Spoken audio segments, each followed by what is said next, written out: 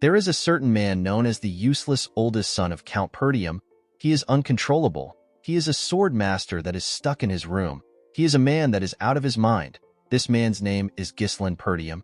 While shaking in pain, a man in an armor contemplates about the fact that he lost to a garbage human like Ghislain. He could not believe that he who was the best knight in the north would lose to someone like that. Next to the knight, we see the bodies of several other knights. While the man was shaking in pain, someone walks up to him. The person asked him if the surrounding is cozy and warm. He told the knight that he put a lot of money into making the traps. The man talking was a knight with a nice armor and a pretty huge axe. With a cold gaze in his eyes, the man asked the knight if he likes the place. The knight became enraged when he heard this. He could not believe that a garbage human like Ghislain created a trap for him. He asked Ghislain if he knew about his plan beforehand. Our boy moved closer to the knight and told him that he knew everything. He explained to the man that he knew about how many they were, who the spies were, and who helped him with reinforcements. With a cold gaze in his eyes, Ghislain told the man that he knew it all. The knight was simply dancing in our boy's hand. The poor man could not accept this reality. He told Ghislain that he has always been a hidden ace card. The knight raised his voice and asked our boy to tell him how a useless bastard like him was able to know what was happening. Before he could finish talking, Ghislain used his leg to hit the man's face. He asked him to shut up. Our boy took off his helmet and told the man that he can continue trying to invade them. He informed the man that he is going to win the war and the next one after that. Our boy asked the knight if he knows the reason why he will win. With a smile on his face, Ghislain revealed to the man that he has all the plans. The scene shifts and we are taken back a year earlier. We are taken to a soldier's camp which is in the Luthania kingdom near Perdium estate. We see Ghislain wake up in one of the tents. Our boy was shocked to see that he is alive. He quickly placed his hand on his neck to confirm this. Ghislain was certain that he was in a different place a while ago. He remembered what happened earlier. A knight knocked his sword out of his hand. Our boy spat out some blood when the knight attacked him. When our boy fell to his knees, the knight with red hair and a golden armor said that it is now over for Ghislain, who is the mercenary king and one of the continent's 7 strongest men. With a smile on his face, the knight said that the war is over. This man is also among the continent's 7 strongest men. He is known as the noble knight Aiden. Aiden pointed his sword at Ghislain and asked him if he has any last words. Our boy told the man that he simply regrets being unable to fulfill his revenge. While breathing heavily, Ghislain told him that he hopes he dies.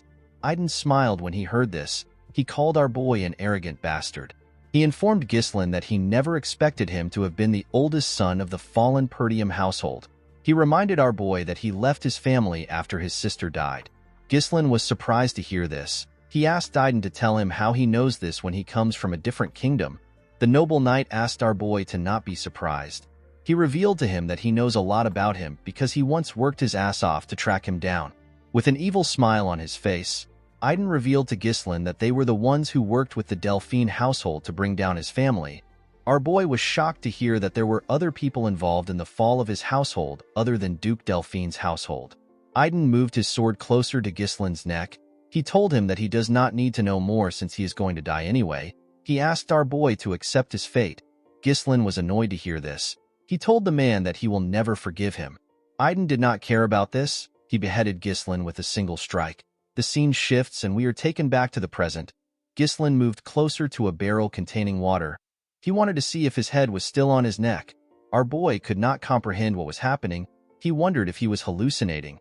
He noticed that he was much younger. Ghislain looked around. He wondered if he was taken captive and used as a lab rat by some mages. Our boy promised himself that he would make the arrogant bastards regret keeping him alive. While looking around, our boy saw a sword lying next to a barrel. While he was thinking, he hears someone call him young master. The person stepped into his tent and asked him to come out. He told him that he knows he is awake. This man is a soldier that belongs to the Perdium household. His name is Ricardo.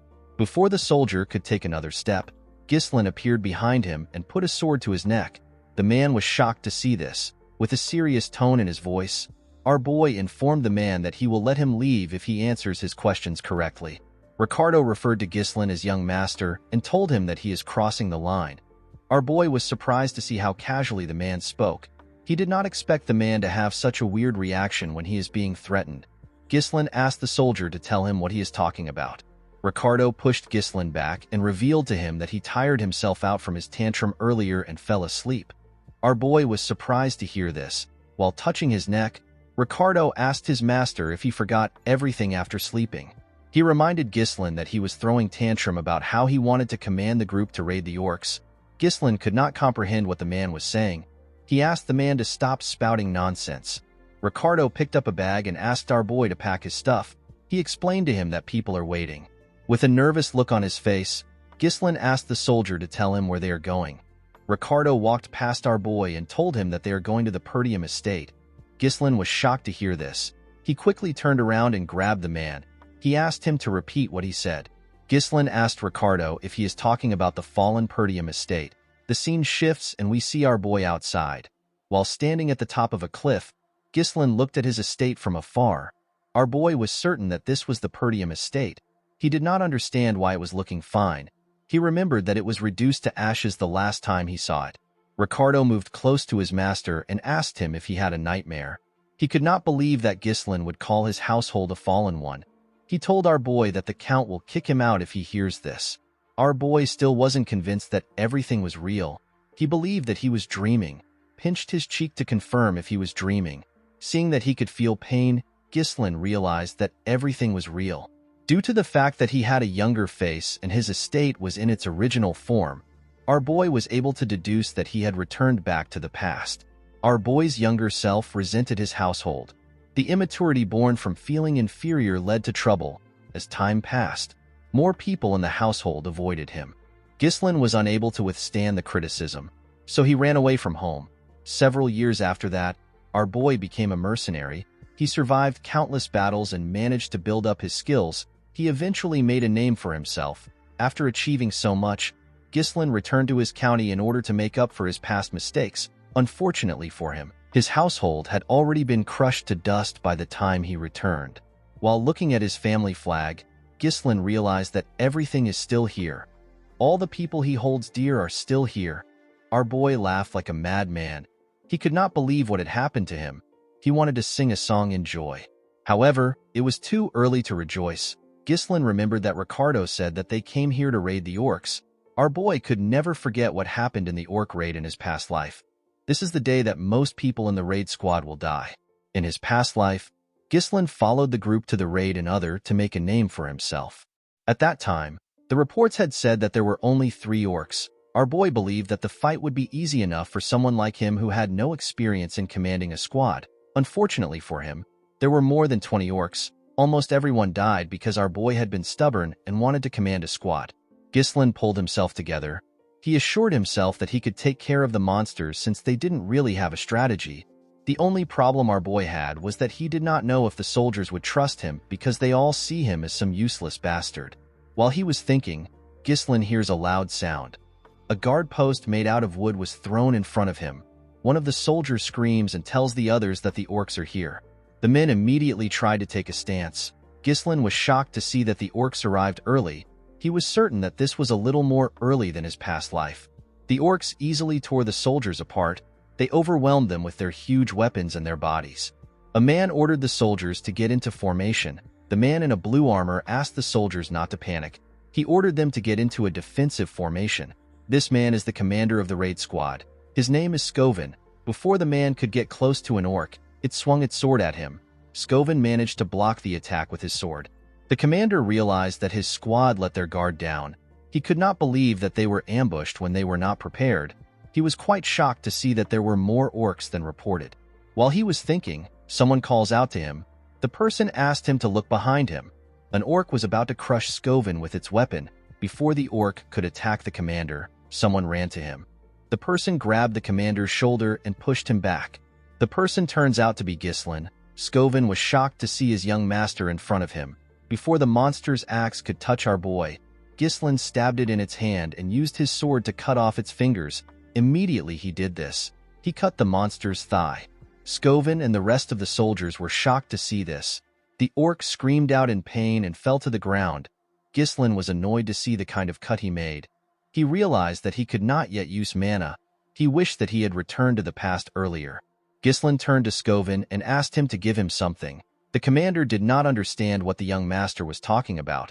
With a confident look on his face, Ghislain asked Skovin to give him the commander's rights. Skovin could not believe that Ghislain actually asked for the right to command. The commander knew that Ghislain was an idiot, but he never expected him to ask for the right to command when their soldiers' lives are on the line. Skovin stood up and told our boy that he cannot give it to him. Ghislain was surprised to hear this. The man walked forward and asked our boy if he believes that the battlefield is a game. He explained to our boy that he cannot give up the authority that the Lord gave him easily. Our boy was annoyed to hear this, however. He completely understood the man. He knew that he would have also behaved the same way if an idiot walked up to him and asked him for the right to command. While he was thinking, an orc rushed to attack him. Skovin asked his young master to step back. He told him that he is too inexperienced to lead the squad. Immediately he heard this, Ghislain took a stance. He realized that he had no choice. To our surprise, our boy threw his sword. Skovin managed to dodge the sword before it could touch him. He turned around and grabbed Ghislain. He asked him to tell him why he attacked him. The moment he said this, the commander heard something. He quickly turned around. He saw Ghislain's sword in the middle of the monster's head. The orc could not even scream out. It simply fell to the ground. Skovin was shocked to see this. He wondered about how his young master was able to hit the orc's weak spot. Our boy called out to Skovin and asked him to tell him the important thing on the battlefield. He told the commander that there is no hope in winning a battle when the troops are filled with fear. Immediately he said this. We see the soldiers trembling when some orcs scream. With a smile on his face, Ghislain told the man that they need to gain momentum. The moment he said this, our boy ran forward. He took out his sword from the orc's head. He jumped directly into the middle of the monsters. Our boy landed on one of the monsters and stabbed it on its head. The soldiers were shocked to see this. While standing on top the orc's head, Ghislain screamed at the top of his voice. He asked the other monsters to come at him. He told them that he will kill all of them. The orcs quickly turned their attention to Ghislain. Our boy cut the first two orcs in their stomach and he cut off the hand of the third orc. While looking at the heads of the orcs flying around, Skovin wondered if he was dreaming. Even though he was a mana user, it was hard for him to do anything, and yet, his skinny young master is tearing the monsters apart. The commander quickly realized that our boy was already tired. However, Ghislain was using the smallest of movements to dodge the attack, and he used his sword to strike the orcs on their weak spot. Skovin realized that Ghislain was fighting like a manaless sword master. Our boy taunted the monsters by saying that he is still not yet warmed up. While running away, Ghislain told the orcs that they are not living up to their reputation as a warrior species. Ricardo was shocked to see all the orcs charging at his master. Another soldier next to him noticed that our boy was running away despite the fact that he was talking trash. Ricardo called out to his commander. Skovin could not comprehend what Ghislain was thinking. He believed that it was a smart move for our boy to run into the orcs to get their attention. However, the commander did not understand why Ghislain would run in that direction. He was certain that the place leads to the edge of a cliff. The moment he thought of this, Skovin realized something. He understood our boy's intentions. He quickly asked his troops to raise a shield wall. He told them that they will follow our boy. When he got to the edge of the cliff, Ghislain told himself that Skovin would have understood his intention if he is a skilled commander. Our boy blocked the monster's attacks while he was waiting for Skovin. Ghislain preferred to kill all the orcs on his own. However, his awful stamina could not handle it. With a smile on his face, our boy told himself that he has done enough. Immediately he said this. The orcs heard someone coming at them from behind. When they turned around, they saw the commander and the rest of the soldiers forming a shield wall. The men held their spears tightly. Ghislain smiled when he saw this. He said that it was perfect. The moment he said this, he jumped off the cliff. Immediately our boy jumped. Skovin ordered his troops to push the orcs off the cliff. The soldiers moved close to the orcs and stabbed them with their spears, while screaming at the top of their voice. The soldiers successfully pushed the orcs off the cliff. The orcs fell to the ground and covered the area in blood. The soldiers were shocked to see what they had done. They could not believe that they managed to kill all the orcs. Immediately they took care of the monsters. Skovin moved to the edge of the cliff. He called out to his young master. To the man's surprise, Ghislain had pushed his sword into the cliff and held on tightly. While breathing heavily, our boy smiled at Skovin. The commander was relieved to see Ghislain. He stretched out his hand and asked him to grab it. Unfortunately, our boy's stamina was bad. His grip slowly loosened. Before Ghislain could reach for the commander's hand, He let go of the sword and fell. Scoven and the soldiers were shocked to see this. The scene shifts and we see someone calling Ghislain. Our boy immediately recognized this voice. He called out to the girl whose name is Elena. Our boy remembered how the girl cried when their mother died, how she used to thank him for helping her. He also remembered how his sister told him that she hates him. Ghislain was surprised to see memories of Elena. While he was thinking, someone grabbed him. The person turns out to be Elena. The little girl told her brother that she wants to go with him. The moment he heard this, Ghislain opened his eyes. He saw himself in a room. There was a cloth on his head. Ghislain was happy to see that the soldiers managed to save him. He wondered why he had such a weird dream. The moment our boy raised his head up, he felt pain all over his body. Ghislain realized that he was suffering the consequence of pushing his body to the limit. While our boy was shaking in pain, someone steps into the room. A maid with white hair was happy to see our boy awake. Ghislain was shocked to see the woman whose name is Belinda. The maid placed the bucket she was holding on the table and told her master that she was quite worried about him. She reminded Ghislain that she told him to let the soldiers handle everything. To Belinda's surprise, Ghislain rushed to hug her. The woman was shocked to see this. She asked her master if she offended him. Our boy told the woman that he is simply happy to see her. Belinda was Ghislain's personal tutor. Since he was little, Belinda was the only one who continued to stay by his side despite his idiotic antics. However, after the Perdium family fell to ruins, Belinda went missing. Our boy was no longer able to see her again. Belinda asked her master to tell her why he is happy when they see each other every day. Ghislain believed that he needed to tell his maid the truth. He asked the woman to listen carefully to him. He revealed to her that a catastrophe will soon strike their family. The maid asked her master to explain what he means. With a serious look on his face, Ghislain told the woman that he died and came back to life. The maid laughed and told her master that she knows that the orcs almost killed him. Our boy told her that he is not talking about that. Belinda explained to him that he is the one who is in danger and not the family. While the maid was warning our boy, he realized that she doesn't believe him. Belinda asked her master to tell her what he would have done if he was too hurt to go to the festival. Ghislain was surprised to hear this. Belinda asked her master if he has forgotten. She reminded him that Elena has been waiting for this day to go to the festival with him. She explained to her master that this is a great opportunity for he and his sister to become close to each other again. While looking at a picture of him and his sister, Ghislain remembered that a festival always happens at this time of the year. In his past life, Ghislain did not have time to enjoy the festival because of his traumatic experience. Our boy asked his maid to tell him when the festival will start. Belinda told her master that it will begin next week. A week from now is the day that Ghislain's life changed. While he was thinking, someone steps into his room. Our boy was shocked to see who came into his room. On the day of the festival, Ghislain got a memory that continues to haunt him. A week from today, his sister will die. The person who stepped into the room turns out to be Elena. Ghislain ran to hug his little sister. Belinda was shocked to see this. Elena was shocked to see what her brother did. She asked him to tell her what he is doing. Our boy told his sister that he has missed her. Elena pushed her brother back when she heard this. She told him that he is creeping her out. Ghislain was shocked to see how his sister easily pushed him back. He never knew that Elena was so strong. While dusting her clothes, Elena informed her brother that she came to see him because Belinda asked her to be here. She asked him to tell her the kind of game he is playing. She asked her brother if he believes that this will make everything okay. Ghislain asked his sister to tell him what she is talking about. Elena reminded her brother that he asked her to piss off because he is annoying. He told her that he feels disgusted from just feeling her breath. Ghislain was shocked to hear that he said this to Elena. Our boy remembered that he was not the closest person to his sister in his previous life. He was actually a complete piece of shit. Ghislain apologized to his sister for his behavior. Belinda was shocked to see that her master actually apologized first. Elena asked her brother if his head is all right. She remembered hearing that an orc hit him. Our boy was annoyed to hear this. He wondered why the two of them kept saying that he got hit.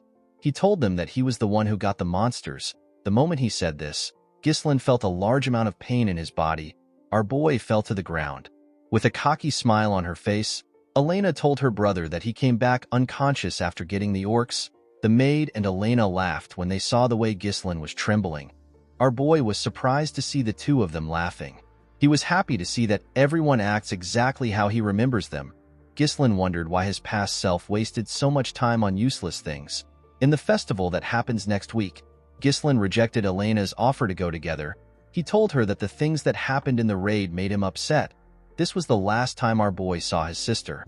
Elena's body was found shredded to pieces along with her bodyguards. Ghislaine was annoyed that he did not go with his sister. While he was thinking, someone knocks on his door. 2 men in an armor open the door. These men were Elena's bodyguards. Their names are Jamal and Philip. Jamal informed his mistress that they were waiting for her. Elena asked the men if something is wrong. She reminded them that she asked them to wait outside. Jamal apologized to Elena. He revealed to her that the servants asked her to oversee their work on the festival supplies. Ghislaine was surprised to hear this. He asked the man to tell him why the maids would ask Elena to do such a thing. Belinda told her master that he does not know anything because he always lays around all day. She informed Ghislaine that there is a shortage of workers in Perdium, that even the young lady has to work. Our boy was surprised to hear this. He could not believe that they were actually short on workers. Of course, it was impossible for our boy to know anything about it because he never cared about such things in the past. Elena told her brother that she has to leave. The moment she turned around, Ghislaine told her that he wants to help as well. Elena was shocked to hear this. Belinda could not believe that her master volunteered by himself. Elena wondered if her brother really got hit on his head. In the town, we see some servants arranging and preparing for the festival. The people of the town heard Elena chasing her brother away. The girl informed Ghislaine that people will be too scared to work with him around. Our boy asked his sister if this is how she treats people that wants to help. The girl informed him that the best way for him to help is to stay out of their way. While his sister was pushing him away, Ghislaine remembered that her body was found near the slums, which is far from the festival grounds. Our boy believes that someone must have called Elena out there or forcefully moved her there. In order to prevent this, Ghislaine realized that he needs to know the ins and outs of the castle. While Elena was struggling to move her brother away, a soldier ran to him. The man referred to Ghislaine as his lord. Our boy immediately recognized this voice. He was surprised to see the old soldier. He referred to the man as Old Man Fergus. While breathing heavily, Fergus cleaned his sweat. He was relieved to see that his master was well. The man grabbed our boy and referred to himself as a lowly servant. He told him that he ran to him immediately he heard the news about the orcs. Our boy told the man that everyone can stop talking about it now. Elena moved close to the man and commended him on his great timing. With a smile on her face, the girl explained to the man that her brother has been acting weird since he woke up. She begged Fergus to take Ghislaine to his room. The old man easily accepted Elena's request. Ghislaine was annoyed to see how his hooligan image was getting in his way. Our boy realized that he had to give up. He decided to find out more about the castle the following week. Ghislaine told the old man that there is an abandoned training field in the castle. He asked him to take him there. Fergus was surprised to hear this. He asked his master to tell him why he wants to go there. With a serious look on his face, Ghislaine informed the old man that he wants to train. Fergus was shocked to hear this. The scene shifts and we see our boy and the old man arrive at the training ground. Ghislaine was shocked to see the place. It was in a much better condition than he expected. Even the weapons were good. The place was a perfect location for our boy to train. Ghislaine never saw anything like this when he was a mercenary. Fergus revealed to our boy that they kept it maintained in case he wished to use the facility. The old man told Ghislaine that he always believed that what he was going through was just a phase. Our boy realized that the man also did this in his past life. Ghislaine tapped the man's armor and told him that he wants to live a long life. He revealed to Fergus that dying feels horrible. The old man was surprised to hear this. He asked his young master to tell him why he is speaking as if he has already experienced life and death. With a confident smile on his face, Ghislaine commended the old man for being sharp. He explained to Fergus that he died and got resurrected. Fergus told our boy that he is not interested in jokes. Ghislaine asked the old man to step out. He told him that he wants to start training. Fergus bowed his head and informed his master that he will be outside. Our boy understood that he has always treated everyone around him like they are his enemies. He realized that he was too short-sighted. In the past, it was revealed that the person behind Elena's death was a neighboring territory. Thanks to this, Perdium got caught up in a war. This led to its downfall. Elena's death was essentially the starting point of the household's downfall. Ghislaine decided to set things straight in this life. In order to achieve his goal, our boy knew that he had to get a better physique. Unfortunately, our boy did not have a lot of time. Ghislaine was still certain that he will be able to learn mana control. He sat in a lotus position and began to meditate. Mana is a supernatural resource that allows humans to break through their limit. Most people say that noticing and taking in mana is the hardest part. However, our boy was able to do this easily, even on the chaotic battlefield. He connects the mana particles floating in the air and bundles it up as if he is spinning a spool. For someone like him who had experienced thousands of battles, it was quite easy to create a mana core. However, this was not enough. Ghislain did not join the 7 strongest men in the land with just this technique alone.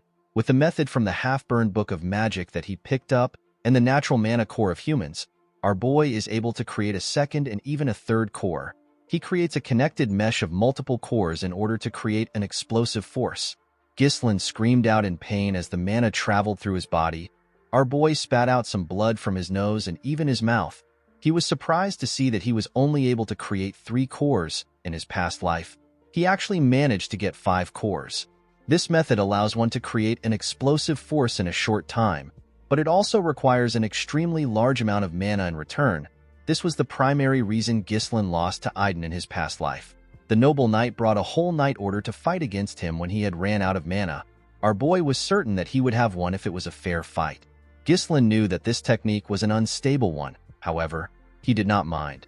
Our boy knew that he had a youthful body and a lot of time. He assured himself that he will be the one to behead Aiden this time. With a look of anger on his face, Ghislain promised to destroy the bastards that helped House Delphine to destroy their county.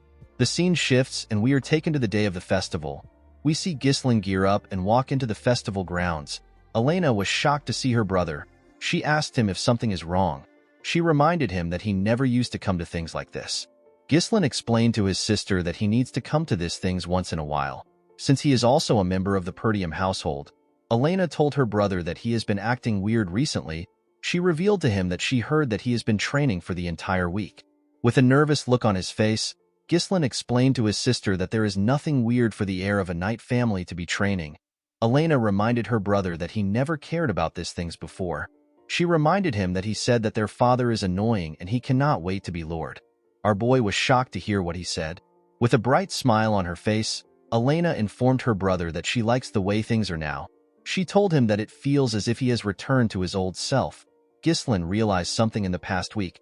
Due to the fact that his actions have changed, his reception and his future are also slowly changing. While thinking, our boy saw Belinda instructing Elena's bodyguards. She asked them to figure out a solution by themselves if Ghislain causes any trouble. She explained to them that they cannot afford to have any problems, especially when there are a lot of visitors around. The 2 men told the woman that she can trust them. Although the general flow of things were the same, it was difficult for Ghislain to gauge the impact of his actions on small events. Making good use of the information he has was our boy's work. Ghislain knew that he needed to respond to each situation effectively. Our boy followed his sister around during the festival. He carefully watched his surroundings to see if anyone is acting suspicious. After moving around for a while, Elena sat down. She told her brother that she enjoyed the festival a little. She explained to him that it is a little boring to have the same thing every year. She wondered if there was nothing new this year. Ghislain found it odd that nothing had happened to his sister even though the festival is almost over. He wondered if this happened because he is with his sister. While he was thinking, someone asks Elena if she wants to check out other areas. The person turns out to be a soldier. The soldier explained to the girl that his friend told him that there are new events elsewhere. He asked the girl if she will come with him. Elena was surprised to hear this. She grabbed the soldier's hand and told him that the events have to be fun. Upon seeing this, our boy realized that the 2 soldiers in front of him are the traitors. Ghislain could not believe that Jamal and Philip were the traitors of their household. Elena's bodyguards were the most trusted knights in the feud. This is because they have protected Elena since she was a little girl. It was known that they were murdered while protecting her in the past. With a smile on his face, Jamal welcomed his mistress to the event. To the girl's surprise, there was no one there. Elena did not understand what was happening. She asked Jamal if there is really going to be an event in such a dirty place. With a nervous look on his face, Jamal told her that the people must have not yet prepared. He told her that people will soon arrive. Elena believed her bodyguard was joking with her. She asked him if he would perform in such a dirty place. While she was talking, our boy looked around. Although the place looked like a simple deserted street, Ghislain could tell that the men have carefully blocked the escape route. He realized that they must have made their preparations in advance. While he was thinking, his sister pulled him. She asked him to leave with her. Jamal asked his mistress to stay in order to see the show. Elena told the man that she is not going to watch a show in a place like this. Ghislain asked his sister if she works out. He told her that she is quite strong. Before the girl could reply, Philip appeared in front of her. With a scary look on his face, the man asked Elena to wait for a little while. The girl became nervous when she saw the look on his face. She told her two guards that they are acting strange. She asked them if something is wrong. Jamal apologized to her for scaring her. With a creepy look on his face, the man informed his mistress that a reasonable request came in. Elena was surprised to hear about a request. The moment Jamal said this, 3 men walked into the area. 2 of the men were wearing black clothes. The other man, who appears to be their leader, was wearing a blue coat with a blue hat. This man's name is Frank. Frank commended the men on their smooth work. Jamal walked up to the man. He told him that they brought their mistress just like they promised. He told Frank that their deal ends here. Frank noticed that Ghislain was also here with Elena. He told Jamal that he never asked him to bring our boy. While trembling, Elena held her brother. With a smile on his face, Jamal revealed to the man that he will give him Ghislain for free. He told him that our boy followed them foolishly without knowing that this would be his graveyard. Ghislain asked Jamal if he really believes that he can get away with selling them out. With a cocky look on his face, Jamal asked our boy to worry about himself. He told him that they can simply run away to a faraway place. He explained to our boy that he and his friend have simply gotten sick and tired of the impoverished land which is tormented by barbarians. He told Ghislain that there are plenty of others leaving the county. The moment he said this, Ghislain moved close to him and attacked him. Our boy easily cut through his armor in one slash. Everyone was shocked to see this. Jamal's body tore apart. Our boy told the man that the people that left never tried to sell them out. Immediately he said this, he turned to Philip and asked him if he is wrong. The knight quickly grabbed Elena. He called Jamal an idiot. He could not believe that a knight would lose to an amateur. Before the idiot could unsheath his sword, Ghislain threw his sword directly at his forehead. The man could not comprehend what just happened. He fell to the ground and died. Elena quickly ran to her brother. One of the men in black asked his boss if they are really looking at Ghislain. The other man told Frank that our boy has never had any real combat experience or fundamental training. Frank told the men that they are definitely looking at Ghislain. Although they were caught off guard, Frank could not believe that our boy killed 2 knights instantly with attacks that used mana. While shaking, Elena asked her brother to explain what is happening. Immediately she asked her question. Our boy hit her neck and knocked her out. He carefully placed her on the ground and asked her to have a little rest. The moment he did this, Frank thanked him for making their work easy. He told Ghislain that he is much different from what he heard. He revealed to him that they were planning to take care of Jamal and Philip. The man smoked a pipe and asked our boy if he has been hiding his true skills. Ghislain took out his sword from Philip's head and asked Frank to tell him why he cares about his skills. Our boy took a careful look at the men. The men in black were nothing for him. However, Frank was different. The amount of mana he exudes is on a whole different level. Ghislain realized that he had to end the fight quickly. He released his mana and took out some strings. Before fighting, our boy asked the men to tell him who made the request. Frank told our boy that there is no need for a dead man to get that information. Ghislain already knew that the men wouldn't answer him easily. He took a stance and told the men that they will soon spill out the truth anyway. One of Frank's subordinates asked him if they should sever Ghislain's head. The man told his subordinate that he wants them to capture our boy alive and break all his bones so that he can't help but go mad. With a creepy smile on his face, Frank said that Ghislain has to be screaming in pain for the shape to come out beautifully. The moment they heard this, the 2 men rushed to attack our boy. Ghislain took out something from his pocket and threw it at one of the men. The man was surprised to see a firecracker. The moment he lost focus, Ghislain moved close to him and stabbed him in the head. The other man calls this a shallow trick. He quickly attacked our boy. Ghislain moved his sword behind him and used it to block the attack. While holding on, our boy put his hand around the sword. He used his sword to hit the man's hand. Before the man could react, Ghislain beheaded him. The moment he did this, Frank attacked him. Our boy blocked the attack with the other sword. Frank was shocked to see this. He could not believe that Ghislain managed to block his attack in his position. He was certain that it was a perfect sneak attack. Ghislain quickly pushed the man's sword down and stood up. He made a clean cut on Frank's neck. The man's pipe fell to the ground. To our boy's surprise, Frank attacked him. While using mana on his neck, Frank told Ghislain that he is actually surprised.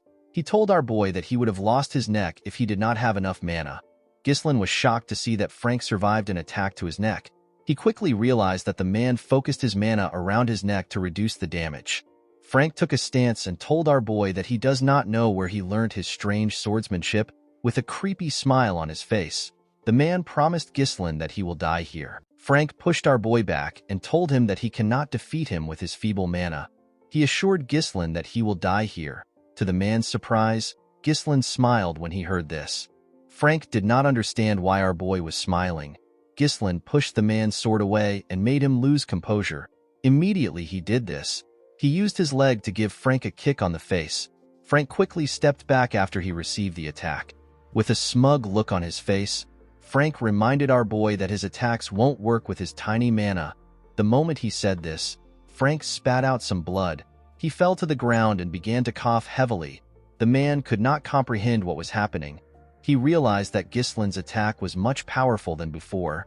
He was certain that it is impossible for Ghislain to pierce through his enhancement with his skill level. Our boy slowly walked up to the man. He revealed to him that he never expected anyone to be the true culprit of his sister's death. With a scary look on his face, he unleashed his third core and asked Frank to prepare himself. The man was shocked to see this. He could not believe that our boy's mana suddenly increased. Before he could think about it, he saw Ghislain in front of him. He was shocked to see how fast our boy had become. Ghislain attacked the assassin more fiercely. However, Frank was able to block the attacks, but the attacks were quite heavy. Ghislain did not hold back. Frank could not comprehend what was happening. His hands were turning numb just from blocking our boy's attacks. While looking at his almost ruined sword, the man reminded himself that there is usually a limited effect when someone draws a lot of mana. However, this was different for Ghislain. Frank had never heard of a method that increases mana so explosively. It was as if our boy had become a different person.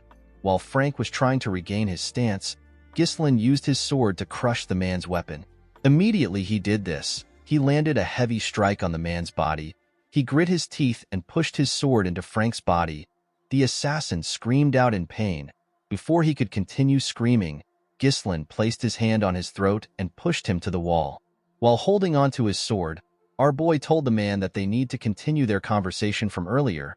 He asked Frank to tell him who requested for the assassination. The man did not care about responding to Ghislain. He took out a small blade and told himself that he will not go down so easily. He decided to take Elena along with him. Before the man could throw his blade, some strings grabbed his hand. Our boy was the one who took out the strings. He asked the man to make a deal with him. With a cold gaze in his eyes, Ghislain asked the man to not make any stupid moves. He told him that he will return his sword into its sheath. Frank was shocked to see that the threads were created with mana. He did not know when our boy had the time to create such a thing. Ghislain pushed his sword deeper into the man's body. He told him that someone on his level should be able to patch up this injury. With a horrifying tone in his voice, our boy told Frank that his level won't matter when his mana core is destroyed. The assassin was shocked to hear this. When he looked down, he saw our boy's sword glowing. He immediately began to scream. He could feel his mana scattering. Frank yelled at Ghislain and asked him if he has lost his mind. He told him that the backflow could cause an explosion and blow the whole area away. He asked Ghislain if he is planning to self-destruct. With a terrifying look in his eyes, our boy told the man that only those who are unskilled make such a mistake. He assured him that he can manage himself. Frank was shocked to see the look on Ghislain's face.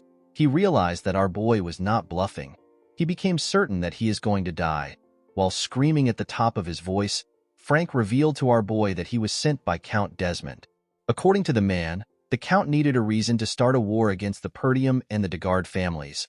Our boy was surprised to hear that it was the Count in Ghislain's previous life.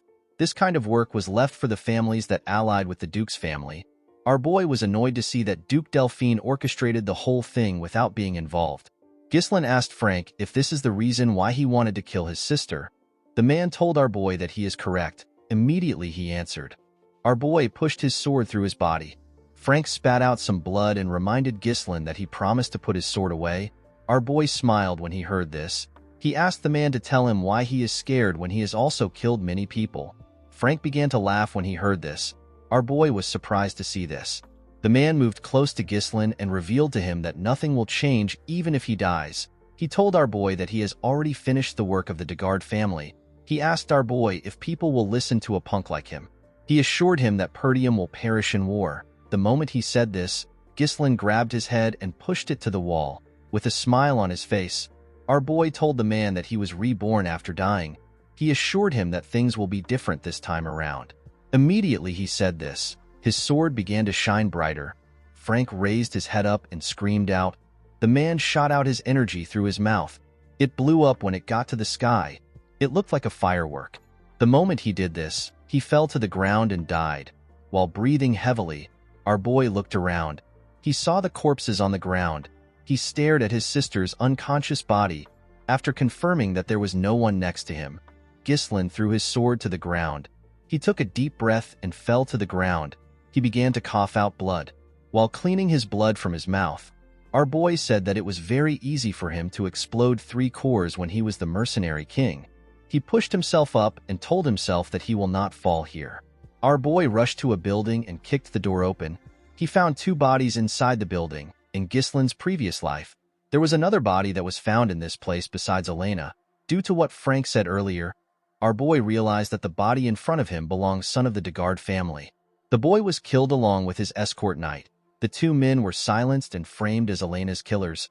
Our boy moved their bodies. He was certain that a war would take place if these bodies are revealed. Ghislain took out a firecracker. He decided to erase the evidence. After setting the building on fire, our boy carried his sister and slowly walked away. He assured himself that he will never let things go as planned for his enemies. As Ghislain walked forward, we see someone watching him from a tree. The person disappeared after staring at our boy for a while. The scene shifts, and we see the man reporting to his superiors who sat on a round table. The man revealed to them that the assassination was a failure. The people on the round table were shocked to hear this. They could not believe that Frank and the other 2 knights failed the mission. They asked the man if they let their guard down because they believed that the work would be easy. With a nervous look on his face, the man told them that they failed because of Ghislain. The men were shocked to hear this. They could not believe that the useless bastard of the north actually did something. One of the men on the table reminded the spy that Ghislain is actually a useless piece of shit. He asked the man to stop using our boy as an excuse. The spy revealed to the man that Ghislain is completely different from the information and rumors they have about him, while remembering how our boy dealt with their men. The spy told his superiors that Ghislain was basically a completely different person. The man revealed to his superiors that they have already taken care of the Degard family. He assured them that it will not be difficult to start a territorial war. He begged them to give him another chance. The men asked the spy to shut up. They could not believe that he was not able to get enough information on one kid. They asked the spy if he knows that he has pushed their plans back. They could not believe that the man was asking for another chance when he failed his first mission. The members of the group ordered for the spy to be eliminated. The moment they said this, someone sitting on a throne told them that they are noisy. The man asked the spy to tell him the kind of chance that he wants. The spy assured the man that he can get rid of Ghislain.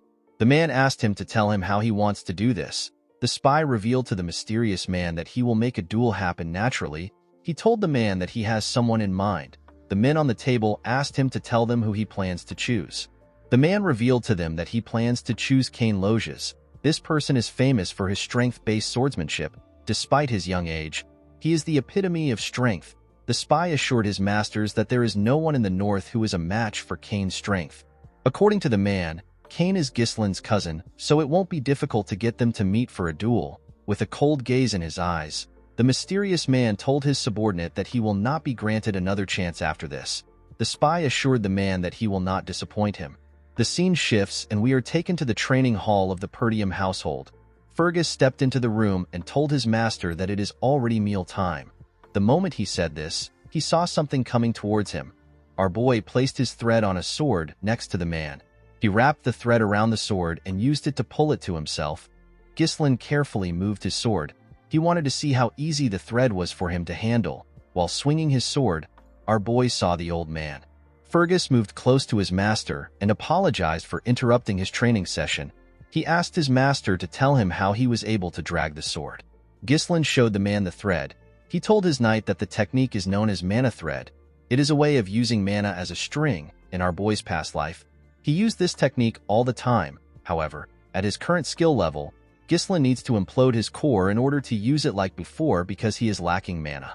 The only way our boy can use mana while using his threads is to create a smaller amount of threads. The old man was surprised to see his master's technique.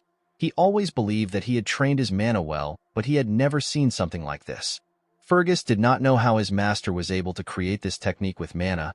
He was certain that Ghislain did not have any skills and he had not trained for a long time. Our boy asked the man if he needs something from him. Fergus told his master that he actually stopped by to tell him something. He bowed his head and thanked Ghislain for protecting his little sister. Our boy was surprised to see the old man thanking him. He told him that he did what he should have done. He asked Fergus to eat with him. A few days after that, the festival was paused. This was expected because a knight tried to traffic the young lady. Inside the castle, we see Elena complaining to her brother. She told him that no one believes her when she says that he saved her. She asked her brother to say something to the people. Ghislain assured her that it is fine. He told her that no one will believe him either. Belinda was annoyed when she heard what Elena said. She was annoyed to hear that Jamal and Philip were trying to take her. She believed that the knights were trying to take Elena for themselves. She told her mistress that she always believed that the two men were perverts. Ghislain was happy to see that his sister actually managed to survive. Although he was able to prevent the war from happening, our boy knew that their enemies won't give up easily. Ghislain knew that he cannot stop them on his own forever. He realized that he needed to grow his own military force. While he was thinking, a maid stepped into the room. She brought a cart containing their food. Our boy realized that he needed to get into politics if he wants to get the things he needs. The maid placed the plate on Ghislain's part of the table. When he opened the plate, he saw a piece of potato. Our boy was shocked to see this. Ghislain turned to Belinda and asked her to tell him when they will have dessert. The maid was surprised to hear this. She asked her master if he does not know how their situation is. The moment she said this, our boy hears someone screaming outside of the castle. He was startled when he heard the person. At the gate of the castle, we see a chubby bearded man asking the Perdium household to compensate him for the damage they have caused with the cancellation of the festival. It wasn't just the chubby man that demanded this. Other men were also asking for compensation. They were holding pitchforks. They asked Ghislain and his sister to come out. They asked them to stop wasting their money. The guards begged the men to calm down. Our boy looked outside the window to see what was happening. He did not understand what was going on. Belinda told her master that she knew this would happen. She revealed to Ghislain that their county is full of merchants who make a living from the profits that come from the festival. The profit was good enough for them last year. However, since the festival was cancelled after just one day, it is expected for the merchants to be angry. Ghislain was shocked to hear this. He never expected the county to be in such a bad situation. Our boy turned away from the window. He realized that he needed to stop the merchants. He was certain that they will get more aggressive if he doesn't do anything. Ghislain asked Fergus to tell him what the soldiers are doing. He asked him to send the soldiers down to calm the crowd. Fergus revealed to our boy that they do not have any soldiers. Ghislain could not believe what he was hearing. The old man explained to our boy that most of their soldiers have been dispatched to the Forest of Monsters for reconstruction because of the orc raid. Ghislain was annoyed to hear this. Perdium is basically eternally at war because of the barbarians in the north. On the other side of the county is the Forest of Monsters. Monsters can come from this place at any time. Ghislain could not believe that they did not have any money or soldiers. He moved Belinda to the side and told her that they need to talk. He reminded the maid that she is the one who manages his money. He asked her to use his money to calm the merchants down. With a surprised look on her face, Belinda told her master that he does not have any money left. Our boy asked her to tell him the reason. The maid reminded her master that the count cut off his allowance because he used to spend money like water. Ghislain could not believe that he was broke. He asked Belinda to lend him some money. The maid told her master that she doesn't have any cash at all. The scene shifts and we see Ghislain looking at the town through his window. Our boy could not believe that his family was in such a terrible situation. He wondered about what they actually have. Our boy knew that he could not do anything if he does not have any funds. Even if he has knowledge of the future, it does not matter without money. Ghislain realized that he needs to get money first. He wondered if there was something on the estate that could change his situation. While he was thinking, Ricardo barges into his room. Our boy was surprised to see the soldier breathing heavily. He asked him to tell him why he is in a hurry. With a worried look on his face, Ricardo revealed to his master that there is a problem. He told him that Kane wants to see him. Ghislain was shocked to hear this. The scene shifts again and we see Scoven breathing heavily. The man's face was heavily bruised. While he was trying to regain his stance, his opponent gave him a heavy punch on his face. The person punched the man on his chest plate. The attack went through the armor and damaged the commander on his chest. The moment he took the attack, he fell to the ground. At the entrance of the bar, we see Ghislain arrive. Our boy saw the commander fall to the ground. Scovin called out to his young master when he saw him. Our boy was annoyed to see this. Cain welcomed Ghislain. When our boy raised his head up, he saw a huge boy in front of him. With a smile on his face, Cain greeted his cousin. Ghislain took a careful look at Cain. He immediately remembered the boy's face. Cain is the heir of the Loges County. This is a county that his family has an alliance with. At this point in time, Cain was Ghislain's only friend and his enemy. While Scovin was shaking on the ground, Cain came down the stairs. Ghislain asked Ricardo to explain the situation to him. According to the soldier, he and the commander came to the tavern because they heard a report about a disturbance. When they arrived at the tavern, they found Cain with his escort knight. The arrogant boy recognized them and asked them if the rumors about Ghislain are true. Scovin explained the details of the rumors to the boy. Before the man could finish talking, Cain grabbed his mouth. With a creepy smile on his face, he asked Scovin to stop lying to the heir of the Loges County. This was how the idiot started to beat the commander. Cain asked Ricardo to tell the story well. According to the boy, the commander told him that our boy, who has never trained in his life, took down an orc with his bare hands and dealt with the traitorous escort knights on his own. Cain told Ghislain that he had to give the commander a little wake-up call to knock some sense into him. With a creepy smile on his face, Cain told Ghislain that none of this would have happened if he had not lied in the first place. Our boy immediately understood why the arrogant idiot was behaving this way. He remembered that Cain always treated him like his subordinate. Every time the arrogant boy visited Perdium, he always made a mess, even after Cain caused so much trouble. No one could say anything because Ghislain was basically his subordinate. No one in the county could look down on Cain. Unlike Ghislain, who always had an inferiority complex, Cain's confidence and bold demeanor were praised as qualities befitting of an heir. Thanks to this, Ghislain was criticized more by the people. Our boy smiled when he remembered this. Cain was surprised to see him smiling. He never expected this reaction. Normally, Ghislain would have charged at him after receiving this much provocation. The scene shifts and we are taken back some hours earlier. At the Loges County, Cain hears the spy ask him to kill Ghislain. The boy was shocked to hear this. The spy assured him that the esteemed one will support his family if he succeeds. Cain explained to the man that it is not difficult to deal with our boy, however, it is still an issue to kill the heir of a county. He asked the man to tell him how he is supposed to eliminate our boy. The spy explained to the boy that they can lure Ghislain into a duel and make it appear as if an unfortunate accident happened. It will look like a trivial dispute between heirs. The man revealed to Cain that he will accompany him disguised as an escort knight and orchestrate the situation. He assured the boy that everything will be fine. With a smile on his face, the spy told Cain that this is a very rare opportunity even for him. Cain could not believe that he has the chance to kill his own cousin. With a smile on his face, the boy told the man that they need to leave immediately. Presently, Cain wondered if the mysterious organization wants to get rid of Ghislain because something about him has changed. The boy smiled when he thought of this. He asked our boy to tell him what he is doing. He sat on the stairs and asked Ghislain to tell him why he is simply standing. He asked our boy to bring the thing that he has prepared for him. Ghislain asked the boy to tell him what he is talking about. Cain told his cousin that he heard that the festival was interrupted. He told our boy that they need to liven up the mood and have an amazing time.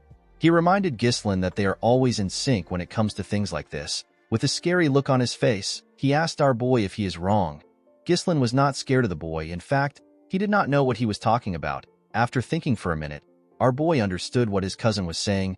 He asked him if he is talking about something. Ghislain recalled that Cain used to have him prepare alcohol and women every time he came here. Our boy granted his request back then because he did not want his huge cousin to beat him up. Because of Cain, Ghislain had to waste his precious money. Our boy remembered that Belinda told him that his father cut him off because he spends money recklessly. Ghislain smiled when he thought of this. He realized that it was right in front of him the whole time. He could not believe that his source of money was right in front of him. While he was thinking, Cain called out to him. Ghislain quickly snapped back to reality. Cain asked his cousin to bring the things right now. He told him that he is waiting for him. Our boy assured the idiot that he will bring it soon. With a scary look on his face, Ghislain told Cain that he has a debt to repay to him first. The spy was shocked to see the look in our boy's eyes. Cain asked Ghislain to explain what he is talking about. With a smile on his face, Gislin explained to his cousin that he has been taking care of everything he asked him to prepare with his own money. He asked Kane to pay him back now. He told the boy that he will settle for 1,000 gold. Kane was shocked to hear this. He told our boy that everything does not even cost 100 gold. He explained to Gislin that he has been spending his own money to thank him for being his friend.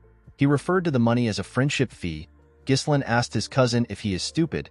He told him that he has always been his doormat. With a smile on his face, our boy asked his cousin to pay him back before he beats the shit out of him. He told him that he needs a lot of money right now. Everyone in the tavern was shocked to see how Gislin was speaking. Kane let out a sigh and stood up. He asked our boy if he is acting bold because he has been going easy on him.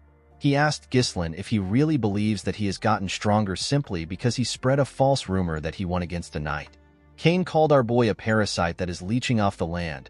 He explained to him that everyone in the north calls him a scoundrel because all he does is spout empty nonsense. Immediately he said this, he clenched his fist and asked Gislin to get himself together. Immediately he said this, he attacked our boy. Gislin easily dodged the attack by moving to the side. Kane was surprised to see this. Ricardo and the spy were also surprised. Kane quickly swung his hand at our boy's head. Gislin dodged the attack and went low. He punched the idiot in his ribs. Kane was shocked to feel the pain of the attack. Gislin stretched out his hand and tried to punch the boy in his head. Kane managed to block the attack with his hand. He smiled when he blocked the attack. Our boy was surprised to see this. Kane fell on his knees and screamed out in pain. The spy quickly rushed to the boy's side. He asked Kane if he is all right. Gislin asked the boy to stop whining. He told him that he knows he blocked the attack. The spy asked Gislin to stand back. He asked him to stay away from Kane. Everyone at the tavern was shocked to see this. They could not believe that our boy actually took down Kane. Gislin smiled when he saw this. He immediately understood Kane's intentions. Kane whispered to the spy if his acting was okay. With a smile on his face, the man told him that his acting was perfect. He told him that he has set the stage perfectly to make it appear that the fault lies with Gislin. He assured Kane that he now has enough justification to duel our boy. The idiot placed his hand into his pocket. He was certain that he had to get the backing of the esteemed one. He decided to leave a lasting impression. Kane took out a blue glove. He could not believe that he was given the opportunity to cut off Perdium, which is a falling power. He raised the glove up and told Gislin that he has tarnished the dignity of nobility with lies. He said that our boy attacked him simply for trying to verify the truth. Before Kane could finish his words, Gislin threw his glove at him. He challenged his cousin to a duel. Kane was shocked to see this. Our boy told the idiot that he insulted an heir like him in front of his people and assaulted his knight. He told him that he has tarnished the dignity of nobility. With a smile on his face, Gislin asked his cousin if he plans to deny the allegations. Kane smiled when he heard this. He always believed that our boy was stupid, but he never expected him to be stupid enough to dig his own grave. He took out his sword and told Gislin that he will accept the duel. He pointed his sword at our boy and asked him to not regret it even if he dies. Our boy smiled when he heard this. He called out to Ricardo. The soldier immediately answered him. Gislin ordered Ricardo to bring all the merchants who were protesting in front of the castle. The soldier was shocked to hear this. With a crazy smile on his face, Gislin asked Ricardo to tell the merchants that he will help them make a lot of money. When the festival was cancelled, the atmosphere that had heated up to its peak suddenly cooled down. Some tourists regretted their decision to visit the county. Gislin was certain that the tourists were in a state of incomplete combustion. This is because they were not able to spend their money or their time. In this situation, if an event were to take place right now, it might soothe them. The scene shifts and we see Gislin and Kane on a stage. The two boys were surrounded by a large amount of people. They seemed excited to witness a duel between our boy and Kane. Most people there were happy to see that Gislin was going to get beaten up. Thanks to the fight, store owners opened their store and began to sell their items to tourists. The chubby merchant who was protesting asked everyone to place their bets. He asked them to bring their money. All the merchants immediately put down their money. They placed their bets on Kane. They were certain that this was a guaranteed win. Kane placed his huge sword on the ground and asked our boy to tell him why he would turn a sacred duel to a marketplace. With a smile on his face, the boy told Gislin that his sword will not stop even if he surrenders. Gislin was not surprised to hear this. He already knew that Kane and his escort knight planned to kill him. Our boy told his cousin that enough people have gathered. He told him that they can begin the match. The moment he said this, the spy asked him to wait. With a smile on his face, The man told Ghislain that a proper bet cannot proceed. Everyone was shocked to hear this. The chubby man revealed to the people that no one bet on Ghislain. People were not shocked to hear this. They believed that only a stupid person will bet on Ghislain. They all believed that the results were too obvious. Cain laughed when he heard this. He told our boy that even his own people don't trust him. The chubby man asked the spy if they should change the content of the bet. He told him that they should bet on how long Ghislain can last against Cain. The moment he said this, someone dropped a bag of gold on the table. The person turns out to be the commander. He was being supported by Ricardo. The man told the merchant that he wants to bet on our boy. Ghislain smiled when he saw this. Another person dropped a huge bag of gold on Scovin's bag. The person turns out to be Elena. The girl told the man that she wants to bet on her big brother. Ghislain and everyone there was shocked to see this. The girl asked the merchant if the money is enough. After carefully counting it, the man told her that it is enough. Belinda reminded Elena that she advised her not to do this. Cain told them that they made him wait for no reason. The referee asked the boys to get ready. Ghislain reminded Cain that he is older than him. He told him that it will look a little strange if he makes the first move. The boy was shocked to hear this. Ghislain took out his sword. He asked Cain to come at him. Cain did not understand what our boy was thinking. He went down and told Ghislain that it is a little late for him to act like an older brother. The moment he said this, they were asked to start the fight. Immediately he heard this. Cain jumped up and rushed to attack our boy. He used his momentum to hit Ghislain with his heavy sword. Our boy managed to block the attack. He was surprised to feel the weight of the sword. With a smile on his face, Cain told him that he has already stooped too low to act like an older brother. He used his sword hilt to push Ghislain back. He grabbed his blade and used its hilt to attack Ghislain's head. Our boy managed to dodge the attack by going low. The moment he saw this, Cain tried to kick him with his leg. Ghislain was able to dodge the attack, but Cain's leg still destroyed the ground. Everyone was shocked to witness Cain's strength. They could not believe that he did not even give our boy the chance to attack.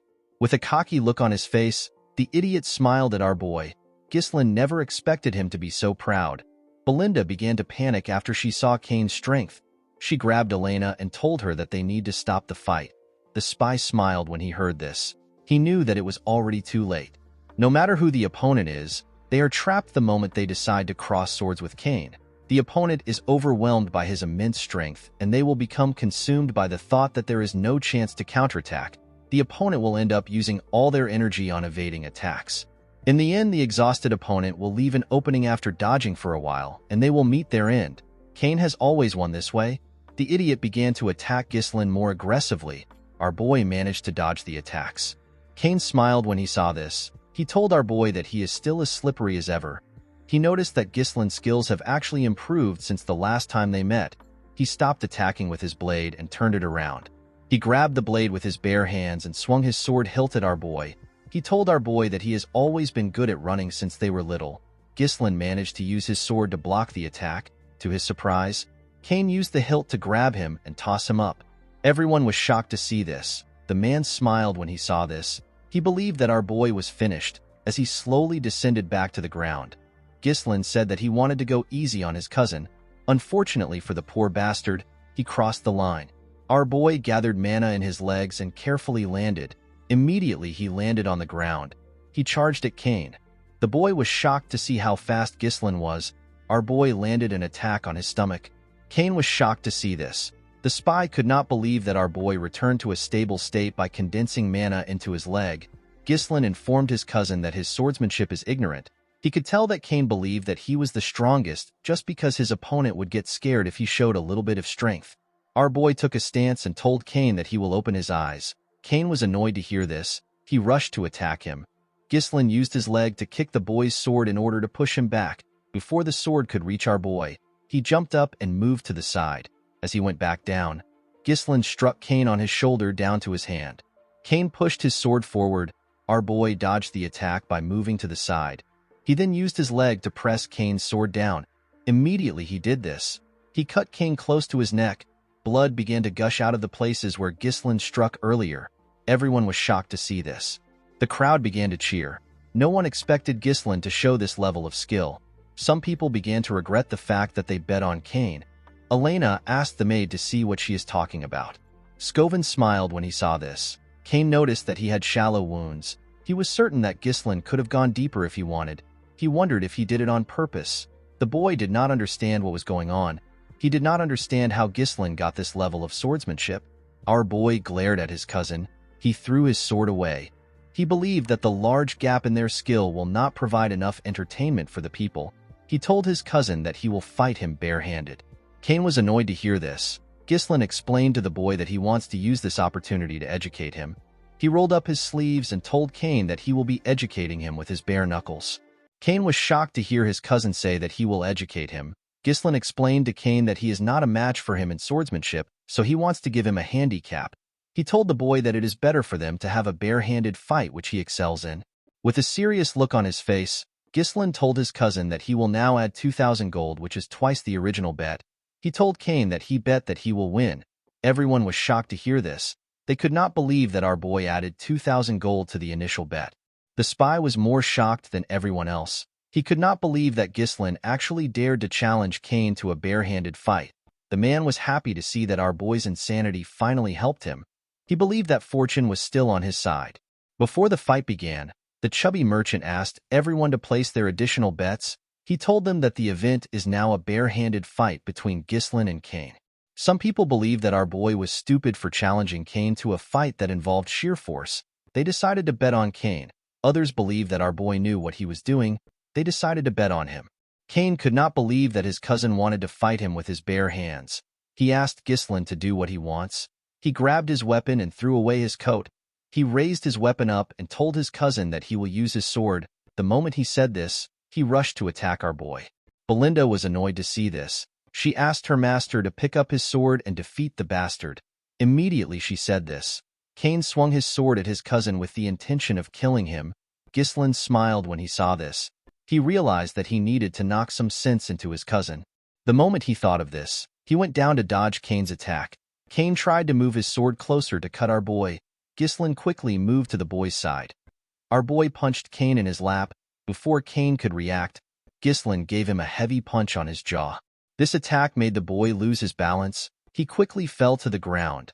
Cain could not comprehend what was happening. He did not know how a loser like our boy was able to display such movements. Everyone began to scream when they saw how their young master fought. They slowly understood that Ghislain might actually win. With a cold look on his face, Ghislain asked his cousin to get up. He told him that he has not even gotten started. Cain was annoyed to hear this. He raised his sword and rushed to attack our boy. He swung his huge sword at our boy when he got close to him. Ghislain easily dodged his attacks. Our boy grabbed his cousin's arms. He twisted it and locked Cain down. Before Cain could do anything, Ghislain used his knee to give him a blow in his rib. The poor boy spat out some blood. Cain could not accept what was happening. Ghislain could not even look him straight in the eyes until now. Our boy used to bow down on his own when he saw Cain. The boy could not understand what was happening. He believed that it would have been simple for him to kill Ghislain and secure his family's future. After Cain spat out some blood, our boy did not give him the time to rest. He pounded him without stopping. He beat the shit out of Cain. By the time Ghislain stopped, Cain's face and entire body had already swollen up. The boy trembled in front of our boy. Ghislain grabbed his hair. He told the boy that he pities his father. He explained to his cousin that his father helped Perdium until he was on the verge of demise simply because he was friends with our boy's father. Unfortunately, his son had a different idea in his mind. Upon hearing this, Cain remembered something. A few years ago, we see Cain arguing with his father. He could not believe that his father wanted to send more support to the Perdium County. He reminded his father that they are also having a hard time right now. He asked his father to tell him why he continues to invest in a land that is withering away. He told him that it is like pouring water into a cracked bucket. He reminded the Count that it has not been a week since he returned, and yet he is already going back to help Perdium. Cain asked his father not to leave. He told him that everyone is asking him to stay. He asked his father to tell him why he insists on helping Perdium. Count Loges turned around and told his son that he is doing all of this because he is friends with Count Perdium. Cain finally understood what his father was talking about. The moment the boy remembered this, he saw Cain's fist coming close to his face. Cain closed his eyes out of fear. Upon seeing this, Ghislain told his cousin that he has done enough. When Cain opened his eyes, he saw our boy's hand in front of him. Ghislain asked his cousin to get up. Cain was surprised to see this. He faced his head down and told our boy that he accepts his defeat. Everyone was shocked to see this. The crowd began to chant their young master's name. They could not believe that he actually won. Some people regret betting on Kane, while others were thankful that they ended up betting on Ghislaine. Elena was happy to see that her big brother won. Belinda and the two soldiers were shocked to see that their master actually won. The spy got on the stage and called out to Kane. He moved close to him and began to yell.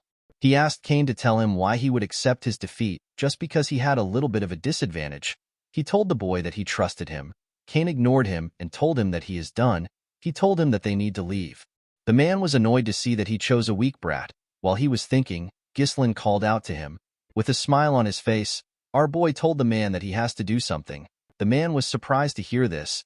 He did not know what our boy was talking about. Ghislaine called the attention of his people. He told them that the man is volunteering to pay for all the meats and drinks of everyone in this place. The spy was shocked to hear this. The people were quite happy to hear what their young master said. They told Ghislaine that he is the best. The spy told our boy that he did not agree to this. He asked Ghislaine to withdraw his statement. Ghislaine placed his hand on the spy's shoulder. He explained to him that this is the price he has to pay for losing the duel. He told him that he expected him to have this much money. Our boy explained to the man that this money won't be deducted from the bet. Ghislaine pressed the man's shoulder and reminded him to add 2,000 gold to the bet that they originally set at 1,000 gold.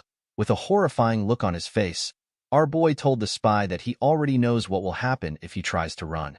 Upon seeing the look on Ghislaine's face, the spy gave up. He knew that he was going to die if he does something stupid. He fell to his knees and accepted our boy's request. The next day, we are taken to Ghislaine's room. Our boy placed a huge box on his table. When he opened his box, Ghislaine saw a large amount of gold coins inside. This was the money our boy made from his bet. Our boy never expected the money to be so much. He was certain that he could hire a small mercenary corps with this money. Ghislaine closed his box. Our boy knew that it takes a lot of time to make more money. He was certain that their enemies won't wait for him. Ghislaine realized that he had to prepare faster in order to start the business that he has in mind. While he was thinking, our boy noticed that Elena and Belinda were next to him. With a nervous look on his face, Ghislaine asked them if something is wrong. With a bright smile on her face, Elena asked her elder brother to tell her where he plans on spending all his money. Our boy asked her if she wants some money. The girl told her brother that she is simply curious. Belinda told Elena that she already knows where he will spend it. She reminded her that Lady Amelia's birthday is coming soon. She asked her master if he put up a show because he wanted to buy Amelia an expensive gift. She told him that he is so easy to read. Elena could not believe that her brother was working so hard to look good in front of his fiancée. Ghislaine was shocked to hear this. He could not believe that he had a fiancée. Our boy asked his maid and his sister if he really has a fiancée. Belinda asked her master to not be shy. She told him that he does not need to play dumb just because he is embarrassed that they knew what he was thinking. Elena reminded her brother that they are talking about Amelia from the Rayfold County. Ghislaine's expression became grim when he heard the name of the county. Our boy remembered his fiancée. He remembered her as a spider. Amelia Rayfold is a noble among nobles. She is known for her kind nature and her actions towards everyone regardless of their status. She gained the deep support of the people of her territory. However, Amelia would later incite a rebellion and come to be known as the Witch of the North. She joined hands with the Delphine Duchy to drive the final nail into Perdium's downfall. Ghislaine remembered the girl as a traitor. Our boy smiled when he thought of this. He asked Belinda to tell him when their father will return. The maid told him that the Lord will be back in a week. Our boy realized that a week is enough for him. He stood up and told Belinda that he will be visiting the Rayfold County. Belinda was surprised to hear this. She told her master that it is not yet Amelia's birthday. She asked him to tell her the reason for his visit. Our boy revealed to her that he wants to get money from the county.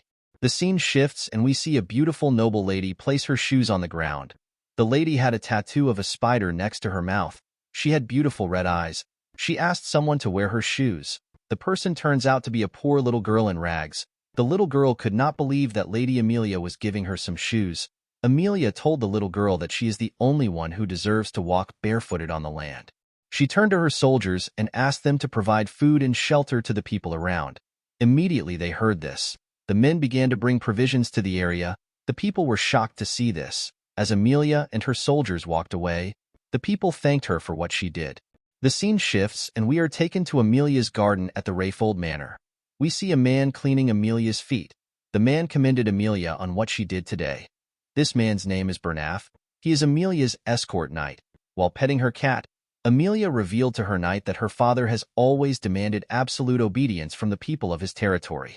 According to Amelia, the common folk will always follow those who keep them warm and well-fed. Bernarf told his mistress that she has now won the hearts of the people. He assured her that her kind nature will be favorable in the future successor competition. The moment she heard this, Amelia used her leg to hit Bernarf's face. She asked him to tell her what happened in the duel against the finest sword of the north. Bernaf apologized to his mistress. He explained to her that he wanted to avoid needless attention. He told her that people will begin to pay attention to her if he won the duel. He reminded Amelia that it is not yet time for her to show her claws. He kissed his mistress's feet and told her that his blade belongs to her. Amelia told her knight that he is naturally her blade since she invested so much into him. She raised his head up and moved closer to him. With a scary look on her face, she told Bernarf that he is not allowed to be weak. Amelia let go of the man and asked him to tell her how things are with the merchants. Bernaf assured her that she does not need to worry about the Arctium merchants. He revealed to her that all the materials used for the reconstruction of the Forest of Beasts outpost, which was recently destroyed by the orc attack in Perdium, are being purchased through their merchant guild. He explained to Amelia that they are recouping all the support funds Count Rayfold sends to Perdium every year. He told her that they are also recruiting all the soldiers and knights leaving Perdium. He revealed to her that many of the soldiers are well trained from battles against the barbarian tribes, which make them excellent quality. Amelia commended her knight on his success. She reminded him to always maintain the appearance of an ordinary merchant guild. She explained to Bernaf that they cannot let their true identity be exposed until they have built up their strength. While they were talking, a steward comes to interrupt them. Bernaf stood up and told the man that the mistress is resting. He asked the steward to tell him who gave him permission to step into the garden. The steward explained to the knight that he just received news from the gate that Ghislain has come to visit. Amelia was surprised to hear this. She asked the steward to tell her why Ghislain came. The man revealed to her that our boy said that he has something to discuss about their merchant guild. Amelia and her knight were shocked to hear this. The scene shifts and we are taken to the visitor's room. Amelia stepped into the room and sat down. She saw our boy wearing a rough coat. He was holding a small flower. Ghislain greeted the girl. Amelia told our boy that his visit is quite unpleasant. She told him that he came without any prior notification. She asked him if he has not yet learned manners or etiquette. With a smile on his face, Ghislain told the girl that he wanted to give her a gift in advance because her birthday is coming soon. Our boy placed the flower he was holding on the table. He explained to her that he got the flower from the merchant guild up ahead. He told her that the fragrance is quite nice. He explained to her that he plans to buy flowers from the guild from now on. Ghislain revealed to her that the guild is known as the Arctium Merchant Guild. Amelia could not comprehend what our boy was thinking. She stood up and told him that she does not know what he is talking about. She turned around and told Ghislain that she will be leaving now that she has received his gift. With a cold gaze in his eyes, Ghislain asked the girl to sit down. Amelia was shocked to feel the energy our boy was releasing. She could not believe that the guy who used to be barely able to speak when he stood in front of her was releasing such a powerful energy. Ghislain picked up the tea in front of him. He told Amelia that he does not want to waste her time. He revealed to her that he needs some money. He asked Amelia to give him 10,000 gold. Amelia was shocked to hear this. She could not believe that Ghislain visited her out of nowhere and is asking her to give him a large amount of money. She asked our boy if this is the will of his father.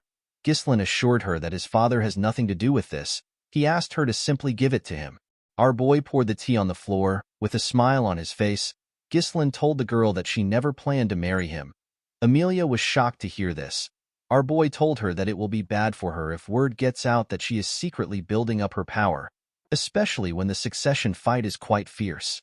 The moment our boy said this, Amelia's cat jumped on the table and growled at him. Amelia told our boy that his joke is not funny. Ghislain assured the girl that he will keep her secret for a little while. He told her that his lips might be loose if he leaves the room empty-handed. With a smile on her face, Amelia assured our boy that it won't happen. Immediately she said this, she called for Bernarf. The knight opened the door and stepped into the room. He placed his hand on his chest and greeted Ghislain. Ghislain remembered Bernaf as a knight that has always stayed by Amelia's side. He remembered that Bernaf was a skilled individual who possesses the potential to be compared to the finest sword of the north. Our boy explained to Amelia that a war will break out if he dies there. He asked her if she can handle this. According to Amelia, a ruffian barged in and caused chaos. He was killed by the escort knight because of his actions. She revealed to him that this is what the world will hear about his demise. With a smile on her face, Amelia ordered Bernaf to kill Ghislain. The knight drew his sword when he heard this. Our boy did not expect Amelia to react this way. He realized that he had no choice but to get a little serious. He placed his hand on his sword hilt. Before Ghislain could attack, he noticed that Bernaf was smiling. Our boy found this to be weird. The moment he saw this, he heard a sound. An assassin jumped out of one of the knight armors that was behind Ghislain. The assassin stabbed Ghislain's chair. Fortunately, our boy managed to jump out of the chair and go low. As the assassin struggled to remove his sword, he gave him a heavy kick in his chest. The assassin was sent flying. His body broke the window. Amelia and Bernaf were shocked to see this. Ghislain turned to them. He could not believe that Amelia was feigning politeness while she launched a surprise attack. He picked up his sword and told them that they have a poor hospitality. Immediately he said this. Ghislain charged at Bernaf. He swung his sword at the knight, but he managed to block it. With a cold gaze in his eyes, Ghislain asked Bernaf if their county does not know about chivalry. Bernaf apologized to him. He reminded Ghislain that he was the first to be rude to Amelia. He told him that it is inconsiderate of him to arrive unannounced, and to make his mistress unsettled, he grabbed Ghislain's sword and locked it in his arms. He told him that he does not need to be polite to someone like him. Immediately he said this, he attacked our boy. Ghislain easily dodged the attack. He jumped and used his leg to kick Bernaf back. The two of them created some space between themselves. Bernaf had heard that our boy was all talk with no skill to back his words. However, the Ghislain in front of him did not seem like a rookie. Amelia asked her knight to tell her why he is fighting like this. With a look of anger on her face, she ordered Bernaf to bring her Ghislain's head. She told him that he has to do this if he considers himself as her sword. Upon hearing this, Bernaf took a stance and released his energy. He asked Ghislain to step forward. Our boy smiled when he heard this. He could not believe that a mere escort knight dared to order him around. Bernaf told our boy that he was actually doing him a favor. He put his leg forward and told Ghislain that he will do as he wishes. Immediately he said this, he appeared in front of our boy. He swung his sword at him. Ghislain was shocked to see him. He barely managed to dodge his attack. Even though he dodged the attack, Bernaf managed to leave a cut on his face. Our boy was shocked to see how fast he was. Bernaf began to attack Ghislain more fiercely. Our boy managed to block the attacks. Amelia was shocked to see what was happening. She could not believe that a lousy punk like Ghislain is actually fighting on equal footing with Bernaf. Even though she saw what was happening, she was certain that her knight was still stronger. Our boy blocked another one of the knight's attack. He locked his sword down and moved his sword close to his neck. Before our boy could hurt him, Bernaf moved his sword back and locked Ghislain's sword with his arm. He attacked Ghislain the moment he did this. Our boy smiled when he saw the technique. He could not believe that the knight was using the same technique as earlier. He jumped and tried to take away his sword the same way he did before. Unfortunately for him, something was different. Ghislain was shocked to see that he couldn't take out his sword. Bernaf's body was being strengthened with his mana. He told our boy that his trick won't work twice. The moment he said this, he slammed our boy to the ground. He quickly rushed to attack him. Ghislain pushed his sword away and jumped back to create some space between them. Our boy realized that the man was able to hold on to him because of his mana. The knight told Ghislain that he is actually completely different from the rumors. He said that a person never truly knows a lot until you have fought the opponent yourself. Bernaf could tell that Ghislain's swordsmanship was not something he learned systematically. He told our boy that it looks like something he picked up through real combat experiences. With an arrogant look on his face, he asked him if he has fought with the barbarians so often that he naturally adopted their style. Immediately he said this, he threw away our boy's sword. He told Ghislain that his method only works on a chaotic battlefield. With a smile on his face, Bernaf told our boy that his deviation ends now. While breathing heavily, Ghislain acknowledges the fact that things are difficult. The narrow and precise thrusts of Bernaf's blade that constantly targets the head messes with Ghislain's sense of distance and timing. And at a close range, the difference in size makes it difficult to overcome him with techniques alone. In the first place, Bernaf was not someone that Ghislain should have tried to take on yet. Our boy raised his hand. We see a mana thread attached to it. He told the knight that he also doesn't have a lot of time left. The moment he said this, he pulled the thread. Bernaf was surprised to see mana in form of a thread. He did not know what our boy was doing. Before he could react, Ghislain used his sword hilt to hit him at the back of his head. The moment the man lost his stance, our boy moved close to him and used his knee to give him a heavy blow on his face. Bernaf could not understand what was happening. He did not know how Ghislain got his sword close to him. Amelia quickly called out to her knight. Ghislain raised his sword and attacked the knight. Surprisingly, Bernaf was actually able to block the attack. He used his sword to push our boy back. Our boy managed to maintain his stance. Upon seeing how the fight was going, Bernaf asked his mistress to leave the room. He explained to her that he cannot guarantee her safety. With a serious look on his face, the knight said that he will have to start doing his best. Our boy told the man that this is what he wants to see. With a cold gaze in his eyes, Ghislain said that he has not met such an entertaining opponent in a long time. The scene shifts and we see Amelia running away with her cat. The girl was annoyed to see that Ghislain would cause her such a terrible humiliation. Amelia wondered about who leaked the information about the merchant guild to a madman like our boy. She believed that it was impossible for Ghislain to know about it in so much detail if no one told him. The girl realized that the rumors about Ghislain slaying orcs and saving his younger sister from assassins were true. Due to our boy's past, Amelia believed that her fiancé must have been lucky or he exaggerated the information. She could not believe that Ghislain actually did all these things. While running, Amelia turned to a corner. She wondered about what the guards which she stationed there were doing. When the girl looked around, she saw her guards lying on the ground. She saw a woman in a hood standing in the middle of them. The woman turned around and smiled at Amelia. She told her that it has been a while since they met. The woman turns out to be Belinda. Amelia was shocked to see the maid. She asked her about what she is doing there. Immediately she asked this question, Belinda appeared next to her with a blade to her neck. She asked her to keep quiet. Amelia was shocked to see a blade at her neck. Belinda noticed that Amelia still had a spider on her lips. The spider turns out to be real. The maid removed the spider away from her lips. With a smile on her face, Belinda revealed to her that she eavesdropped on Count Perdium and Count Rayfold during the engagement ceremony. The maid heard that Amelia's siblings picked on her for having creepy spiders around. The girl raised the spiders herself and took her revenge. Belinda told the girl that she does not understand why she still wears a spider.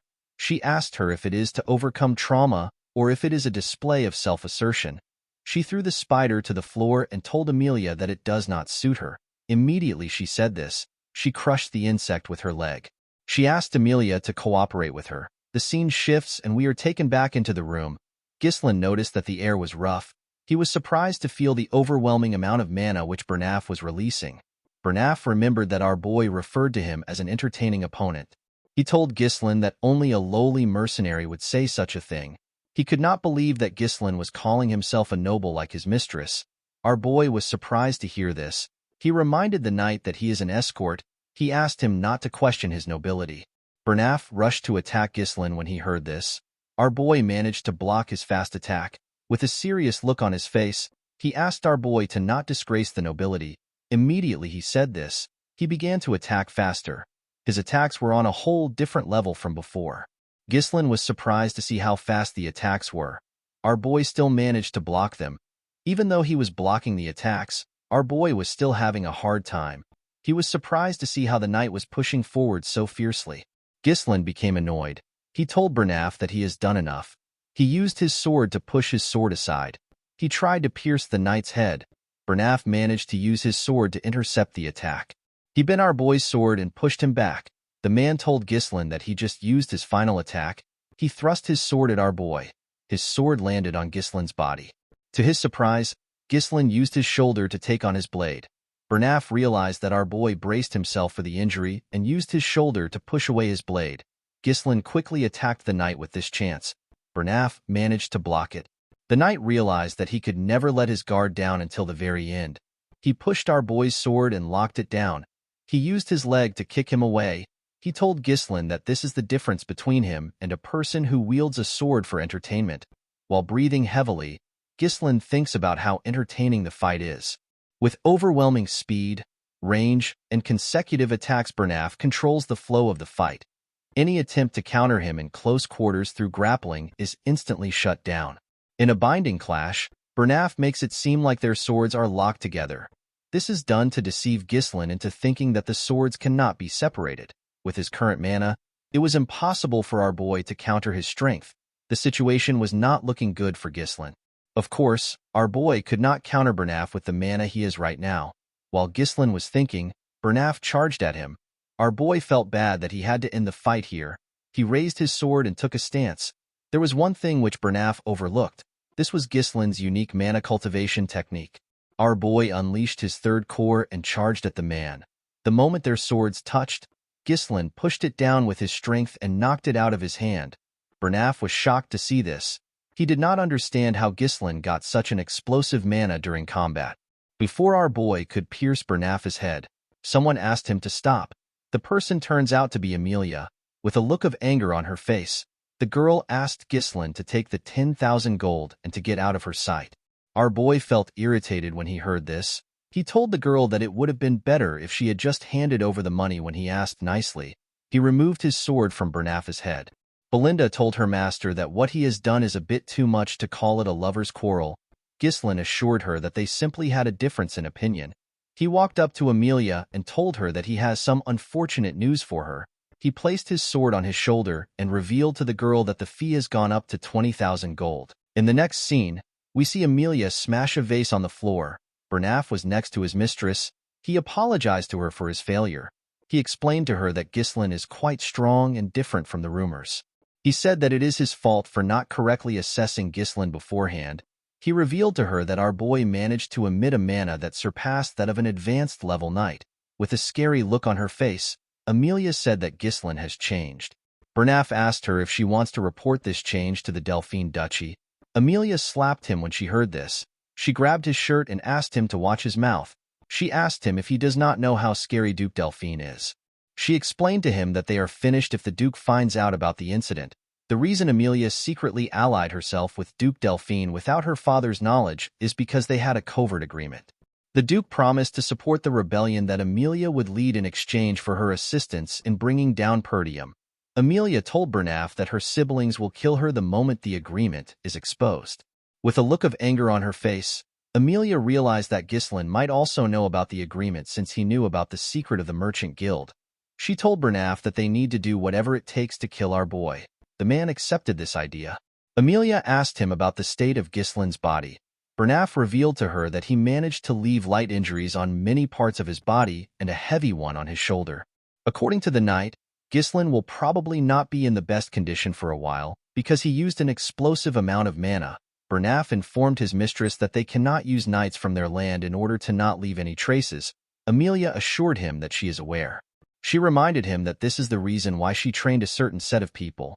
Bernaf immediately understood what she was talking about. He asked her if she will use the wildcats. According to Amelia, the wildcats consist of war orphans, those without kin and those without status. Only the most talented natural-born specialists are among them.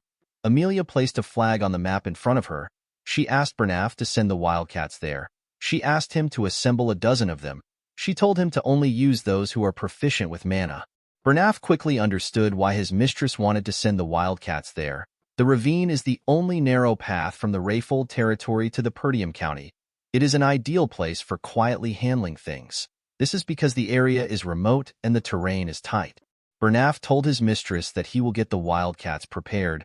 With a look of anger on her face, Amelia promised to pay Ghislain back for the humiliation he presented her.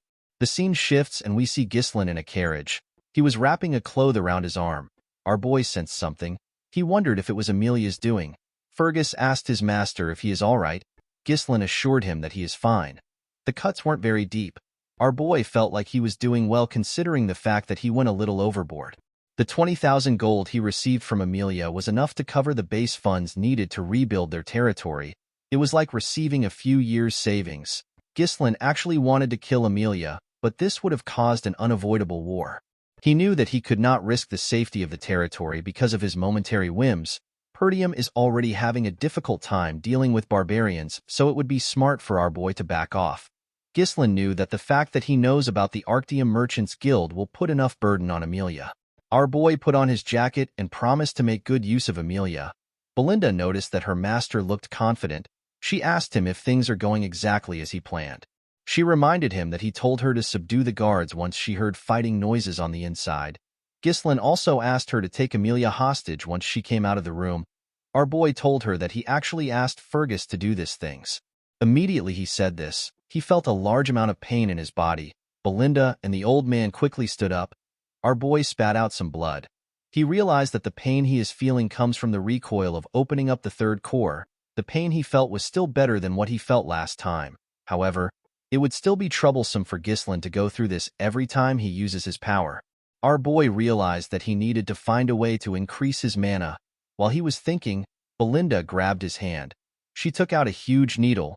The needle was covered in mana. She told her master that the flow of his mana is a mess. The moment she said this, she used the needle to hit different parts of his hand. Ghislaine was shocked to see this. He felt something coming out of his body. When he opened his mouth, he let out some air. Our boy was shocked to see that his entangled mana road has opened up a bit. He was certain that this was a method that cannot be used without a deep understanding of mana. Ghislaine knew that Belinda was not an ordinary maid because it was his mother that brought her into the family. However, he did not know her true identity. He did not understand why such a skilled individual was working as a head maid in the countryside. Although he did not know her true identity, Ghislaine did not care. He believed that it is good to have many skilled people in their territory. This is because the people he has encountered so far are simply just the beginning. Belinda assured her master that she will help him with anything because she trusts him unconditionally. She asked him to tell her why he took such a huge amount of money from Amelia. Ghislaine told her that he needs to spend money and Amelia is the only rich person he knows. Fergus and Belinda were shocked to hear this.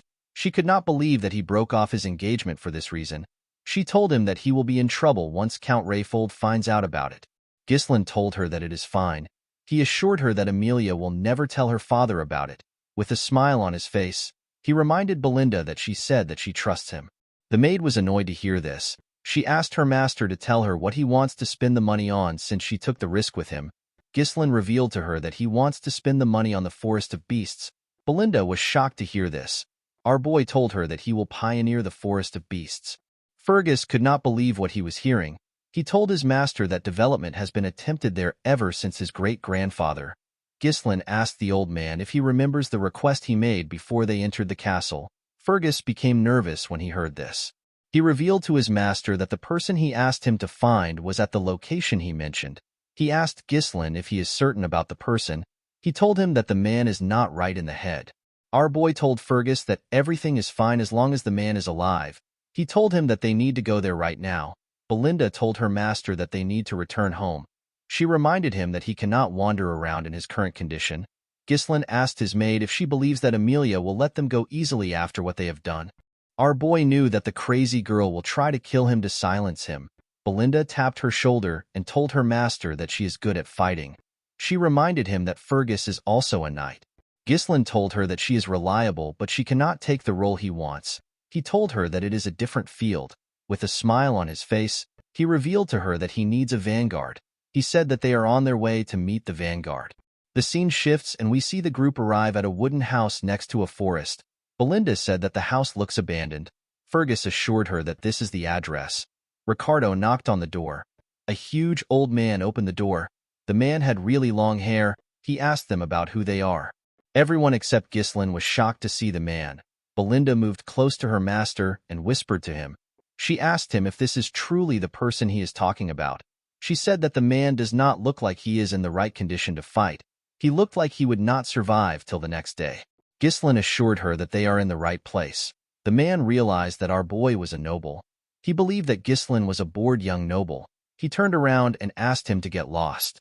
Our boy referred to him as the ex-captain of the Ratatosk mercenaries. He called out to the man known as Gillian. The man was shocked to hear his name. He quickly turned around. With a smile on his face, Ghislaine told the man that he has been wanting to see him. The group was shocked to hear that this man was the former captain of the Ratatosk mercenaries.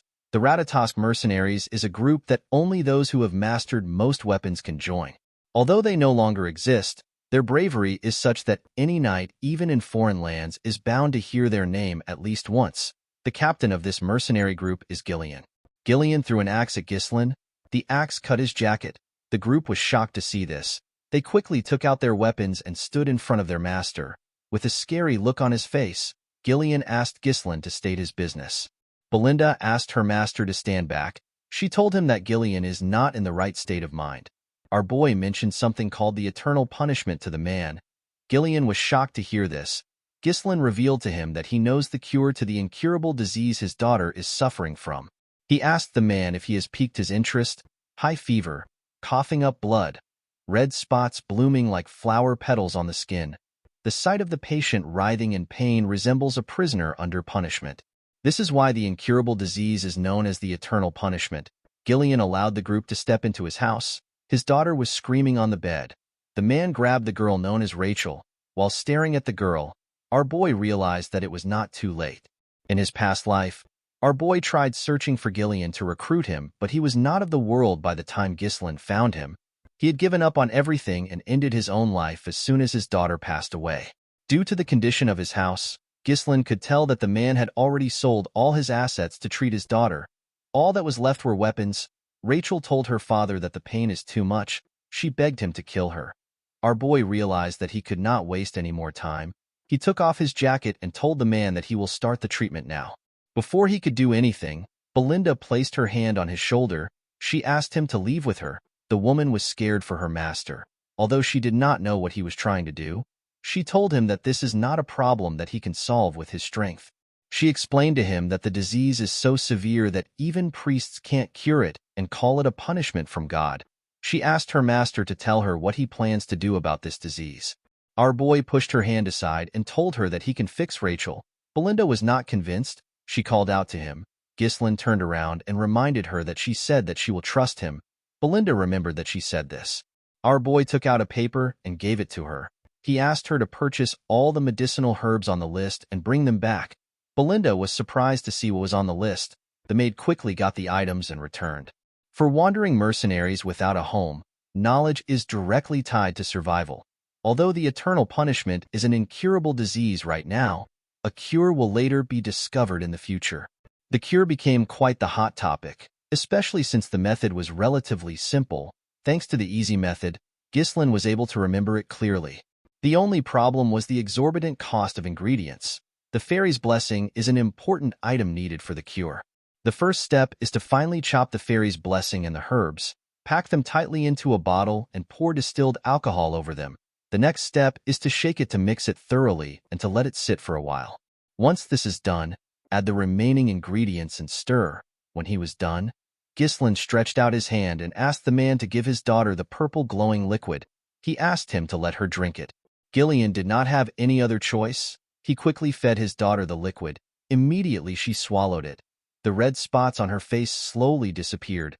Everyone was shocked to see this. The group could not believe that the spots were fading. Gillian was more shocked than everyone.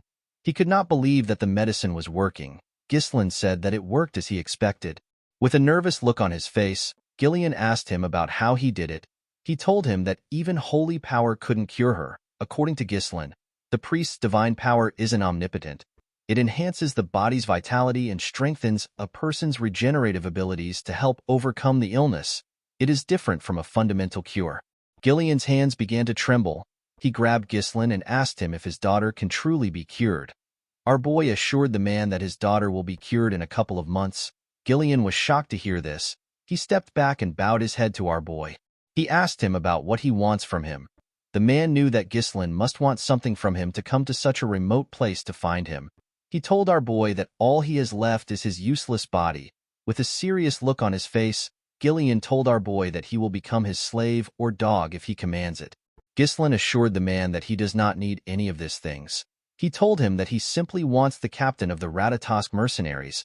When Gillian raised his head up, he saw something shocking. He noticed that Ghislaine had the eyes of a dreamer. The man stood up and picked up an axe. He used it to cut his very long ponytail.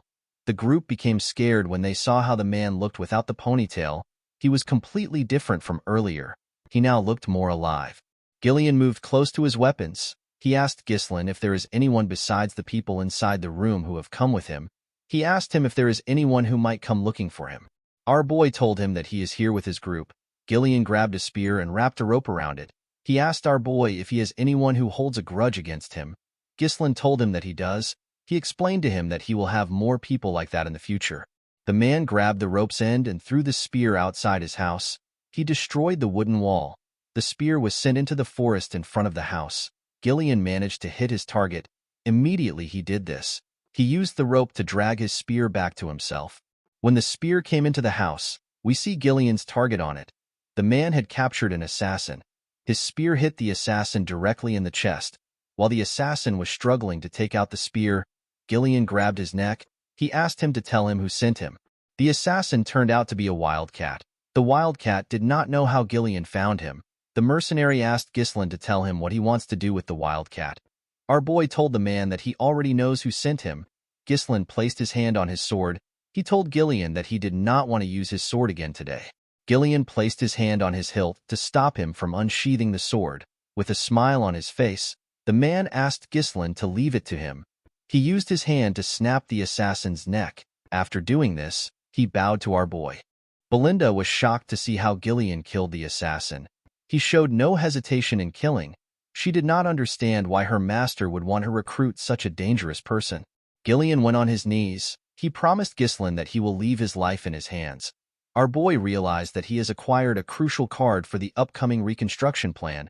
With a smile on his face, he told Gillian that he looks forward to working with him. The scene shifts and we are taken to a cabin in the woods.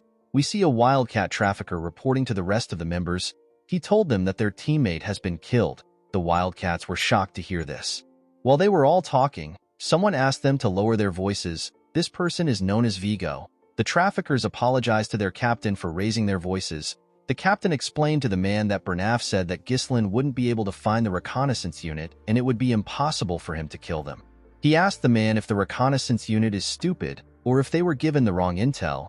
The man did not know what to say. He revealed to Vigo that Gillian has joined the team. The man was surprised to hear this. He stood up and grabbed his teammate's neck. With a scary look on his face, he asked him if he is certain. While trembling, the man told his captain that he is certain. He said that he saw it with his own eyes. Vigo smiled when he heard this. He was happy to hear that his former captain was finally starting to make a move. The scene shifts and we see Gillian riding a carriage through the woods. Belinda complained about the carriage suffocating her. She asked her master if Gillian really needed to bring so much weapons. She told him that he is not an arms dealer. She said that a sword or two should have been enough. She could not believe that they had to buy another carriage because of Gillian's weapons. Ghislain told her that they already needed to buy one to take Rachel comfortably to the county. He assured her that it is fine. Fergus and Ricardo carried Rachel in their carriage. Ghislain told his maid that Gillian has a use for the weapons. He asked her to bear with it for now. He reminded her that the important thing now is for them to escape the rift. Belinda asked her master if the watcher they caught was sent by Amelia. Our boy told her that he was. Belinda realized that this could be a problem for them. She explained to Ghislain that the mask the man was wearing is a symbol used by the Wildcats traffickers. She said that the Wildcats are a fairly powerful guild in Rayfold. Our boy was surprised to hear this. According to Belinda, the Wildcat traffickers' main trade is smuggling. They also take on assassination, drugs, human trafficking, and other things. They are filthy trash who take on all kinds of vile work. Among the members are many skilled former mercenaries. This made them a shadowy guild that has armed combat power. Ghislain asked Belinda to tell him how she got this information when she stays in the castle all day. The maid told him that she heard these things before she started working there. She asked her master to be careful because the Wildcats are persistent. Ghislain smiled when he heard this. He assured her that he will be fine. He reminded her that they have Gillian with them. Immediately he said this. We see something come out of the ground after their carriage passed by it. The things ran after the carriage. Gillian sensed their presence. The things jumped out of the ground when they caught up to the carriage. The things turned out to be the Wildcats. They rushed to attack Gillian. The man was surprised to see an ambush from the ground. He took out his axe and his sword. He used it to block the attacks of the Wildcats. He used his axe to cut off one's hand and quickly used it to stab the other one in his chest. Before the man who lost his hand could react, Gillian tore his head apart. Their bodies fell to the ground. The moment the men died, their teammates cut some ropes. The ropes released some huge trees on the carriage. Gillian was surprised to see the trap. Belinda said that the trees would crush them. Gillian quickly grabbed the ropes and slowed the horses down. They managed to avoid getting crushed, however. Their path was blocked. Ghislain said that he already expected the ambush. Next to their carriage were some Wildcat traffickers. Vigo called out to the former captain of the Ratatosk mercenaries. Gillian was surprised to hear his title. Vigo referred to him as a coward who disbanded an entire group of mercenaries because of his daughter. Gillian stepped down from the carriage. He told the man that he does not know what he is talking about. Vigo was annoyed to hear this. He revealed to his former captain that he ended up living a life that he never wanted because of him. He asked him if he has gotten so senile that he can't even remember his former peer. Gillian did not know what to say. Vigo believed that the man was playing dumb. With a smile on his face, he told him that he will make him remember him. He ordered his men to kill the group. They quickly rushed to attack them. Ghislain asked Gillian if he needs help. The man told him that he is fine. He told him that the captain seems to have business with him. He asked Ghislain to rest for the meantime. He assured him that he will be fine on his own. Before the wildcat's swords could touch him, Gillian covered his huge axe with his mana. He tore all 4 of them apart in one swing. The others were shocked to see this. They rushed to attack the man. Gillian took out his short sword. He tore the first person that got close to him with his axe. He stabbed the second person in the neck with his sword. He blocked the third person's attack and used his axe to tear him in half. Vigo was not surprised to see how strong his former captain was. He could tell that he still had his same strength. He ordered his unit to spread into 2 groups. He asked them to take Gillian from both sides. The wildcats quickly followed their captain's order. Gillian got on a horse. The wildcats were surprised to see this. Gillian grabbed a much bigger axe and spun it in the air. He charged at the wildcats. He covered his axe with his mana. With a single swing, the man tore several wildcats apart. Some of them got pushed back. One of them said that he cannot get near the man. Another one advised everyone to aim for the horse. Before the men could even get to the horse, Gillian attached a rope to his axe handle and swung it around him. He split their bodies apart in one swing. Belinda was shocked to see this. The moment he took care of his subordinates, Vigo rushed to attack him. Gillian grabbed a shield when he sensed the man's energy. He used the shield to block the captain's attack. Vigo told Gillian that he should not hinder his work since he ruined his life. With a scary look on his face, the man promised his former captain that he will kill him. He took out 3 blades. He threw the blades at the horse. The blades stabbed the horse. It fell to the ground. Before he could lose his balance, Gillian jumped off the horse. The moment he landed on the ground, he saw a blade in front of him. Gillian quickly took out his smaller axe. He used it to block the attack. He told the man that he is not the captain of the Ratatosk mercenaries. Immediately he said this. He used his shield to hit the man in his rib. Vigo quickly moved back. He asked Gillian to stop spouting nonsense. He asked him to tell him who he is if he is not the former captain of the Ratatosk mercenaries. Gillian covered his axe with his mana. He said that he has discarded his past. He told Vigo that he is now Ghislain's subordinate. Vigo was annoyed to hear this. He charged at Gillian.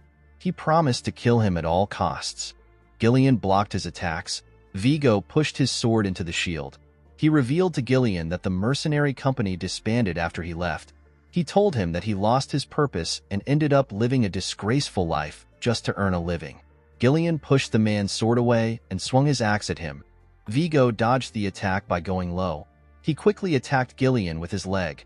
The man managed to block the attack with his wooden shield. However, the shield got destroyed. Vigo explained to Gillian that he was prepared to sacrifice his entire life to make the Ratatosk mercenaries the best in history. He could not believe that his former captain threw away everything only to end up as a mere pawn of a spoiled noble. The man took out some blades. He told Gillian that he cannot forgive him. He covered the blades with his mana and threw them at Gillian. Gillian used his axe to block the blades. The moment he blocked the attack, Vigo appeared in front of him. He tried to stab him with his sword. Gillian dodged the attack. He quickly attacked him with his axe while he was in the air. Vigo managed to land in time and block the attack with his sword. The man smiled when he did this. He and Gillian began to attack each other more fiercely. The man believed that Gillian is still the same captain he knew years ago. While his former captain was spending his time trying to find a cure for his daughter, he was putting himself through countless battles to get stronger. The man believed that Gillian is no longer a match for him. Gillian attacked him with a huge swing. Vigo dodged the attack by jumping over him. He used his sword to hold himself and land behind Gillian. Immediately he landed. He used his leg to kick the 3 blades which Gillian blocked earlier. He fired the blades at him. Gillian used his armor to block the 3 blades. The moment he blocked the blades, Vigo rushed to attack him. Gillian sensed his presence and swung his axe at him. Vigo jumped and dodged the attack. He rushed to attack his former captain. He told him that it is over. Unfortunately for him, Gillian covered his hand with his mana and grabbed his blade. He asked Vigo if his reason for vengeance is hatred. Vigo did not reply. He was shocked to see that Gillian put mana around his hand to grab his dagger. He realized that Gillian was not showing his true power until now. Gillian slammed the head of his axe on the man's face.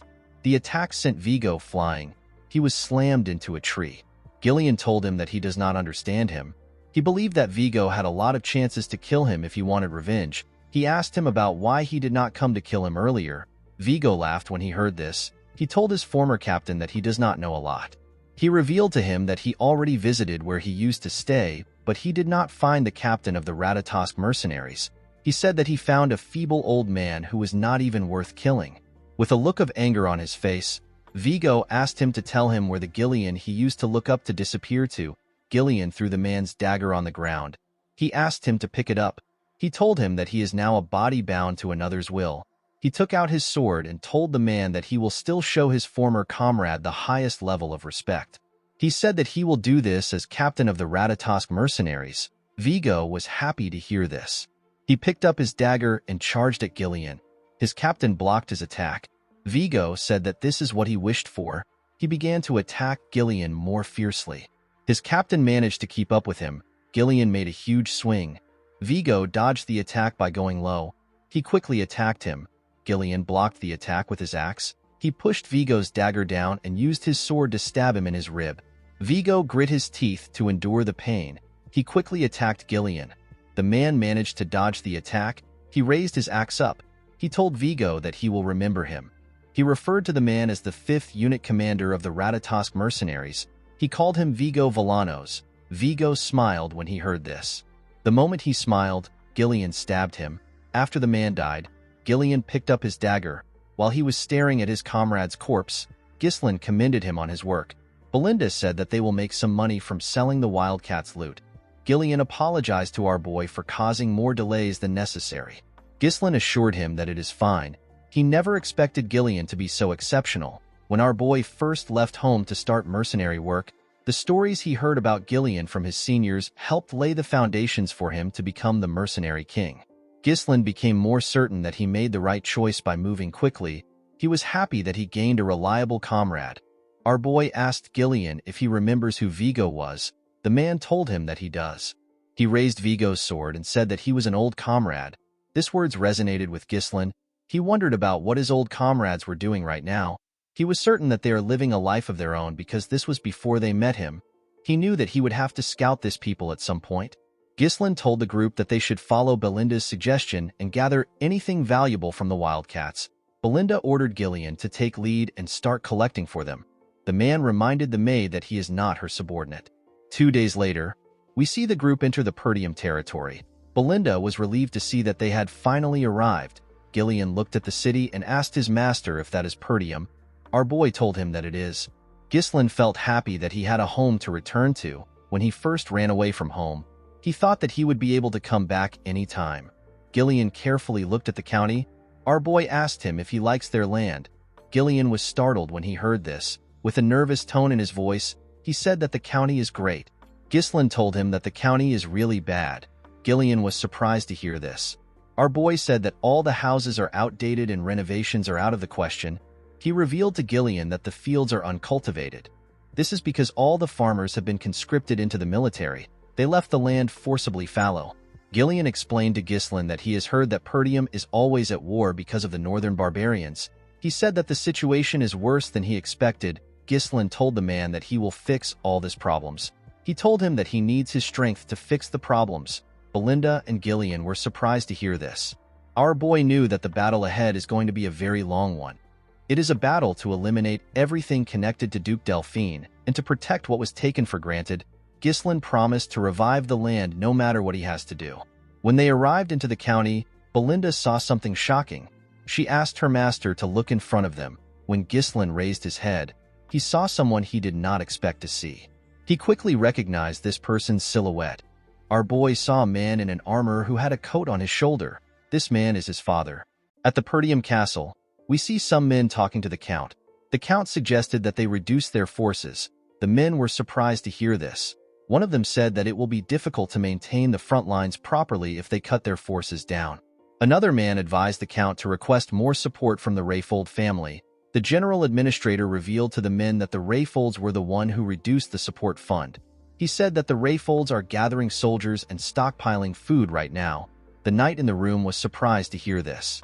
Another man said that they need the funds because they need to rebuild the Forest of Beasts garrison that got partially destroyed during the last battle against the orcs. According to the man, reducing the Night Order's forces is barely enough to give them some breathing space.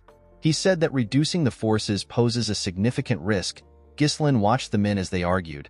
He found this to be normal. The knight in front of him was the knight captain. His name is Randolph. The man with a lot of beards is the treasurer. His name is Albert. The general administrator's name is Homer. Our boy wondered about how long it has been since he saw his father, as the young lord of Perdium. It has only been a few months, however, it has been several decades for him as the mercenary king. Ghislain called out to his father and welcomed him back home. The Count found it odd that his son did this. The Count's name is Walter Perdium. As a child, Ghislain never liked his father for being so strict and serious all the time. But now it was different for him. He could now see it. He could see the countless burdens of exhaustion and fatigue weighing on the Count's shoulders. He understood the responsibilities of the lord of the land. Zwalter took a sip of his tea and revealed to his son that he heard he left the castle for a week. Ghislain told him that he visited the Rayfolds. Zwalter asked him if he did not cause trouble there. Our boy told him that he didn't. The treasurer turned to Ghislain. He told him that he heard that he won a duel against Cain and won some money. He actually found this hard to believe. With a serious look on his face, Albert asked him if he went to Rayfold to gamble. Ghislain was annoyed to hear that the man thought that he went to gamble when he actually went to invest. He told him that he actually had some business with Amelia. Homer told Ghislain that he needs to think before he acts. He reminded him that he will be the one to take over Perdium. With an unbothered look on his face, our boy told him that he understands. He asked him not to worry about it. Homer was annoyed to see that Ghislain was ignoring his advice. This simply made him more worried. The Count placed his tea down and asked his subordinates to stop. He told his son that he heard that he made some good trouble while he was away. Ghislain wondered about what his father was talking about. Zwalter asked his son if it is true that he executed Jamal and Philip for trying to sell Elena away. Ghislain was surprised to see that his father was referring to those worthless knights. The knight captain said that it was impossible for our boy to kill the two knights by himself. He said that the two knights must have fought against each other and the story got exaggerated. He believed that Ghislain only delivered the final blow. Ghislain understood why Randolph seemed to be angry. Despite the knights being traitors, the fact that they died at our boy's hand did not sit well with the captain. Ghislain decided to avoid any trouble. He went with the story that Randolph concocted. With an arrogant smile on his face, Randolph said that he knew it. The Count told his son that he did a great job. He was shocked to hear this. Zwalter did not care about how his son took care of them. He said that the most important thing is that Elena is alive. This was the first compliment that Ghislain has ever gotten from his father. He told his father that he has a request to make.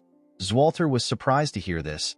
Homer told our boy that he needs to stop now if it is money that he is going to ask for. Randolph agreed with him. He asked Ghislain to remember all the trouble he has caused so far. With a look of anger on his face, Randolph reminded him that he sold military provisions to get gambling money. He lit the front gate on fire to grill an army horse and melted all the armors to forge some worthless legendary sword. Ghislain could not talk back to the captain. Although he didn't remember these things, he knew that he must have done them at one point in time. He revealed to his father that he simply wants to get permission from him.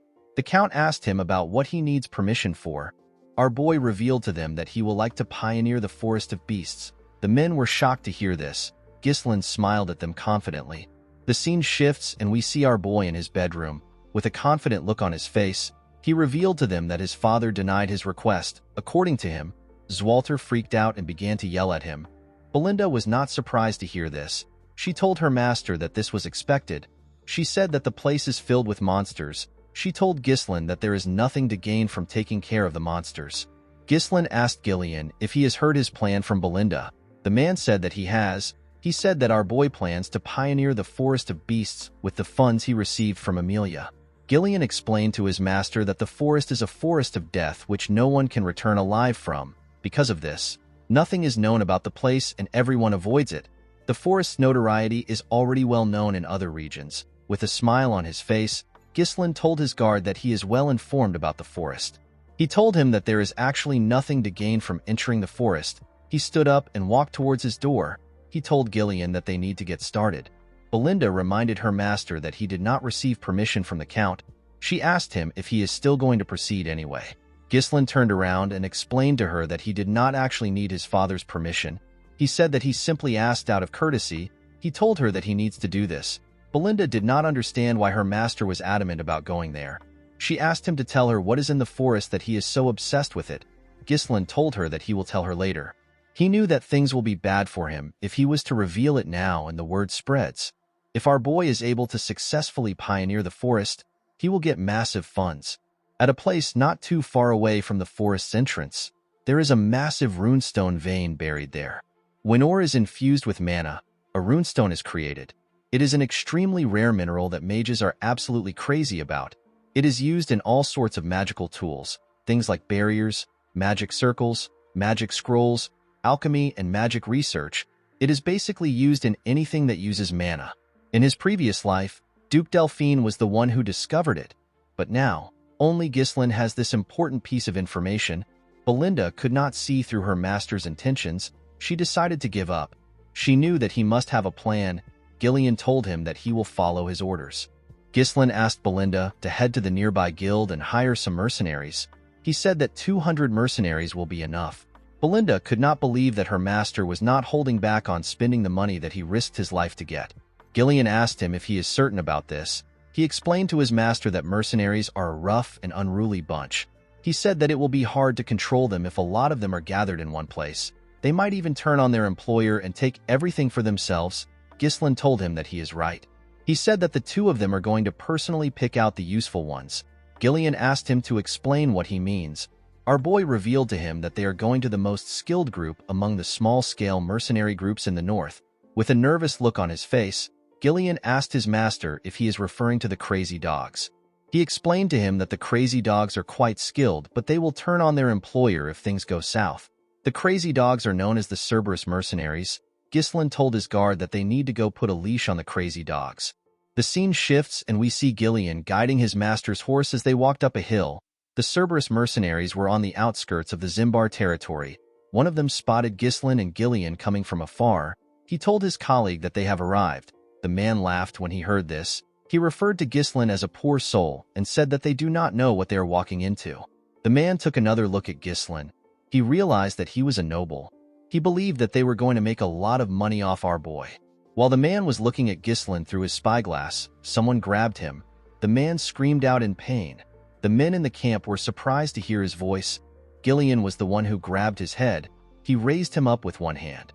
The man called Gillian a bastard and asked him about what he is doing. Gillian threw the man with so much force that the upper half of his body got pushed into the sand.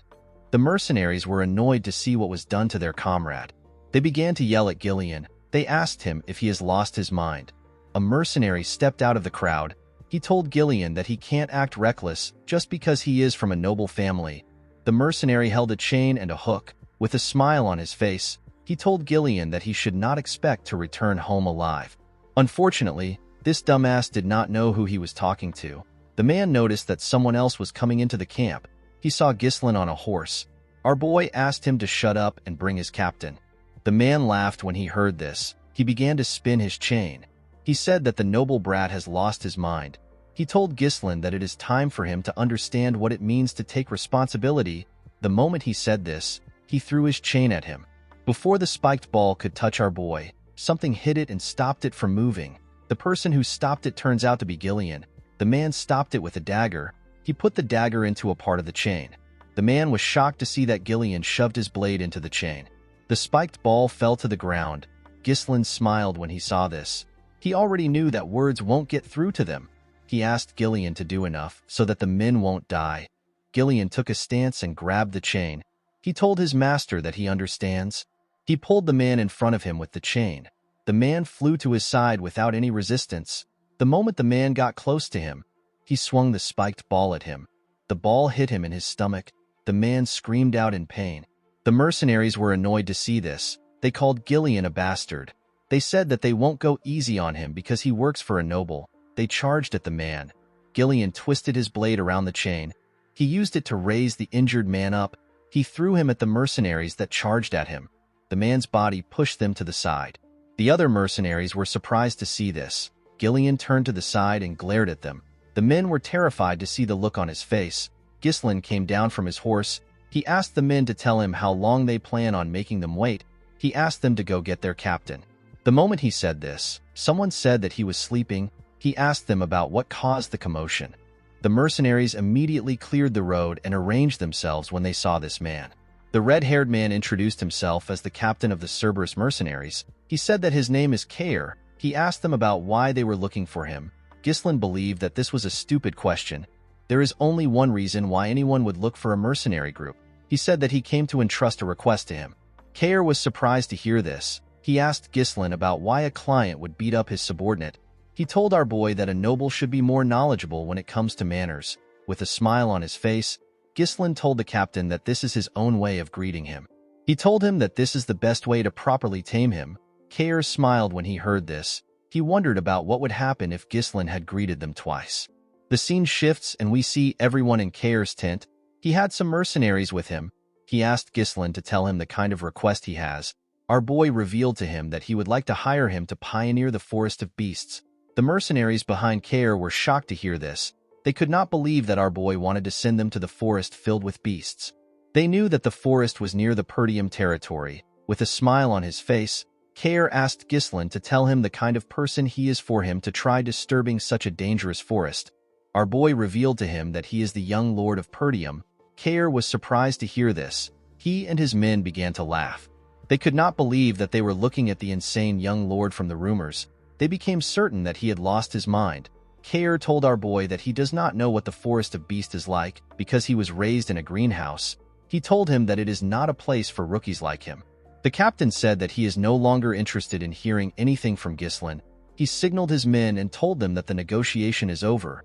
The men raised their weapons. Gillian raised his axe when he saw this. Ghislain asked Kair if he is scared. The man was shocked to hear this. With a smile on his face, he said that he is disappointed because he heard that his mercenary group is quite skilled. He told Kair that it is just a hoax. Kair placed his leg on his table. He asked Ghislain to not mess with him. He reminded him that they are mercenaries. He told him that they do not take jobs that don't pay off.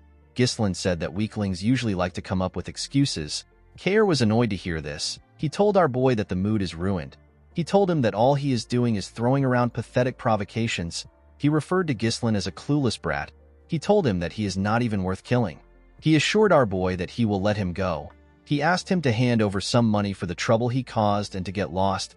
Ghislain told him that this won't happen. With a serious look on his face, our boy requested to have a Moriana's recognition with the captain of the Cerberus mercenaries. Gillian and the other mercenaries were shocked to hear this. Kair asked him if he even knows what this means. With a confident smile on his face, our boy told him that he does. Moriana's recognition is a traditional betting method passed down among mercenaries. When two people agree to the bet, they fight using only a single dagger without relying on mana. Each of the participants have one of their arms tied together. Stepping outside the small circle counts as a loss. This match forces them into a brutal life-or-death struggle within limited space and movement. In many cases, not only the loser but even the victor ends up dead. Ghislain explained to Kair that the loser must cleanly admit defeat and absolutely obey the words of the winner. In other words, the loser becomes the winner's dog. He asked Kair about how he feels about the bet. Gillian wondered why his master, who is a noble, would know about a filthy mercenary tradition. In the mercenary world, rejecting this challenge would mean admitting to one's weakness. Due to this, it is something that can never be refused. Kair began to laugh like a crazy person. With a creepy smile on his face, he told his subordinates that they have a bold little noble who wants to be recognized in a mercenary's way. He told them that they should help our boy a bit. The men began to laugh when they heard this. The scene shifts and we see everyone outside. Ghislain and the captain tied one of their arms together. They were both given a dagger. Kair took off his jacket. The mercenaries were cheering for their captain. They asked him to kill the insolent noble. Kair believed that Ghislain heard about this method from somewhere and decided to fight him with it. He told our boy that he cannot back out of it now. He pulled Ghislain to his side. With a confident smile on his face, He told him that he has done this 5 times. Ghislain went back to his original spot. He pulled the captain close to him. With a condescending look in his eyes, he revealed to Kair that he has done this over 100 times. The captain was shocked to hear this. Ghislain and Kair were asked to start. The two of them charged at each other with their daggers. They both managed to dodge the attacks. They swung the daggers at themselves again. They barely missed each other. Ghislain attacked Kair with more strength. The mercenary was able to block his attacks. He pulled our boy in front of himself and tried to stab him from behind. Ghislain managed to block each of his strikes, even though he couldn't see the dagger well. He bent his head and made Kair miss an attack. He quickly attacked him with the opportunity. Kair managed to dodge it. He pulled our boy close to himself. He gave him a heavy kick on his leg. Our boy felt the power of the kick. With a smile on his face, the mercenary told Ghislain that he is doing better than he expected. He could not believe that our boy was claiming that he has done a Moriana's recognition 100 times. This is something that most people don't get to do once in their life. Kair charged at Ghislain. He advised him to make his bluffs sound realistic. He did not give our boy the chance to attack. The members of the Cerberus mercenaries were happy to see this.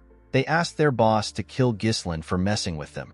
Gillian glared at them when he heard this. The men immediately became silent. Gillian could tell that this was a losing battle. The area of the circle is barely large enough for one person to lie down. The rules forbid mana and force. This forces the opponent to purely rely on physical strength. Another problem is the size difference and the limited movements due to the hands being tied together. Ghislain can barely dodge or block his opponent's attacks. Meanwhile, the opponent has every opportunity to take control and dominate the fight. Gillian gently placed his hand on his axe. He decided to interfere if the situation becomes dire. Kair grabbed our boy's hand and held him down. He swung his dagger at him. Ghislain jumped to dodge the attack. He landed on the other side. The moment he landed, our boy noticed that he could feel some pain in his leg. The pain was surging from the leg he used to block Kair's attack earlier. The damage was stacking up due to the lack of mana protection. Kair smiled when he saw the look on Ghislain's face. He told him that he is looking pale. He asked him if he has already reached his limit. He began to attack our boy more fiercely. The mercenary believed that our boy looked pathetic the way he was trying to resist his strength. Although he did not like Ghislain, he believed that our boy still had more guts when compared to the other nobles he has met. He believed that Ghislain was not skilled. He was certain that he could see through him. He assumed that Ghislain's strategy was to deflect and dodge the blade strikes with his weapon, while enduring less damaging blows by absorbing them with his body. However, Moriana's recognition is a fight that prohibits the use of mana. All the attacks will inevitably stack up.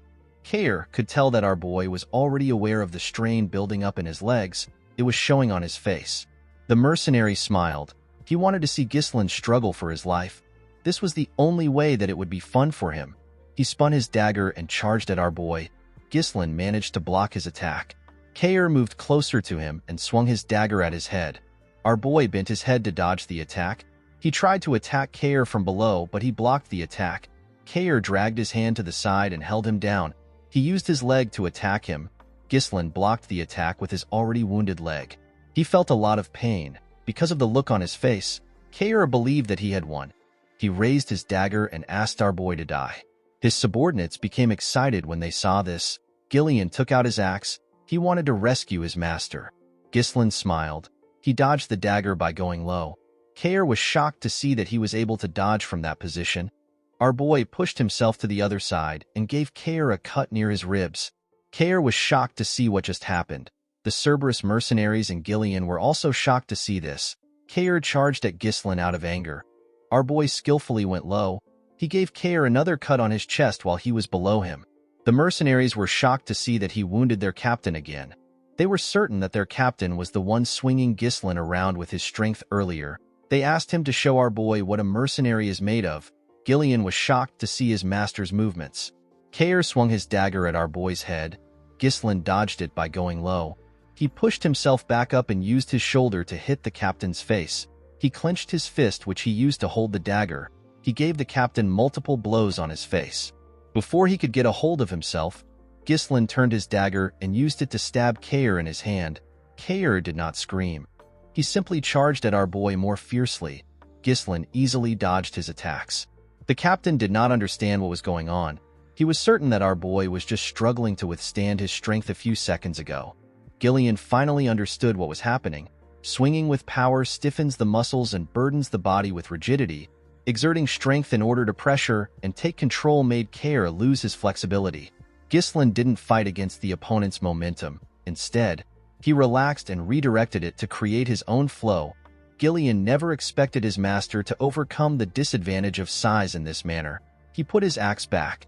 While Kair was breathing heavily, his men asked him to stop playing around. They told him that he is not making anyone laugh. Our boy commended the captain on his resolve. He told him that many opponents would break the rules and use mana when cornered. Kair smiled when he heard this. He believed that Ghislain was talking like someone who had actually done this 100 times. He told him that he won the position of captain with this very method. He explained to Ghislain that mercenaries who break the rules don't last in this line of work. Our boy smiled when he heard this. He told the man that he likes his spirit. Kair admitted that he is at a disadvantage in a head-to-head match. With a smile on his face, he told our boy that the conditions for victory is not limited to simply overpowering him. In Moriana's recognition, if even 1 foot steps outside the circle, it is an automatic loss. Kair grabbed Ghislain's hand. He raised him up. He wanted to throw him outside the circle. He was certain that he will be able to win if he sends Ghislain's entire body outside the circle. Before Ghislain's leg could touch the ground, he tightened his grip on Kair's hand. He pushed his legs to his knees and stopped his body from touching the ground. He basically used Kair's body to support himself. He pulled the captain with his hand. Kair did not expect it. He climbed his leg and wrapped his own hand around his neck. The moment he got behind him, he slammed his head to the ground. His head was pushed outside the circle. The mercenaries were shocked to see this. Kair was annoyed to see that he lost. Ghislain gently smiled and told him that he won. The captain turned around. He asked our boy for his identity. He did not believe that someone this skilled was a noble. With a cold gaze in his eyes, Ghislain told him that he does not like his attitude. He reminded him that he is now talking to his new master. Ghislain pulled him up with his hand. The captain asked him about what he wants. He told him that the fight is over. Our boy told him that it is not yet over. He said that he hasn't gone outside the circle yet. Kair was surprised to hear this. Ghislain clenched his fist. He said that he is going to discipline his subordinate. He gave the captain a punch on his face. The punch knocked him down. The man quickly asked our boy to wait. He reminded him that the fight is over once a combatant steps out of the circle. Ghislain gave him another punch on his face. He asked him if he is going to fight according to the rules on the battlefield. Kair called him a bastard. He said that a noble is not supposed to behave this way. With a serious look on his face, Ghislain asked him to not talk back to his master. Kair called him a lunatic. Our boy gave him another punch. Ghislain did not stop. He continued hitting the captain on his face. His hand was covered with his blood. The mercenaries were not happy to see this. They believed that our boy would let their captain go since he won the bet. Kair begged our boy to stop. Ghislain pulled him up. With a cold gaze in his eyes, he told him that he is not yet out of the circle. Kair was horrified to hear this. His face was already quite swollen. He quickly turned to his men. He asked them if they are going to allow this to happen. He asked them to kill Ghislain. The mercenaries immediately grabbed their swords. Before they could move close to their captain, Gillian took out his axe. They quickly stopped moving. With a scary tone in his voice, Gillian told them that anyone who hinders his master's disciplinary measure will be killed. Everyone knew that Gillian was not messing around. Kair was shocked to see what happened. While trembling like a scared dog, he turned to his new master. Ghislain asked him if he is done. The next thing Kair saw was our boy's fist. The captain laughed out of fear. He knew that he messed up. The punch pushed him back. All the nobles Kair had met in his life were simply losers. They were overconfident pigs, traitors, narcissists. A little scare tactic worked wonders for them. Kair found it entertaining to take money from their pockets. It was thanks to how he treated the nobles that he earned the title of Mad Dog. But now, the Mad Dog was taking a beating from some noble brat who he did not think much of. The mercenaries became worried when they saw the state their captain was in. Unfortunately, they couldn't do anything. Ghislain took a look at Kair's body. He wondered if he had done enough. He asked the men to stop standing around. He ordered them to bring him some water, a bandage, and a towel. The men were surprised to hear this. Ghislain told them that their captain will die soon if they don't act quickly. The men were shocked to hear this. They accepted his order. Gillian carefully watched his master. he noticed that the unruly mercenaries were listening to his orders. In the world of mercenaries, where fists are closer than the law, Ghislain engraved his position into their heads using the most direct and surefire method. He showed them who the boss is. In the next scene, we see Kair sitting on a chair. His body was wrapped in bandages. Our boy placed a paper on the table. He asked him to sign on the paper. Kair stared at Ghislain. He knew that he had no choice but to do it. He took out his pen and signed. He asked our boy to take it.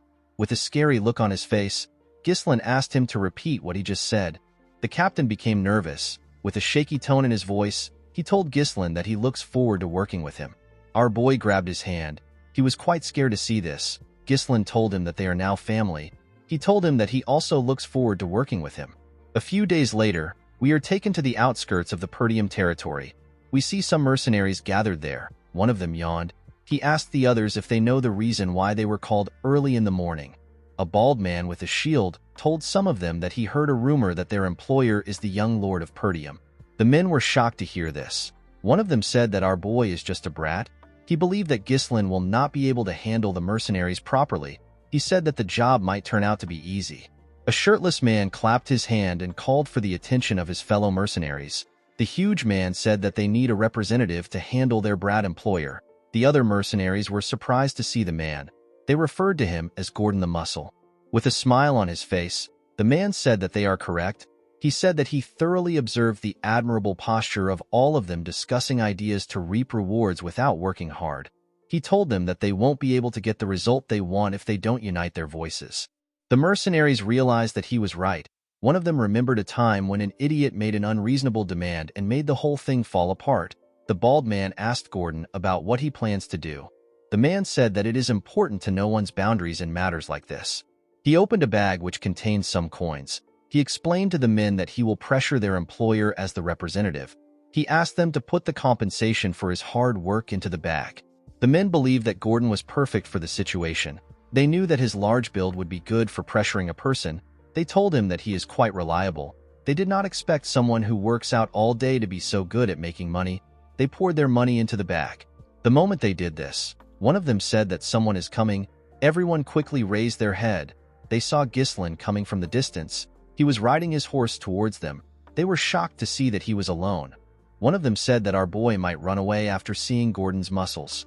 Gordon asked the men to move close with him. He said that it will help them set up a scary mood. With a smile on his face, the man said that it is time to teach a brat how scary the real world is. Before he could walk up to Ghislain, he noticed something strange. He saw some people moving close to our boy. It was Gillian and the Cerberus mercenaries. One of the mercenaries quickly recognized the dog snout-shaped helmet. He said that this men are the Cerberus mercenaries. Gordon was shocked to hear this. He wondered about how Ghislain managed to make the crazy dogs follow him. When Ghislain got close to them, the men stepped back. He turned to Gordon and asked him if he is the representative. With a nervous look on his face, Gordon said that he is. Ghislain asked him for his name. The man introduced himself as Gordon the Muscle. Our boy found the name to be unique. He tapped Gordon on his chest and told him that his name is pretty cool. Our boy introduced himself as the young lord of Perdium. He asked Gordon to gather the mercenaries. With a serious look on his face, he announced to them that they will now begin the pioneering of the Forest of Beasts. In the next scene, we see Belinda helping Ghislain wear his armor. All the preparations for pioneering the forest were done. Construction of the expedition's temporary base and resource procurement were complete. He also acquired the most important asset, which is the troops. Ghislain begged Belinda to do a head count one more time. The maid accepted his request. She revealed to him that there are 148 mercenaries contacted from the office and 41 Cerberus mercenaries which he brought there. The total number of people there was 192. Ghislain told her that she did well. He asked her if she has properly informed Scovin. Belinda said that she has. She expected Scovin to have stopped them from going. To her surprise, the knight stepped in to ensure that they aren't detected while entering the Forest of Beasts. Since he is the commander of the Forest of Beasts post, Belinda believed that they would not have any issues. She asked her master to not worry about him. Ghislain smiled when he heard this. He found this reassuring. He called out to the mercenaries. He asked them to line up. He told them that the land they are going to pioneer lies ahead of them. He believed that everyone must have heard the rumors about the forest being a place filled with unknown danger. He explained to them that various monsters, unseen threats, and something beyond what they can imagine is lurking in the forest. He told them he is determined to conquer this place even with its dangers. The mercenaries were shocked to hear about the forest of beasts. They said that they didn't know that they would be venturing into the forest. They knew that they could die in the forest. Belinda asked them to not interrupt her master while he is talking. Ghislain asked those who wished to withdraw to do it now. He promised the mercenaries that he will pay them 3 times of their current pay if the mission succeeds. The mercenaries were shocked to hear this. The offer was quite tempting. Belinda quickly moved close to her master. She whispered to him. She asked him about why he is spouting nonsense. She reminded him that they already spent all their funds on the preparation. Ghislain told her that this is how to boost a person's morale. Our boy knew that he would be able to pay them and still have more left if the mission succeeds. He turned to Belinda and asked her if she trusts him. The maid said that she doesn't have any other choice but to trust him. Kair told Gillian that their master must be crazy to offer 3 times the pay. He wondered how Ghislain was going to live up to his promise. He said that our boy is quite bold. Gillian told the captain that Ghislain is a man who always has a plan. Ghislain referred to the troops as the Forest of Beasts expedition team. He told them that it is time to move out. In the next scene, we see the group cutting down the trees in their path. Everyone was cutting down a tree. Even Ghislain was assisting them. After he cut down the tree in front of him, Ghislain looked up. He was relieved to see that the trees had cleared up a bit. The sunlight was able to enter the forest. Our boy raised his hand and asked the men to keep clearing the path in the direction he is pointing to. He asked them to cut down the trees and chop them into logs. The logs are to be loaded onto the carriage.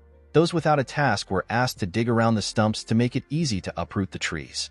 According to the Forest of Beasts developmental journal which Ghislain obtained in his previous life, the forest is ridiculously large. Our boy believed that one day they will drive out the monsters and make full use of the forest resources. However, what Ghislain needed right now is money.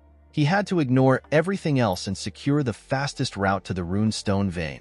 The wealth to be gained from this expedition will greatly help in stopping the conspiracy surrounding Perdium. Kair found it odd that their employer was stepping up to do something. One of the mercenaries said that Ghislain was doing this to show the dignity of a noble. Another mercenary with a helmet said that our boy is just pretending. He said that Ghislain will soon give up. Belinda asked the men to stop chattering. She asked them to get to work. The mercenaries quickly returned to work. Belinda was annoyed to hear what they said about her master. She moved close to Ghislain and reminded him that he went through so much trouble to hire the mercenaries. She asked him about why he is personally working. She revealed to him that the men are taking him lightly because he is doing the same work as them. Ghislain told her that it is fine. He told her that they will be done faster if they have more hands. He said that nothing good will come out of staying in this place for too long. Belinda decided to accept her master's explanation. She told him that he talks as if he already knows everything in advance. Kair smiled when he saw Ghislain and Belinda talking. He could not believe that his employer had a woman worrying about him while he became his employer's dog and is now walking to hell with his own feet. Gillian hit him with his log when he heard this. Kair asked the man if he is trying to pick a fight. So far, everything was going smoothly. The Duchy of Delphine, which conquered the kingdom and established a new dynasty, began a large-scale development in the Forest of Beasts. Our boy wasn't able to find out why the Duke chose to develop this place. Instead, he managed to obtain a developmental journal that recorded the locations of major resources and the ecosystem of monsters. Thanks to the journal, Ghislain was able to come somewhat prepared. One of the mercenaries wondered about why Ghislain brought hundreds of oil lamps. He believed that torches would be cheaper if our boy wanted to use something at night. The absence of incidents made Ghislain feel uneasy. He only read about what happened. He was not there to experience it himself. He asked the men to not let their guard down. He told them that the forest is getting deeper. While some mercenaries were cutting some trees, one of them asked if they were already in the night. Everywhere had gotten darker, with a smile on his face. Another mercenary said that they haven't encountered a single monster, even though they said that the forest was dangerous. The man he was speaking to agreed with him. He said that it might have been a false rumor. He said that things would have still been easy for them even if Gordon did not do anything. The mercenary he was speaking to said that he feels bad that their pay was tripled for such a simple job. While they were talking, the bald mercenary hit Gordon on his back while he was carrying a log of wood. He asked him to give him his money back. Gordon noticed something strange. He reminded them that they cut down countless trees on their way there. The men said that they did. Gordon turned around and asked the men to tell him why this path is blocked. The mercenaries were shocked to see this. Ghislain called out to everyone. He asked them to pay attention. The troops quickly grabbed their swords. The mercenaries who were talking about how easy the work was began to panic. They noticed the sudden change in the atmosphere. Ghislain called out to Gordon. He told him that he will die if he stays there. He asked him to slowly walk to them. Gordon accepted the order. When he turned around, he hit a tree and fell to the ground. The group quickly took a stance. They called the man an idiot. Gordon quickly turned around. To his surprise, nothing happened. The mercenaries were confused. They did not know what was happening. With a smile on his face, the bald man said that their employer gets scared easily. He said that there is nothing there. He told everyone that it only seems like there is no path because the scenery is similar. He said that Gordon was mistaken. He told them that the Forest of Beasts is just a grand name. In reality, it is just a slightly dense forest. With a serious look on his face, Ghislain asked the man to move close to them if he doesn't want to die. The man was annoyed to hear this. He asked our boy to tell him why he keeps trying to create a scary atmosphere. He told him that they know that he is trying to intimidate them. The moment he said this, some vines got wrapped around his waist. Before the man could react, the vines pulled him to the top of the tree in front of them. At the top of the tree, we see a large mouth filled with sharp teeth. The monster threw the man inside its mouth. This monster had no presence at all. There was no way to predict how it would move. It was a being that you can only fall victim to if you are unaware. The huge monster tree opened its eye. Ghislain realized that he was looking at a Derusant. A large amount of Derusants surrounded the group. Gordon and the rest of the mercenaries began to panic. They wanted to run away. They believed that they were going to be eaten. Before Gordon and the mercenaries could get away, the monsters stretched out their vines and grabbed them. They managed to throw the mercenaries into their mouths. Fortunately for Gordon, he was able to hold on to a tree. He screamed out for help. One of them moved close to him with his axe. He asked him to hold on tight. He hit the vine with his axe. He wanted to cut it. To his surprise, the vine was not affected. Instead, his axe began to slowly break. The man wondered why the vine was so sturdy. While he was looking at his axe, the monster pulled Gordon. The huge man began to scream. Before it could raise Gordon up, Ghislain appeared above it. He covered his sword with his mana and used it to hit the vine. He managed to cut it. While he was in the air, he landed a cut on the monster's eye. A large amount of blood burst out of its eye. The mercenaries were surprised to see that their employer managed to cut it down. They assumed that the Derusant's eyes were their weakness. Ghislain took a deep breath. While screaming at the top of his voice, he asked the mercenaries to get themselves together. The men were shocked to hear their employer's voice. Our boy told them that they will become easier targets if they spread out. He asked them to raise their shields and form a tight formation to make sure that no one gets caught by the vines. He asked them to focus on defense until they received the next order. They all accepted his orders. They quickly got into position. One of them said that he is not going to die in a place like this. Ghislain quickly went to the carriage. He asked Kair about the oil lamps. The captain said that they are all there. Our boy asked Kair to light the lamps and throw them at the monsters to burn them down. Kair was surprised to hear that this was the reason his master brought so many lamps. One of Kair's teammates told him that the monsters are looking at them. Ghislain asked the captain to throw the lamps now. Kair and his teammates began to throw the lamps at the monsters. Unfortunately for them, the monsters were using their vines to destroy the lamps before they could get close to them. Kair was shocked to see that they swatted the lamps away. His subordinate told him that they cannot burn the monsters down like this. A Derusant fired its vines at them. Before it could touch them, Gillian appeared in front of them. He used his axe to destroy the vines. Belinda took out some knives. She threw them at the monster's eye. Ghislain asked Gillian and Belinda to prepare to throw the oil lamps while guarding the Cerberus mercenaries. Our boy raised his sword. He said that he will draw the attention of the monsters. The moment he said this, a Derusant fired its vines at him. Belinda called out to her master. She asked him to look out. Ghislain swung his sword and managed to cut through the vines. The other Derusants began to attack him. Our boy skillfully dodged their attacks. One of the Derusants raised its leg to crush him. The mercenaries were shocked to see that the monsters had legs even though they were trees. They believed that their employer was going to get stomped on. Ghislain covered his sword with mana and used it to cut the monster's leg. He jumped and stabbed the Derusant directly in the eye. The other Derusants turned their attention to Ghislain. The mercenaries were surprised to see this. Belinda ordered the Cerberus mercenaries to throw the lamps now. The mercenaries were certain that it would work this time. They quickly began to throw the lamps at the Darusants. The monsters screamed out in pain when the lamps touched them. The Cerberus mercenaries were happy to see this. Ghislain asked them not to stop. He asked them to keep throwing the lamps until they burn all the Darusants down. The flames spread on the monster's body. The mercenaries were shocked to see what was happening. They could not believe that they were able to fight against them. One of them said that the entire forest will burn at this rate. With a nervous look on his face, Gordon said that the Darusants aren't anything big. He said that it is natural that they are weak to fire because they are trees. Ghislain asked the men to not let their guard down. He told them that it is not over yet. The mercenaries were shocked to hear this. With a serious look on his face, Ghislain informed them that the Darusants will now show their true appearance.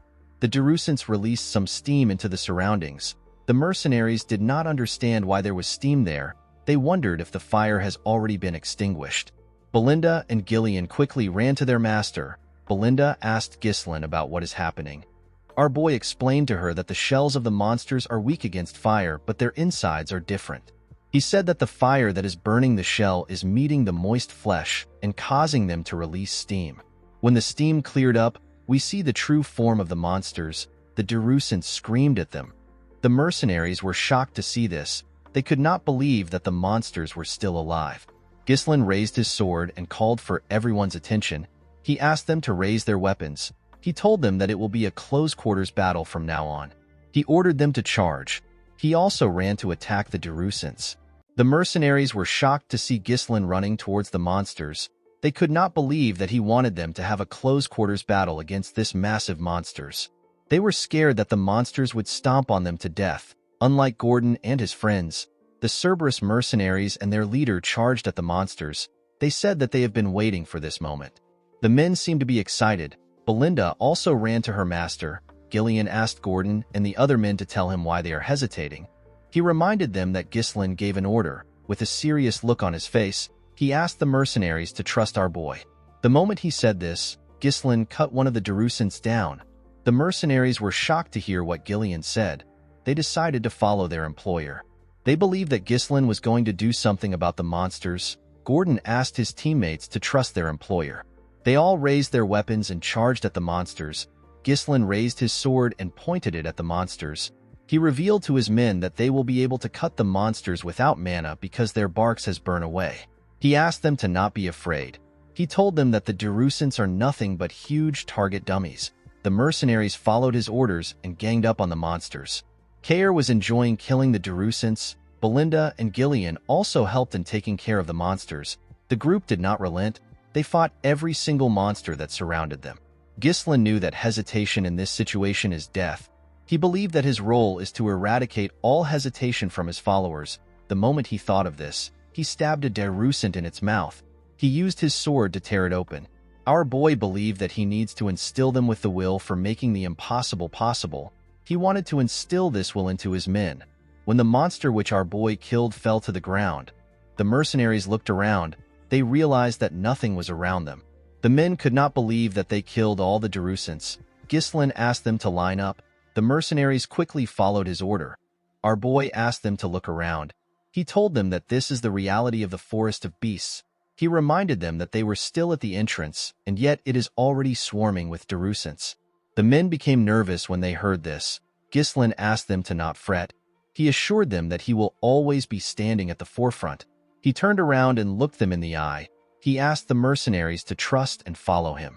The mercenaries were shocked to hear this from an employer. They assured Ghislain that they will follow him. As they continued their journey, they faced several monsters. Kair seemed to be enjoying himself. They faced monsters like orcs and some form of crystal mole. As they fought monsters, Belinda took care of her master. The group also faced some form of ancient birds. When they went deeper into the forest, they came across a giant rat. The mercenaries became nervous. They never expected the monsters to be endless. They had already gotten tired. Kair and Gillian appeared in front of them. Kair charged at the rat and cut off its leg. The monster screamed out in pain. It opened its mouth as it fell to the ground. The mercenaries were shocked to see it falling. Before the monster could fall on them, Gillian appeared in front of them. He used a shield to block the monster's mouth.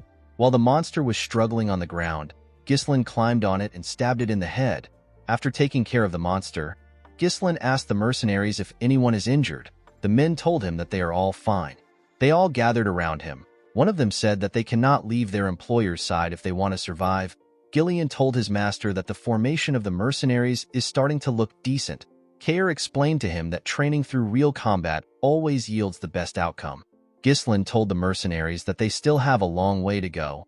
He asked them to keep cutting down the trees to clear the path. One of the mercenaries watched as the others worked. He was breathing heavily. The man said that everyone is insane. He believed that everyone had lost their mind because they were in a crazy forest. At night, we see the group arrive at a lake. The mercenaries were extremely happy to see a water source. They quickly ran to the lake. They could not believe that the water was so clean. Belinda was not happy to see the mercenaries close to the lake. She told her master that something can come out of the water.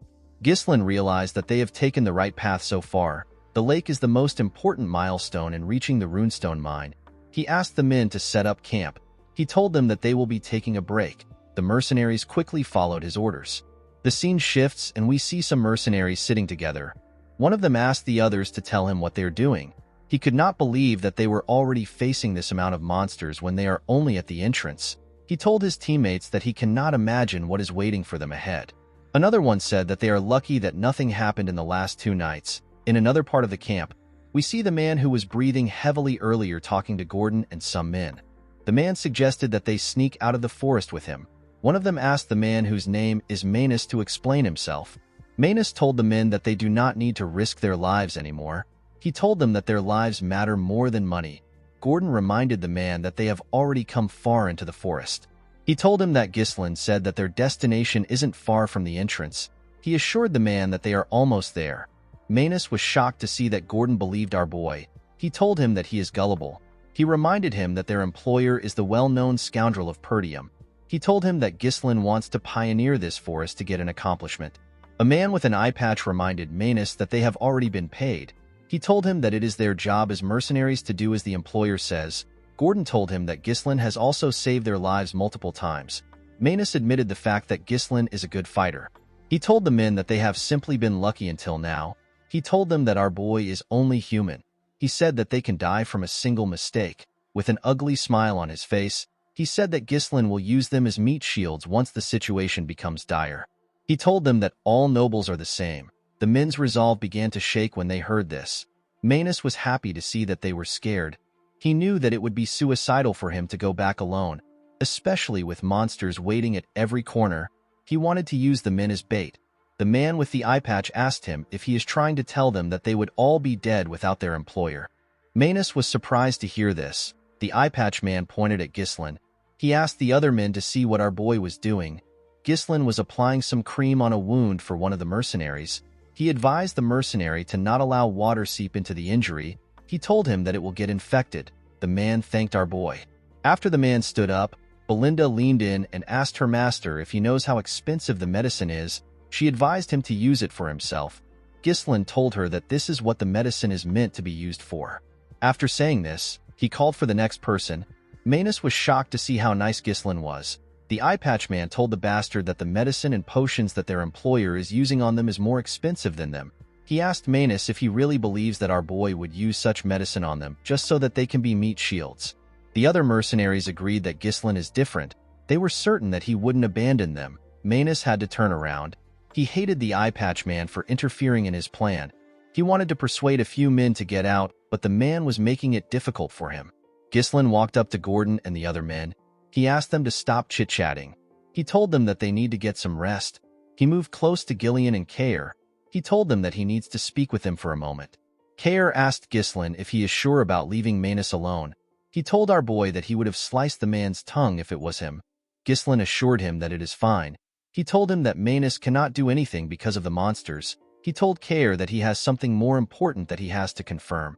The group moved to a part of the camp where there was no one. Belinda asked her master to tell her why he wanted them to count the number of lamps available.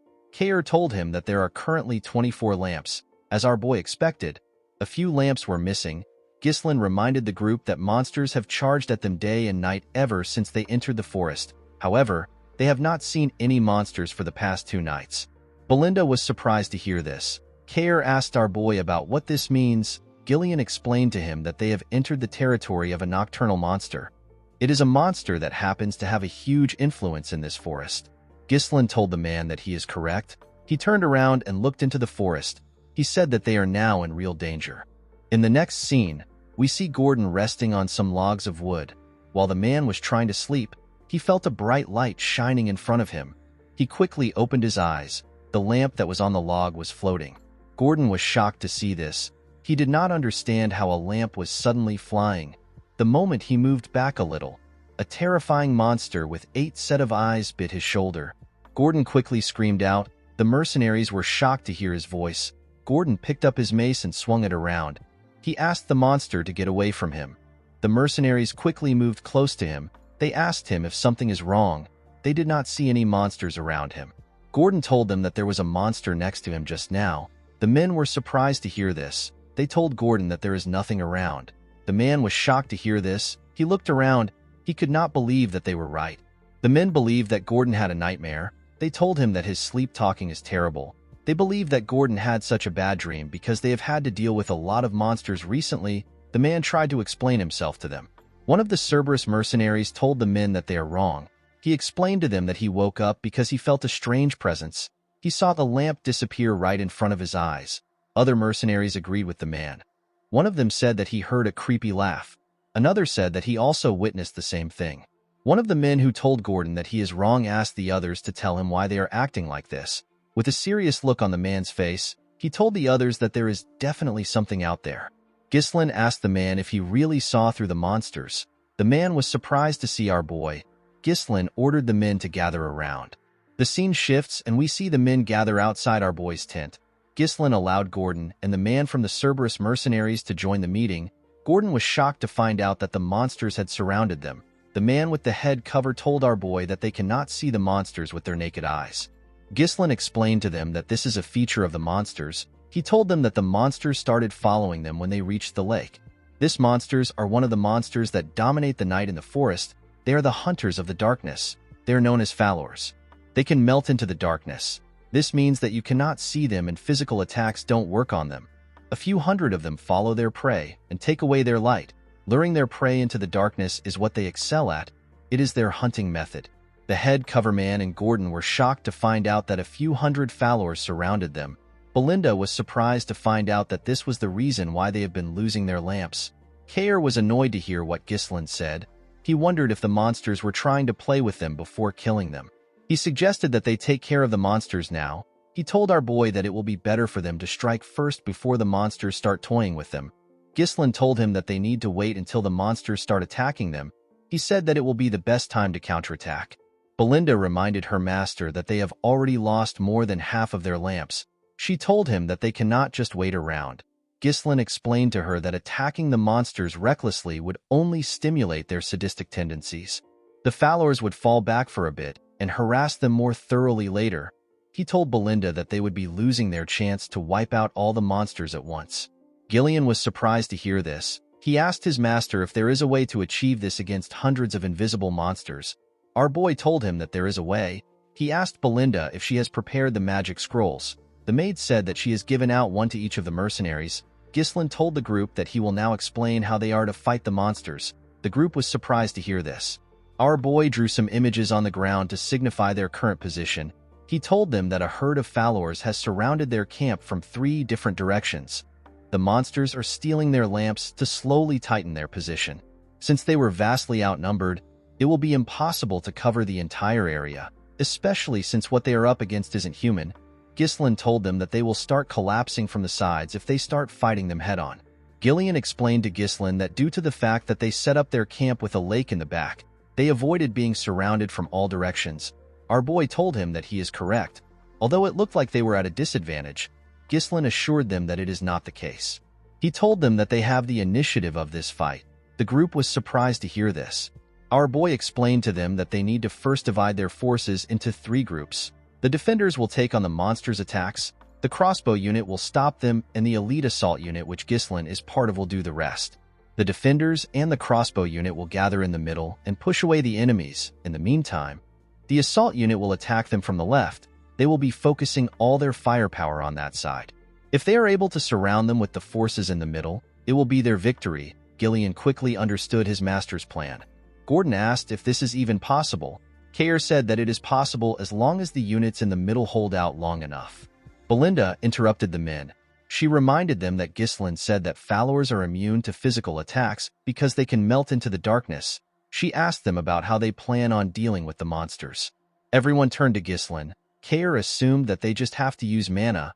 Ghislain asked her not to worry about it. With a smile on his face, he told her that they have magic scrolls. Later in the night, we see the defense unit standing in front of the monsters with their shields up. One of them asked the others to not break the formation. He asked them to remember what their employer said.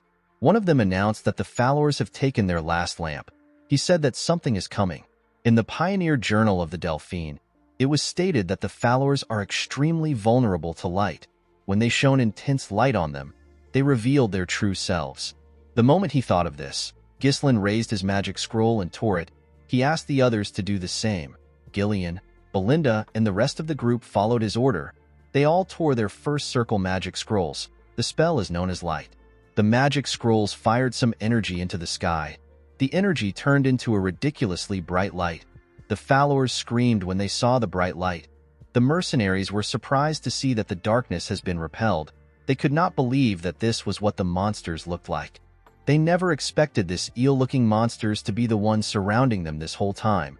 Immediately they thought of this. The followers charged at them. The crossbow unit quickly raised their crossbows. They were ordered to stop the monsters' charge. They were asked to hold on for as long as possible. The men fired their arrows at the monsters. Ghislain raised his sword. He told his men that the true appearance of the followers has been revealed. He covered his sword with mana and swung it. He pointed his sword at the monsters and ordered the assault unit to charge at them. The team immediately charged at the monsters. They tore them apart when they got close to them. Ghislain made a huge swing and tore through them. Although followers possess the ability to assimilate into the darkness, their actual defense is extremely weak. Our boy was certain that he can tear through the followers with this unit. He ordered the group to cut down as many monsters as they can. They overtook him and charged at the monsters. Gillian was taking their attacks and keeping their attention on himself. While he was doing this, Kayer disrupted their formation. Belinda was responsible for creating an opening. She threw her knives at the monsters' heads. Immediately she did this, she called out to her master. Our boy jumped and made a huge swing when he landed. His attack was able to cut through a large amount of monsters because of how big his sword is. This team was the elite unit of Perdium. While Ghislain and his unit were taking care of the monsters in their path, the crossbow unit fired their arrows at followers. Unfortunately, this did not slow down the monsters a lot. There were quite much. The crossbow unit began to panic. They were almost out of arrows. They wondered about when the assault unit were going to reach them. While they were panicking, the followers got close to the defenders. Before the followers could ruin the formation, the assault unit arrived and cut through them. Ghislain turned to the men. He told them that they have done well. Gordon and the rest of the mercenaries were extremely happy to see their employer. They knew that they were saved. Ghislain ordered them to widen their formation and surround the followers from all directions. He said that it is now their turn to overrun the followers. The mercenaries quickly followed his order. One of the followers screamed and signaled the rest of the group. The moment it did this, the followers began to run. The mercenaries were shocked to see this. Our boy did not expect them to retreat before they were surrounded. He realized that the monsters are very quick-witted. He turned to Belinda and asked her to find their leader. He said that the monster has a horn on its head. It was the one that was sending out the retreat signal. As they ran after the monsters, Kayer asked our boy if they need to chase the monsters. Belinda told her master that it is better if they retreat.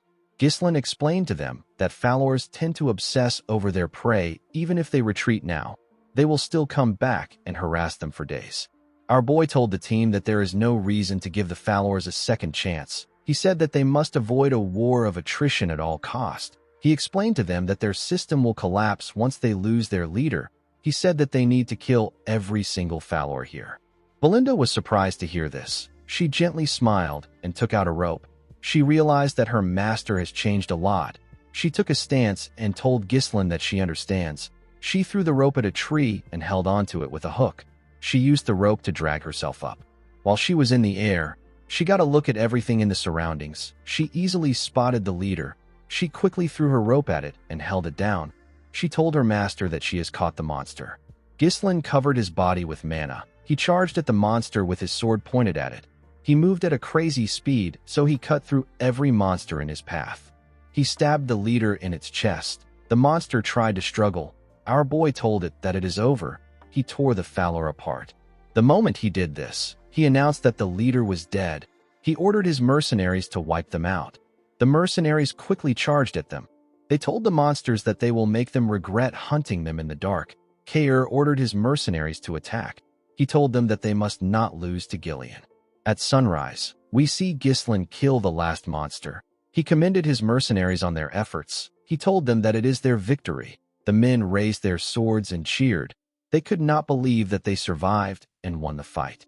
Belinda quickly ran to our boy. She asked him if he is hurt anywhere. Gillian commended his master on his efforts. Ghislain told them that they all did well. He asked Belinda to do a head count. He ordered Kair to gather his mercenaries. He said that he needs the men to go with him and Gillian to spread the corpses of the Fowlers around the camp. Kair was surprised to hear this. He asked Ghislain if this has some sort of effect. Our boy explained to him that the smell of the corpses will chase away the other monsters. Fowlers are one of the monsters that are at the top of the food pyramid at the forest entrance. Gillian referred to Kair as Kid and told him that the corpses will make the camp safer. Kair was annoyed to hear this. He took a stance and asked Gillian if he wants to settle their issues now. It has now been 10 days since the group entered the Forest of Beasts. Now that the Fowlers have been exterminated, the group has successfully eliminated all sources of danger from their planned route. The only thing left was to mine the rune stones. Ghislain took a look at the mountains. He wondered if the danger was really over. While he was thinking, Belinda told him that she is done with the head count. She revealed to him that there are 42 people from the Cerberus mercenaries and 126 people from the contract mercenaries. They lost 3 people. Ghislain asked Belinda if there are no casualties from the Cerberus mercenaries. With a cocky smile on his face, Kair reminded our boy that he is their captain. Ghislain asked the maid if the 3 dead people are among the contract mercenaries. Belinda said that she cannot confirm it because they cannot find the bodies of the 3 mercenaries. Gordon noticed something odd. He asked his teammates if they know where Manus is. One of them said that he might have died fighting. Another person said that they can't find Manus' body. The man with the eye patch said that Manus must have fled. The scene shifts, and we see Manus and the 2 other mercenaries who were missing. They were running away from the camp. One of them said that he heard a fierce battle sound. He said that they would have died if they stayed at to fight. The other man suggested that they slow down, since they are quite far away from the battle. Manus turned around and called them fools. He asked them to get themselves together. He told them that they need to get out of the forest while the group was busy fighting. He asked them to keep running if they want to leave.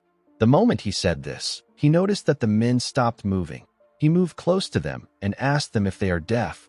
The men began to tremble. One of the men pointed up and asked Manus to look behind him. When the idiot turned around, he saw a terrifying beast. He did not know what he was looking at. In the next scene, we see a ridiculously huge snake on the rune stones. The snake had a large amount of bones in front of it. It opened its mouth and let out something. It dropped the bodies of Manus and the stupid men on the bones. The scene shifts, and we see the group cutting down the trees in their path. The mercenaries wanted to end their journey and return back to the town. They were working extra hard. Kair noticed that they were working well without someone ordering them around. He said that he has never seen the lazy mercenaries working so hard. Gillian told him that the mercenaries are different from him. Kair decided to ignore him. He asked Ghislain if he is going to let the mercenaries go once the mission is over. He told our boy that it is a waste to only use the mercenaries once. Ghislain asked him not to worry about it. He pushed a tree down and revealed to Kair that he is going to hire the men as his personal mercenaries. Mercenaries naturally have weak organizational skills. It is impossible for them to win against a regular army in large-scale battles. However, these men have already surpassed the limits of mercenaries just through the experience they gained in this forest. Ghislain knew that they will be an excellent foundation for expanding his power. The man with the head cover told his captain that they spread the corpses of the Fowlers around their path. Kair commended the man known as Gazelle for his efforts. He turned to Ghislain and told him that the effect of the corpses has been really good. He said that they have not seen a single monster ever since they left the camp. They did not even encounter a lone monster that has lost its path. Ghislain looked into the forest. He got an eerie feeling. He hoped that it was just a needless worry. While he was looking around, Belinda jumps down from a tree. She called out to him. Ghislain asked her if she saw anything up ahead. With a bright smile on her face, Belinda said that she did.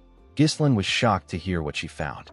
He turned around and ordered the mercenaries to pave the path with all their might. They all accepted his orders. As they moved closer to their destination, they saw a bright light through the trees. When they walked out of the woods, they saw something shocking. The mercenaries were shocked to see what was in front of them. With a confident look on his face, Ghislain told them that this is the reason why they started the expedition. He told them that they came for the highest quality runestone mine. Around the mine, there was some fog. Kair could not believe that the forest really had something that was worth a lot of money. Gillian told him that his master always acts upon reason. Belinda hugged our boy. She asked him about how he knew about the runestone mine. The mercenaries could not believe that they were actually looking at rune stones. They were stones that most people don't see in their entire lives. They knew that they were going to be rich once they take it back to the town. The moment they thought of this, someone rose up from the fog. He told them that they are not going anywhere. Ghislain quickly knew that something was wrong. The person turned out to be Manus. The dead man told them that it is all over. The moment he said this, he fell to the ground. Gordon and the other mercenaries wanted to run to him. Ghislain stopped them with his sword. He asked them to step back. He took a stance and made a huge swing. His sword pushed away the fog. The men were able to see the bones of the monsters and humans. They were shocked to see the amount of corpses that were there. They wondered about what happened there. Kair, Belinda, and Gillian quickly grabbed their weapons. They called out to our boy. Ghislain told them that they cannot mine the rune stones for free due to the amount of bones. Our boy was able to tell that this was the nest of a high-class monster. Since some corpses are yet to be corroded, the monster must still be staying there. Ghislain was not able to figure it out immediately because the harmful gases from the corpses were mixed in with the fog. Our boy did not like the situation. There was no particular recording that stated that the mine itself had any danger factors. He turned around and asked everyone to prepare for battle. Immediately he said this. He saw something on the rune stones. He saw the python. The monster quickly charged at them. Ghislain ordered everyone to scatter. He charged at the python. He dodged its mouth by going above it and made a slash on its head. When he landed on its body, he covered his sword with mana and charged at its head. He pushed his sword into its head. Unfortunately, it barely damaged the monster. Gillian and Kair were shocked to see this. They could not believe that Ghislain only left a scratch on the python even after using many. Kair had never seen such scales. The monster tried to push Ghislain down. Our boy jumped off its head. While he was in the air, the snake fired its venom at him. Ghislain could tell that its venom is extremely poisonous. He turned around and used his coat to block the attack. The venom melted it. Before our boy could get in a good position, the snake charged at him with its tail. Ghislain used his sword to stand his ground. He tried to push the tail back. Unfortunately, the monster was much stronger. It pushed him into the ground. Belinda quickly called out to our boy. The snake spread its body around the group. The men quickly realized that it was trying to squash them. Before the monster was able to crush them, Gillian, Belinda, and Kair saved them. They were trying to save as many men as they could. As the group struggled to put themselves together, they called out to Ghislain. They wondered about where he was. Our boy was standing on top of the bones. Now that he had seen the monster with his own eyes, his bad feeling went away. He knew that this monster is the master of the runestone mine. It is known as the blood python. It is one of the monsters he considered impossible to hunt down in this expedition.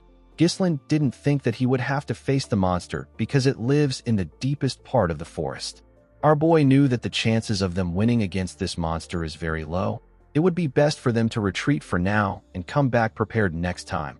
However, our boy had no time for delays. He believes that everything he has done up until now will become meaningless if he gives up now. A bright light shined from his chest, and he took a stance. He asked the monster to not get in his way. He said that he has too many things on his back. Ghislain opened his third core after saying this. The blood python turned to him and charged at him. Our boy managed to block its head and landed a cut on it. Before letting the monster go back up, he landed a cut in its eye. The moment he did this, the blood python used its tail to attack him. Ghislain quickly used his sword to shield himself from the crushing weight of the monster. He managed to push the tail back. However, the monster did not stop attacking him. It used its tail to aggressively attack our boy. Ghislain managed to block off the attacks. Even when winning is unlikely, there are battles that one must not avoid. This is the definition of responsibility. Kair, Belinda, and Gillian watched as their master fought for their lives. Ghislain jumped and landed a cut on the python's mouth. Our boy knew that this was the time for him to fulfill his responsibility. When he landed, he took a deep breath and took a look at the monster. He realized that the blood python was not showing any signs of faltering.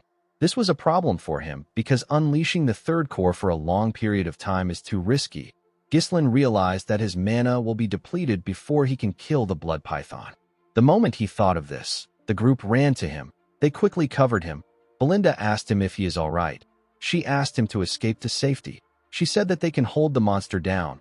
Ghislain asked everyone to leave there. They were all shocked to hear this.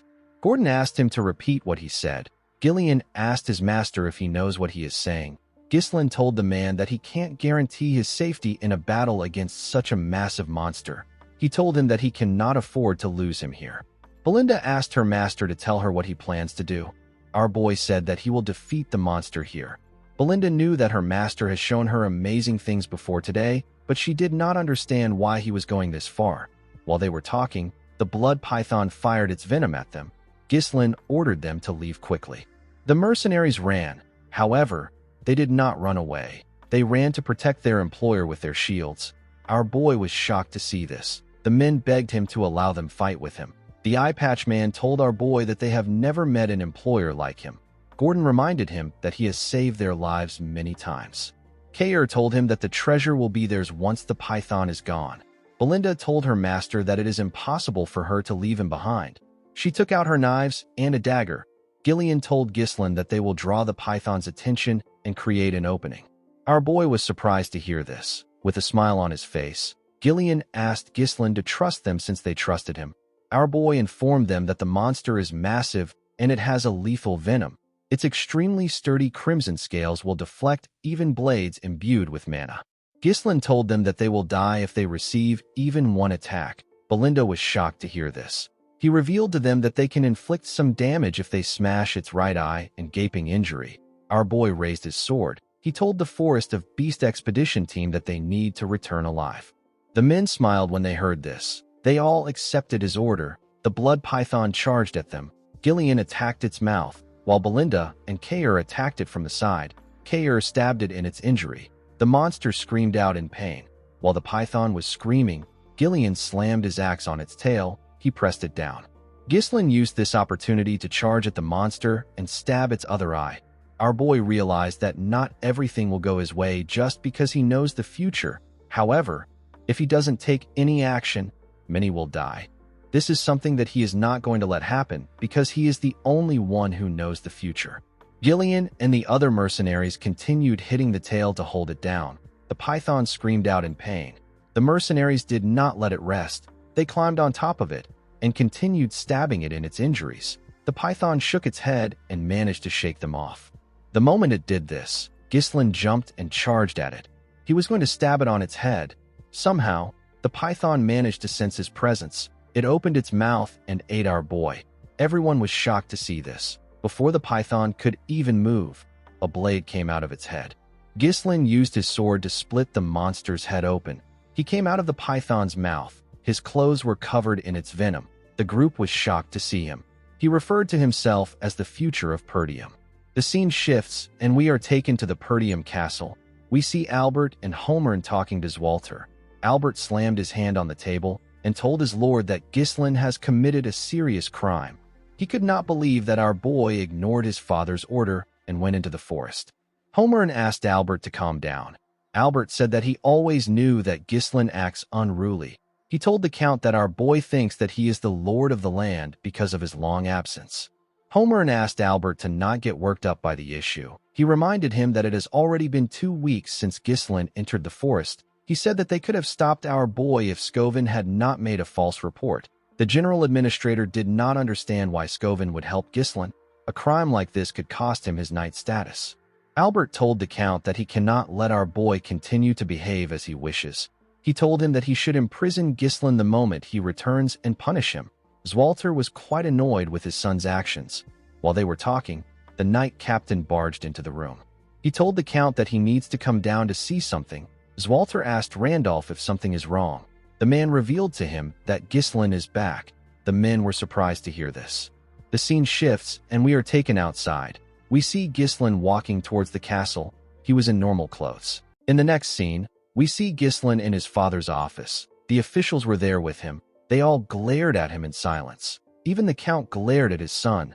Ghislain told his father that he is home. The Count reminded his son that he did not permit the development of the Forest of Beasts. Our boy apologized to his father. He told him that it had to be done. Homern was annoyed to hear what he said. Randolph reminded him that he downright ignored his father's orders. He explained to Ghislain that entering the Forest of Beasts is a serious crime. He told him that he could have lost his life and the monsters from the forest could have invaded their territory. Ghislain told him that he is fine. He said that the monsters did not invade their territory. Homern and Randolph were annoyed to hear this. They could not believe that he was talking back. Albert asked our boy if he finds this funny. He said that they can let the Forest of Beasts incident pass since it didn't lead to any trouble. He put his hand into his clothes and brought out a paper. He placed the paper on the table. He asked Ghislain if he has any excuse for this. When our boy picked up the paper, he was able to tell it was from Count Rayfold. Albert said that he felt uneasy when he heard about our boy's visit to the county. He told Ghislain that they found out about how he extorted 20,000 gold, which is the estate support funds that is given to Perdium regularly from Amelia, by threatening her. Albert told our boy that Count Rayfold was absolutely furious, and he has decided to cut off all forms of support to their territory and cancel the engagement as if it never happened. The treasurer told Ghislain that this will negatively affect their entire land. Ghislain was surprised to see a letter written by Count Rayfold who doesn't get along with Amelia well. The letter did not seem to be fabricated. Our boy knew that it isn't difficult for Amelia to pull this off by manipulating the Count's money-driven mindset. The only thing Ghislain did not expect was that Amelia was willing to join hands with her enemies just to screw him over. This means that she will stop at nothing to get what she wants. Our boy had a feeling that the assassins weren't going to be the end of things. Unfortunately for him, he no longer has a leverage over the girl. If he was to reveal the secret deal with the Duke and the merchant guild that she controls, everything he will say will be dismissed as nonsense meant to cover up the incident. Ghislain realized that he would be tied down in the territory if he had been a little late. He became more certain that time was not on his side. Albert asked Ghislain to say something. Homern told our boy that they are in an urgent situation. He said that they need to ask him to return the money first. Randolph said that the 20,000 gold will be enough to run the entire night order for months. Ghislain revealed to them that he has used it all. He said that he used it for the development of the Forest of Beasts. The room became silent.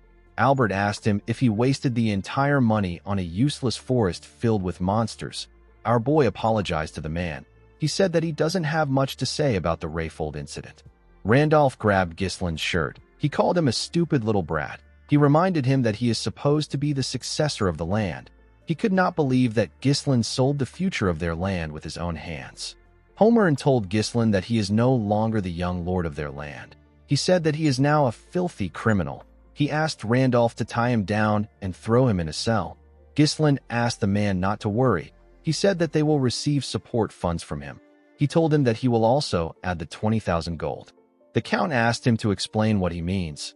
Our boy called out to Belinda. The woman entered the room with a box. Ghislain told the men that he won't have started the development if he wasn't going to bring anything back. Belinda opened the box and showed the men the runestones. Ghislain revealed to them that these are the highest quality runestones. Albert was surprised to see the runestones. Homern held one of the runestones. He asked our boy to tell him where he got such a valuable thing. Randolph said that he might have spent the 20,000 gold on it. Ghislain revealed to them that they mined it from the Forest of Beasts. Albert explained to our boy that the stones are worth a fortune, but they are nowhere near enough to run the land. With a smile on his face, Ghislain told the man that this isn't the end of it. Our boy took the officials to the entrance of the Forest of Beasts where his camp was. They saw the body of the blood python and hundreds of runestones. They saw the mercenaries working hard to transport the runestones. They were moving fast and carefully in order not to scratch the runestones. They were also separating the corpses of the monsters into different sections. Homern could not believe his eyes.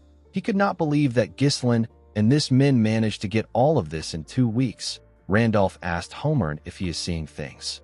The Count asked Belinda if all of this truly came from the expedition. The woman said that it did. She said that Ghislain led the expedition himself. Ghislain told the men that they obtained the inner hide of the Darusants, and they got some byproducts from the blood python. He revealed to them that the amount of runestones here is merely a fraction of what they found in the mine. He told them that the reason for his expedition was to help the land. He said that he will use the gains for their land. Albert revealed to the Count that they won't have to struggle with the lack of support funds with the amount of items available here. He said that this is only a rough estimation. Homern and Randolph were shocked to hear what the man said.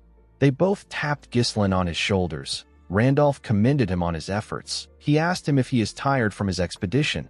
Homern asked our boy to let them know if he needs anything. Ghislain revealed to the men that he has a few conditions for the support funds. Randolph was shocked to hear this. He asked them to release Scovin and Ricardo. He said that they were just following his orders. He told them that they have to continue to prohibit civilian access to the Forest of Beasts just as they have done so far. He said that unnecessary rumors can spread and it can cause needless trouble. Homern believed that this was reasonable enough. For his last condition, Ghislain told the men that he will take care of recruiting and managing the mercenaries and security forces by himself. He said that having interference every time he moves troops within the territory would be a waste of time. The general administrator asked him if he intends on maintaining a private army. Randolph was against this idea. He told our boy that they do not know what he is plotting. Albert told Ghislain that he seems to have misunderstood something. He said that he will explain it to him. He told our boy that he is currently in a position where he should be begging for forgiveness. He told Ghislain that he sounds as if he is saying that he will do as he pleases, so they should stay out of his way. Ghislain told the man that this is a misunderstanding. He said that he is simply laying out the conditions necessary for him to provide financial support to Perdium in place of Rayfold. He explained to the man that if such trivial issues were to disrupt their operations, it will also negatively affect Perdium's finances. He asked the treasurer if he is okay with this. Albert was shocked to hear this. He called out to the Count. He asked him to say something. He told him that they are currently making a deal with the future of their land. The Count was simply looking around. Kair, Gillian, and the other mercenaries came up to Ghislain. They wanted to report to him. Gillian explained to our boy that the runestone loading process is almost complete. He asked Ghislain to give the order. He said that they will be ready to move at any time. Kair revealed to him that the hides of the Darusants have been stored without any preservatives. He asked Ghislain to tell him what he plans to do with the blood python. Our boy told him that the blood python will soon be dismantled. The venom, blood, flesh, and hides will all be separated and preserved to prevent decay. Kair told him that he understands. The Count called out to Randolph. The man revealed to him that the mercenaries are individually formidable and they have an overwhelming presence. He said that he has no clue on how Ghislain could have such people under him. He said that it is just like an elite force. Zwalter moved close to his son. He commended our boy for getting such difficult mercenaries to follow his orders willingly. He told our boy that he must have put in a lot of efforts. Ghislain said that the expedition wouldn't have prevailed without them. Upon hearing this, the Count turned around. He told his officials that they should return back to the castle. Before leaving, Zwalter told Ghislain that he will let things slide this time. He asked our boy to prepare to face the consequences if he ever defies his order again. With a nervous smile on his face, Ghislain thanked his father. The Count reminded his son that he is the successor who will inherit the land in the future. He told Ghislain that he seems to possess the spirit of the Northern Wolf. The Northern Wolf is the alias given to Count Perdium, the one who guards the frontier of the Lithania kingdom. Zwalter was a lonely person. He had weak military forces and a treasury plagued by poverty. Yet in the northernmost reaches where war never ceases, the Count dedicated his entire life to protecting the land even without his wife, his son, or his daughter. In the end, he was met with a miserable death, and he was forgotten by all. Belinda moved close to her master and asked him if he is headed straight for the castle. Ghislain said that he is not yet going to the castle. He asked her to get everything ready so that they can leave immediately. Belinda was shocked to hear this. She asked him if he is not going to rest. Gillian told him that he has overworked himself. He advised his master to rest. Belinda told him that it is a miracle he made it out alive from the blood python's body. She asked him if he knows how hard she worked to detoxify the poison from his system. Ghislain tapped the woman on her shoulder and begged her to do it. Belinda was surprised to see this. Ghislain knew that other people will soon find out that they secured the runestones. Those who want to invade their land will soon find out too. He knew that he had to expand his power as quickly as possible. He wanted to reach a level where no one would dare challenge him. The moment he thought of this, Ghislain fell to the ground and lost consciousness. Everyone was shocked to see this. In the next scene, we see a dove fly into a building. It was carrying a letter on its neck. The dove landed in the hand of a man on a throne. The man quickly opened the letter to read it. The letter confirmed that a part of the Forest of Beasts has been developed. The man reading it was asked to initiate a war with the Degard family in order to annihilate Perdium. The letter said that the ducal house will step in after this. The man did not expect the ducal house to ask for the annihilation of Perdium. Members of his cabinet said that it is time to make Perdium a land without a lord. They believe that the ducal house will appoint a new owner of Perdium. The man on the throne asked the cabinet to tell him the amount of their people that are still inside Perdium. One of the men said that they have 2 retainers and 1 knight remaining. The count asked his cabinet to send 2 retainers to the Degard territory. He said that the fact that the young lord of Degard died in Perdium is more than enough justification to start a war. With a cold gaze in his eyes, the count said that the supreme commander of this operation will be Victor. The cabinet was shocked to hear this. They never expected that their county's strongest card would be revealed so soon. One of them said that Perdium would have fallen if Frank had done his job properly. Another member told his master that he understands that Victor will be able to handle the task flawlessly. He told his master that it might be too soon to reveal their hidden card. He reminded the count that they have proceeded with caution so far. He said that this decision feels rash. He said that it is odd that the ducal house, which has always operated in secret, is now choosing to directly intervene in Perdium. The count told him that it is because of the Forest of Beasts. The man was surprised to hear this. The count told the man that all decisions were made by Duke Delphine. He asked the man not to question any orders no matter what they may be. The count stood up and asked his cabinet to prepare for the war. This count is known as Harold Desmond. He is the count of the Desmond County. Count Desmond asked his men if there is anyone else who is aware of the situation. The scene shifts, and we see Amelia screaming as she rested her head on Bernaf. The man called out to his mistress. Amelia revealed to him that Ghislain has secured a runestone mine with her 20,000 gold.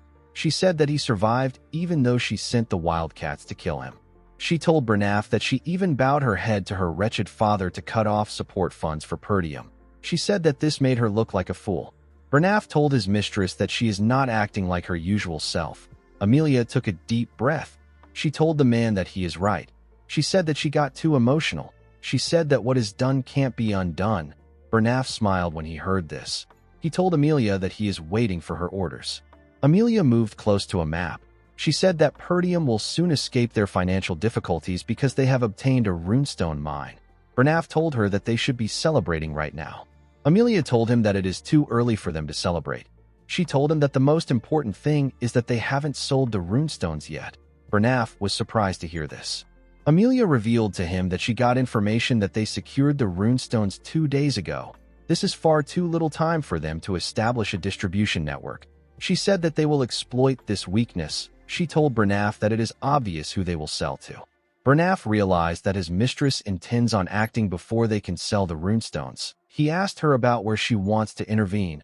Amelia revealed to her knight that there is only one place in the northern region that Ghislain will sell to. She believed that our boy was going to go to the finest magic tower in the north, which is dominated by the 7th Circle Archmage. The magic tower is known as the Crimson Magic Tower. According to Amelia, runestone is essential for magical research. Due to this, magic towers are always determined to secure their distribution channels. She placed a pin somewhere and asked Bernaf to set up the wildcats for an ambush along the main routes leading to the tower. The target isn't Ghislain. It is the laborers who are transporting the runestones.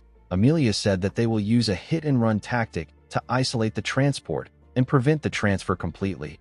She said that they will take the runestones for themselves. Bernaf reminded his mistress that there is another magic tower in the north. This is the Flame Magic Tower, which is in Bryven's territory. He asked Amelia if it is wise to deploy all their forces to the Crimson Magic Tower. Amelia told him that this may have been the case before. She revealed to him that the Flame Magic Tower has been in decline ever since it lost its place at the top when it was blinded by past glory. Amelia believed that someone like Ghislain, who is obsessed with money, will not choose the Flame Magic Tower deal over the Crimson Magic Tower's better deal. With a serious look on her face, Amelia promised to take everything away from Ghislain. In the next scene, we are taken to the Perdium Castle. We see Ghislain lying on the bed. Some bandages were wrapped around his body. Our boy was unconscious. The scene shifts, and we are taken back to the time our boy was fighting the blood python. Ghislain got swallowed by it. A predator like the blood python begins to digest its prey. Immediately it swallows it. Before it reaches the esophagus, the prey is first dissolved by venom secreted from the inside. This makes the digestion easier. The mana from Ghislain's third core burned the acid upon contact. It prevented it from invading our boy's system. However, in the process, the resulting toxic fumes create a lethal breathing environment. Most prey either lose consciousness or die by this stage. Ghislain forced himself to endure it. He did not want things to end there. The expedition, everything he holds dearly, and even the future will be gone. Since it was impossible to avoid getting poisoned, our boy decided to make the poison his own. He directed every bit of invading venom into his mana core. He knew that the fierce rotation of mana within the mana core can neutralize the venomous energy. He closed his eyes and began to move the energy. This delicate mana manipulation is something that only those who have reached the realm of superhumans can achieve. Ghislain believed that this venomous energy will serve as an alternative fuel capable of withstanding a mana explosion. The moment he thought of this, he attacked the monster. In the present, we see our boy wake up. He felt refreshed. He noticed that he was in his room. He remembered that his father forgave him. When he raised his head up, he saw Elena next to him. He was surprised to see his sister. Elena quickly hugged her brother. She informed him that he passed out for 2 whole days. She reminded him that he did not say anything before leaving, and now he passed out right after returning. Ghislain was surprised to see his sister hugging him. Elena pushed her brother away and ran to call Belinda. Our boy could not believe that he passed out for 2 days. He recalled that he received the bare minimum first aid after exiting the body of the python. He wanted to endure everything until the runestone is sold. Unfortunately, he cannot do this with his younger body. Ghislain stood up from the bed. He noticed that he was in a really great condition compared to how he overworked himself. He knew that 2 days shouldn't be enough to recover from the damage he received. He found this to be strange. Ghislain took off his bandages. He noticed that his body has gotten stronger, his resilience has gotten better, and his total mana has increased. When he checked his core, our boy realized that the property of his mana has changed. He wondered if the energy of the blood python got mixed in during the process of neutralizing the poison with his mana core. This method is something that Ghislain never knew about in his past life. Although he didn't intentionally risk his life, Ghislain got something out of it. There were still a few things that he needed to verify. Our boy realized that he could grow much faster with this method. Ghislain got a shirt from his wardrobe. He believed that selling the runestones takes priority. He knew that many people would have found out in the 2 days that he was unconscious. He wanted to first visit the mercenaries. Before he could go anywhere, someone knocked on his door. Ghislain asked Belinda to enter. He told her that there is no need to knock. Belinda stepped into his room with his father. The Count asked him if he is all right. Our boy was shocked to see his father. Zwalter told his son that he heard about how he was poisoned after jumping into the mouth of the blood python. He told him that he heard it from Belinda. He asked his son if he is all right again. Ghislain told him that he is fine. The Count was relieved to hear this. Belinda quickly moved close to our boy. She touched his face and told him that she was surprised when he suddenly passed out. She asked him if he is really fine. Ghislain assured her that he is. Zwalter asked his son if he has a moment to talk. He told him that he has a request for him. Ghislain was surprised to hear this. In the next scene, we see our boy and his father on a training ground. Zwalter had taken off his armor. Everything felt a bit odd to Ghislain. This was the first time he got to have one-on-one time with his father. He avoided his father at all cost in his past life because he was scared that he was going to get yelled at. The Count apologized to Ghislain for calling him there when he just woke up. Our boy told him that it is fine. He said that he is in excellent condition thanks to the 2 days of rest. He asked his father to tell him what his request is. As Walter glared at his son, he looked away after glaring at him. Ghislain wondered if this is what his mother meant when she told him something. When he was younger, Ghislain's mother revealed to him that his father can't show his honest self to others. Ghislain asked her about why his father acts like that. The woman explained to him that his father believes that he has to be an unshakable pillar for the people of the land. She told our boy that Walter has always put others before himself, so he has never shown his honest self before.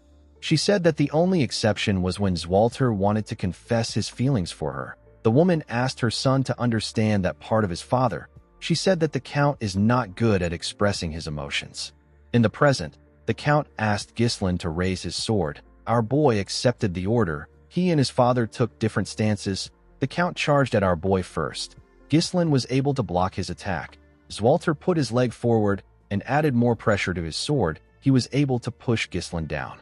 Our boy quickly gathered his strength and attacked. As Walter was able to block it, he attacked Ghislain, but he was able to block it too. The Count gave him another attack that pushed him back a bit. Our boy noticed that it was heavy. He noticed that his father's sword was heavy as Walter charged at his son again. Ghislain was able to block the attacks, but he was getting pushed back. He realized that his father's strikes have enough strength to subdue the savage barbarians of the north, yet they have been tempered with the gentleness to protect all. When Walter got close to him and attacked him, Ghislain was able to push his sword down. He attacked his father from the side. The Count was able to block it. He and Ghislain ended up pointing their swords at their necks at the same time. Walter was surprised to see this. He commended his son on his efforts. He told him that he has improved a lot. Our boy thanked him for the compliment. The Count advised his son to loosen his sword pressure slightly when he is locked in a blade clash. He told Ghislain that he has the strength and reflexes to take down massive monsters in the forest. He told him that his intent might become too easy for his opponent to read if he is not careful. Ghislain was surprised to hear this. He usually gets a feel for his opponent's movements as the fight goes on. Our boy realized that this is his first time receiving guidance from someone. Our boy's swordsmanship is instinctual, born from real combat and experience. Ghislain realized that there must be some things that he overlooked and never learned because he never followed formal training. His father pointed them out precisely to make him aware of this flaws. Ghislain always believed that he could only rely on himself. He believed that he will struggle through everything alone. He now realized that receiving guidance isn't such a bad thing. He thanked his father for teaching him. The Count revealed to his son that he actually intended on scolding him today. Our boy was surprised to hear this. He explained to Ghislain that no matter how great his contribution is, he still broke the rules. He told him that if everyone starts disregarding the rules under the pretense of making a contribution, the only thing that will follow is greater chaos. Walter told his son that he has actually changed, unlike the past incidents which he caused in his reckless pursuit of merit. Ghislain was actually looking beyond this towards something greater. The Count advised his son to keep acting the same way. He asked him to think of Perdium and those around him. He asked him to fulfill his responsibilities as a successor. After saying this, Walter walked towards the exit.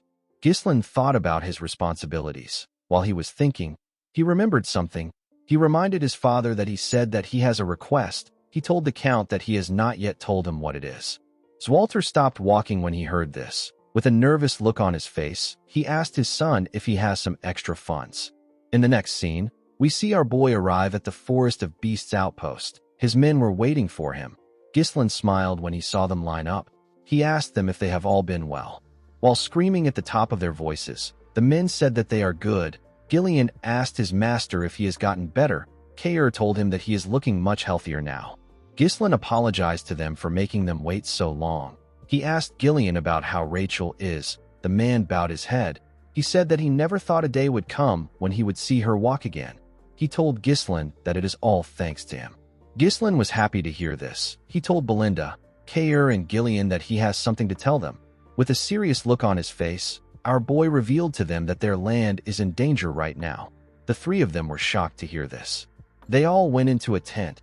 Ghislain told them everything about what happened on the day Elena was attacked. He told them about how he stopped them from killing her and using her death to start a war. He also told them about how he discovered the corpse of the Degard's young lord. He also mentioned the existence of those who are eyeing Perdium. He explained to them that this people are currently surveilling them right now. He said that they have probably been active for a long time. He said that they have neither the time nor the resources to prepare for an attack. Belinda finally understood why her master was in a hurry. She said that she thought that they could catch their breath after securing the runestones. First it was the forest of beasts, and now it is war. Kair said that this land never gives him a chance to be bored. Gillian told our boy that this is the perfect time to attack Perdium. In a territory known for its weak military and poverty, the discovery of a runestone mine, which is a highly valuable resource, can change everything.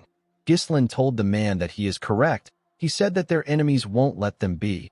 Belinda told our boy that he should have mentioned this earlier. She told him that they need to tell his father and the vassals. Ghislain told her that it is not yet time to do this. He explained to her that Elena's bodyguards betrayed them. He said that they could be traitors among the vassals. There is no way to confirm who is on their side, so they need to keep it to themselves. Belinda knew that our boy was right.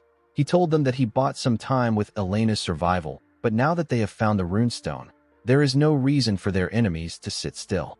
With a serious look on his face, Ghislain told them that it will be a tough fight. Everyone became silent. Kair asked our boy to order them around. He told Ghislain that staying around him has been fun so far. Gillian reminded our boy that he already swore his life to him. He promised to fight with him until the very end. Belinda told him that no one is going to protect him if she is not around. Ghislain smiled when he heard this. The biggest enemy of Perdium is Duke Delphine, as well as Count Desmond and Amelia, who are taking orders from him. Ghislain promised to not let things go as they planned. He told the group that they will now head to the Flame Magic Tower. Kair was happy to hear that they were finally going to sell the runestones. He said that they will be rich. Belinda asked her master if he is certain.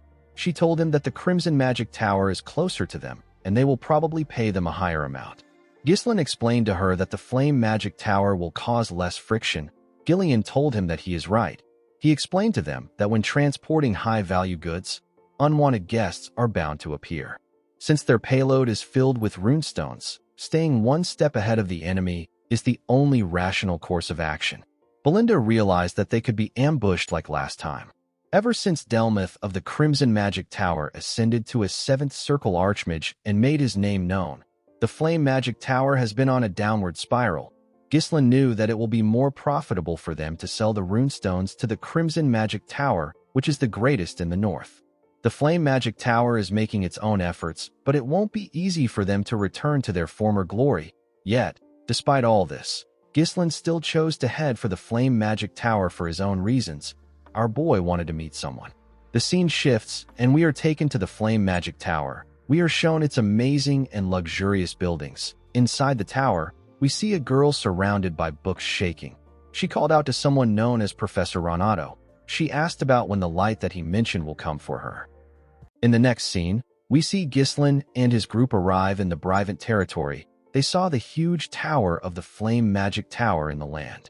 Gordon was surprised to see how huge the tower was. The man with the eye patch said that he has only heard about the tower before. He said that he has never been here before. Just from looking around, the mercenaries could tell that the quality of life was much different here than in Perdium. The territory had magnificent buildings and beautiful carriages. The mercenaries saw a large amount of magic scrolls. They also saw some mages using their magic to tile the road. They had never seen magic used in such manner. The mages were annoyed to see that the mercenaries were staring at them. They activated a different spell and used it to cover themselves. The spell made them invisible. The mercenaries were shocked to see this. They could not believe that the mages disappeared in broad daylight. Ghislain explained to them that the mages used a spell to conceal their presence. He told them that the mages don't welcome them. Kair called the men idiots. He asked them to stop fooling around. Belinda was also surprised to see how big the magic tower is. Even though they were pushed down from the top spot, their magic tower was still amazing. Gillian revealed to her that the Brivant territory is one of the richest lands in the kingdom. Ghislain understood why they were impressed, but he knew that this magic tower that was once at the peak will later fall to ruin. When they arrived at the gates of the tower, Kair said that he can't even see the top of the tower even though he is so close to it. Belinda looked around. She asked about where the gatekeepers were. Only armors were lying at the entrance. The moment she asked this question, someone at the top of the gates raised his hand and asked them to stop. Immediately he said this. He and his partner used their magic to raise the armors up and make them take a stance. The armors were holding huge axes. The mage announced that nobody can just enter the magic tower. He asked them to reveal their identity and state their business. Belinda was surprised to see that they control the armors like puppets. Kair could not believe that the mages couldn't come down to greet them. Gillian stepped down from his horse and introduced his master as the young Lord of Perdium. He asked them to bring their trade officer. He told them that they have some fine goods to sell. With an arrogant look on his face, the mage told Gillian that they are not buying anything. Belinda was annoyed to hear this. She told the man that he has not even looked at their product. The man said that Perdium is the beggar land in the north. He said that anything from Perdium is probably just low-rank monster materials or garbage potions. He told them that it is a waste of time to deal with them. He and his partner made the puppets point their axes at them. The man asked the group to get lost. Belinda was annoyed to hear that he called them beggars. She asked him to come down and say it to her face. Gillian asked our boy about what they should do. Ghislain asked the mage if he really wants them to leave. He showed him a small piece of runestone and told him that he should know what it is if he is a mage. The man was surprised to hear this. He took a look at our boy's hand. He was shocked to see him holding a runestone. He looked at the large amount of carts behind them. He realized that the carts have runestones inside. With a smile on his face, Ghislain asked the mage if he is still not buying. The scene shifts, and we see our boy and Belinda inside the tower. The trade officer and the mage bowed their heads to them. The trade officer apologized for their rudeness. He introduced himself as Sylvain. He asked them to tell him if they need anything. Ghislain told the man that they brought a lot of runestones. He said that he needs someone who will take responsibility until the very end of the deal. He told him that he needs to meet the tower master. Sylvain was surprised to hear this. He quickly agreed to Ghislain's request. He told him that they need to inform him first. He ordered the guard to guide our boy and Belinda to the reception. The man accepted the order. Belinda told him that this is how he should have acted in the first place instead of mocking them. The man could not say anything.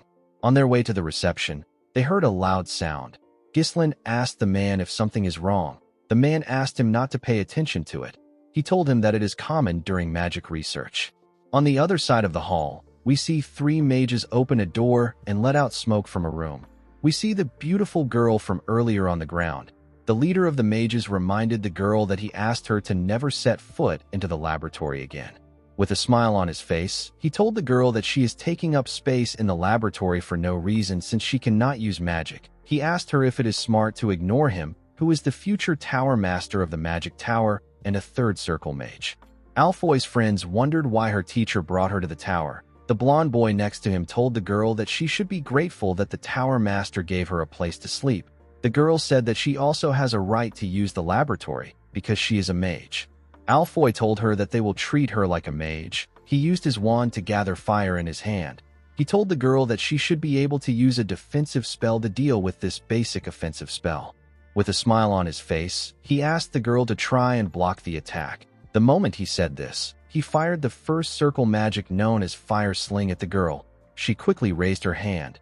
She screamed out defense, but nothing happened.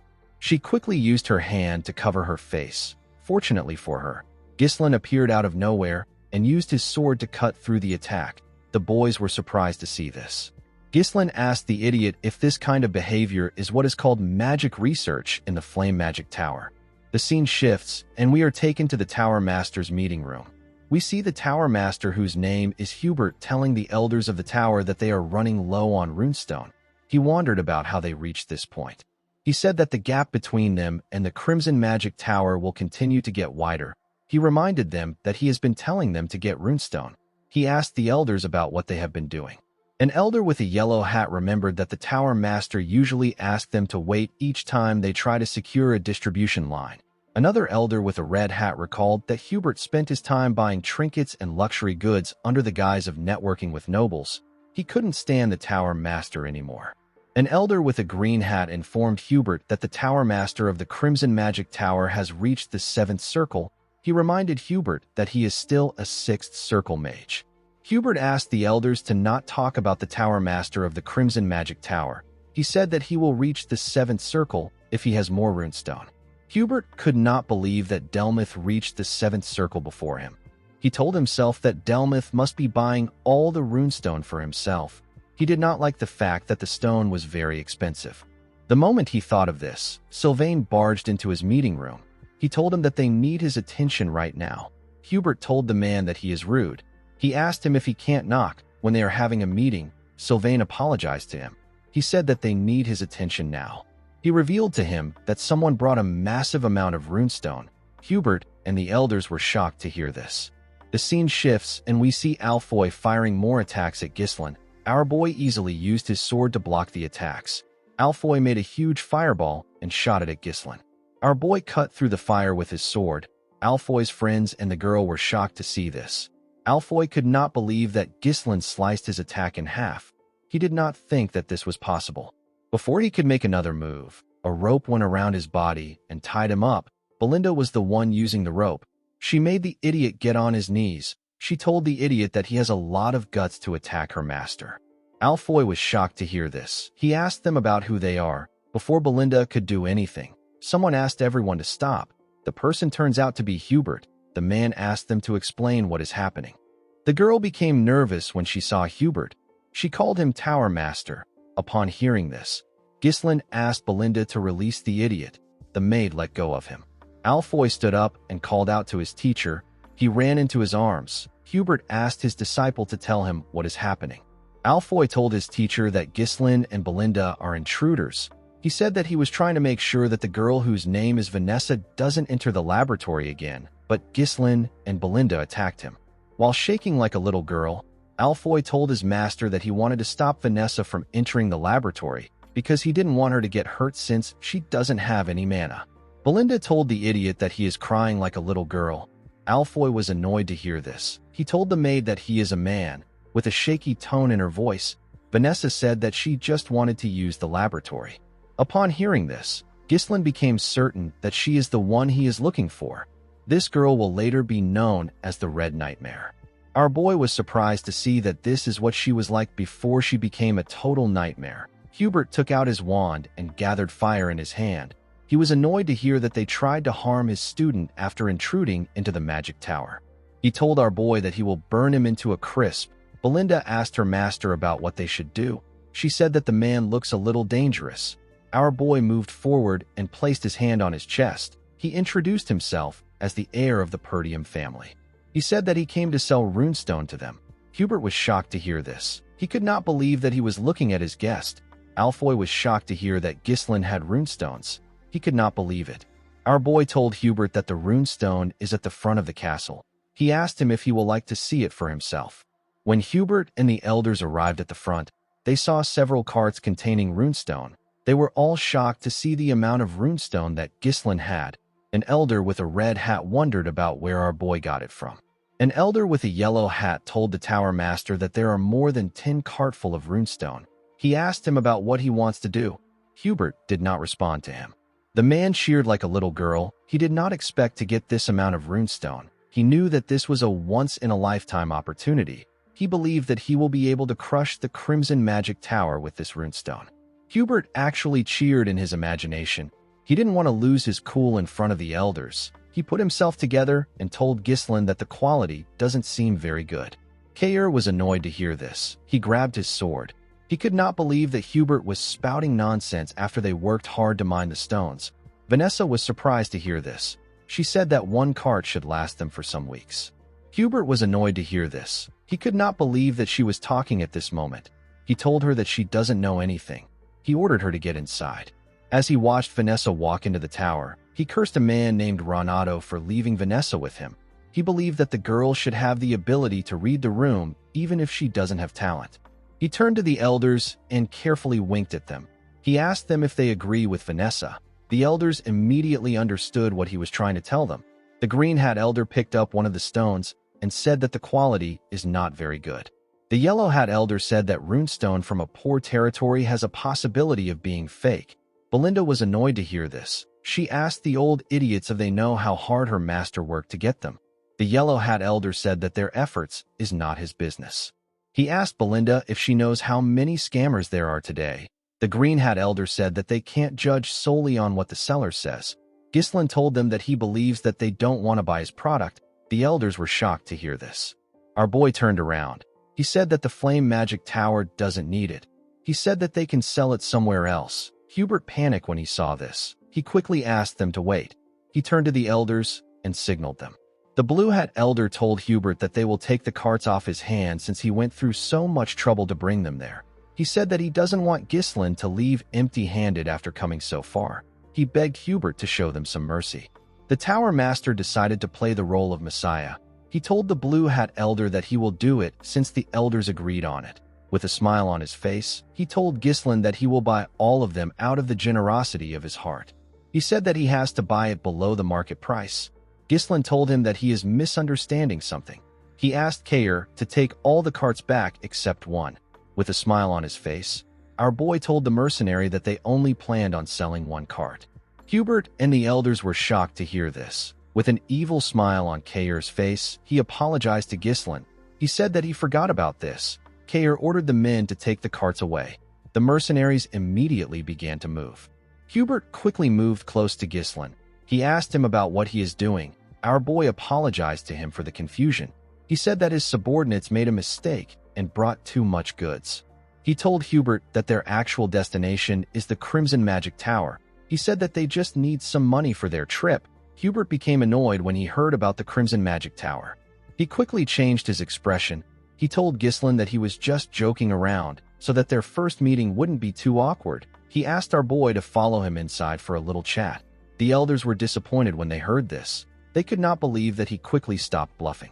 With a smile on his face, our boy told him that a meeting will be fine. The scene shifts and we see everyone inside the meeting room. Hubert introduced the old men as the elders of the tower. He said that they are all fifth circle mages. Ghislain said that this is impressive. He said that this is expected from the second strongest in the northern region. Hubert told our boy that he has heard some strange rumors that are not true. He said that the Flame Magic Tower is still the strongest magic tower in the northern region. Ghislain told him that it is not important. Belinda was surprised to see how her master spoke. She wondered if he is trying to piss Hubert off. Kair liked what he was seeing. Gillian told the woman that their master definitely has a plan. Hubert asked Ghislain about the amount he wants to sell it for. He told him that he won't get a better deal than what he will get here if he tried to sell it to anyone else. Ghislain raised his hand and told Hubert that he wants double the market price. Hubert and the elders were shocked to hear this. They believed that our boy was just too naive to understand how the world works. Hubert told Ghislain that this isn't how negotiations work. He explained to him that it is about both parties making a compromise. He told Ghislain that he can't just make a one-sided decision. Our boy told him that he simply felt like he needed to get double the market price from the Flame Magic Tower. The elders were annoyed to hear this. They told Ghislain that he shouldn't joke in a place like this. They asked him if he is mocking them. With a serious look on his face, Hubert asked Ghislain to watch himself. He told him that he gets angry when he sees clueless brats flailing in a world that they don't understand. He told Ghislain that he understands that he makes mistakes because he is still young. He said that he will show him mercy once out of generosity. He asked our boy to take the negotiation seriously. He told him that he will give him a little extra on top of the market price. He asked our boy to sell to them. Ghislain stood up when he heard this. Hubert was surprised to see this. He asked him about why he stood up. Ghislain told him that he doesn't seem interested in buying them. He said that double is actually a discount. He told the Tower Master that he will simply go to the Crimson Magic Tower. The moment Ghislain turned around, Hubert panicked and called out to him. He asked him about why he is in a rush. He said that he was simply upset. He asked our boy to sit down and chat a little longer with them. Ghislain smiled when he heard this. Hubert told our boy that he has guts. He said that they will take the runestone for double the market price because they are the first people he visited. Our boy smiled and agreed to Hubert's offer. The Tower Master became relieved. Ghislain revealed to him that the double price is just for one cart. The elders and Hubert were surprised to hear this. The Tower Master told our boy that he needs to sell everything he brought to them. Ghislain explained to him that he can sell the rest of the runestone for triple the market price if he tells the Crimson Magic Tower that he sold it to them for double the price. He asked Hubert to tell him why he would sell everything here. The Tower Master was annoyed to hear this. He told Ghislain that there is a limit to how much they can let him joke around. Ghislaine stood up and told Hubert goodbye. The moment he saw this, the Tower Master panicked. He quickly accepted our boy's offer to buy at triple the price. Ghislaine smiled and sat down. He said that this is what he expected from the greatest magic tower in the north. Hubert stood up and asked our boy to wait there. He said that he wants to get the money immediately. The elders were shocked to hear this. They did not expect their Tower Master to panic this much. The Tower Master couldn't believe that a sixth circle mage like him was getting played by a country bumpkin. He didn't understand why he was buying into this nonsense. He had no choice but to buy them since they were currently experiencing a shortage of runestone. He told himself that he will burn Ghislaine if he acts out again. Before Hubert could take a step forward, Ghislaine called out to him. He told him that he has not finished stating his conditions. The Tower Master turned around out of anger. He asked our boy to tell him what he wants. With a serious look on his face, Ghislaine told the Tower Master that he wants him to give Vanessa to him. Hubert was shocked to hear this. He asked him if he really wants the girl. Ghislaine revealed to him that he intends on making her his exclusive mage. The scene shifts, and we are taken to the past. We see an older Ghislaine roasting some meat on his sword. His comrade was next to him. The man had a hook in his right hand. Ghislaine told the man that the meat is burning. The man asked him to roast the meat by himself. He reminded him that he is missing an arm. Our boy clenched his fist and asked the man to repeat what he said. His comrade became scared. He told him that it is nothing. The man asked his captain if he has heard about Vanessa the Red Nightmare. Ghislaine had never heard of anyone like this. His comrade revealed to him that he has been going around to collect information. He said that he found something very interesting. He revealed to our boy that he heard about a mage who burned down the entire northern region of Lithuania. The mage was a woman who had reached the seventh circle. Ghislaine said that her name is pretty flashy. He asked his comrade about why he brought her up. The man revealed to our boy that he believes that Vanessa has gone completely mad. He explained to Ghislaine that the woman actually learned a mana cultivation technique, even though she is a mage. Ghislaine was surprised to hear this. He asked his friend to tell him why Vanessa learned a mana cultivation technique instead of circles. The man said that it is because she is crazy. He told Ghislaine that Vanessa is a walking disaster who burns down everything in her path. Thanks to her, the nobles are having a lot of trouble. The man told our boy that the subjugation request they received a while back is for her. Ghislaine still found it odd that a mage reached the seventh circle through a mana cultivation technique. With a smile on his face, he told his comrade that he is curious. He told the man known as Claude that they should recruit her. Claude was shocked to hear this. He did not expect to hear this after all he said. Unfortunately, Ghislaine was not able to recruit her. By the time he found Vanessa, she was as good as dead. She was not able to control her magic. Vanessa had the talent to reach the seventh circle, even though she never properly learned magic. Ghislaine believes that her talent will flourish with a little guidance. He told himself that he will definitely recruit her in this life. Gillian did not expect his master to mention Vanessa. The girl did not seem special to him. Kayer told Ghislaine that she didn't seem strong. Belinda told her master that he should inform her in advance if he wants to bring someone along with them. The elder with the red hat told the tower master that this is a great opportunity to get rid of the useless girl. He asked him to do as Ghislaine said. The elder with the yellow hat said that they have honored their loyalty to Renato by caring for her all this time. Hubert told our boy that Vanessa is an outstanding mage that their tower values. He told him that the girl will be delighted to accept the tower's request. Ghislaine revealed to him that he also wants him to dispatch battle mages who have reached the third circle to Perdium. Hubert was shocked to hear this. Our boy revealed to him that he needs mages for the upcoming territorial war. The elders were shocked to hear this. Ghislaine asked Hubert to pay 3 times the market price, dispatch battle mages of third circle or higher to Perdium, and to make Vanessa his exclusive mage. He told Hubert that these are the 3 conditions for selling the runestone to him. Upon hearing this, Renato released his mana. He shattered the glass windows with it. With a scary look on his face, he asked Ghislaine if he takes him for a fool. He told him that mages affiliated with the Magic Tower cannot intervene in territorial wars. He asked our boy if he is unaware of the basic rules set by the kingdom. The Tower Master could not believe that Ghislaine wanted mages of the third circle or higher who are the very foundation of the Magic Tower to go to the front lines.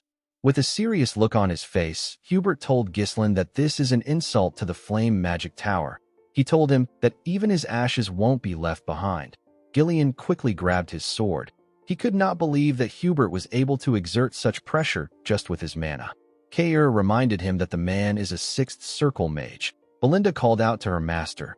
Hubert took a step forward to move closer to our boy. When Ghislain saw this, he told the man that he will regret it.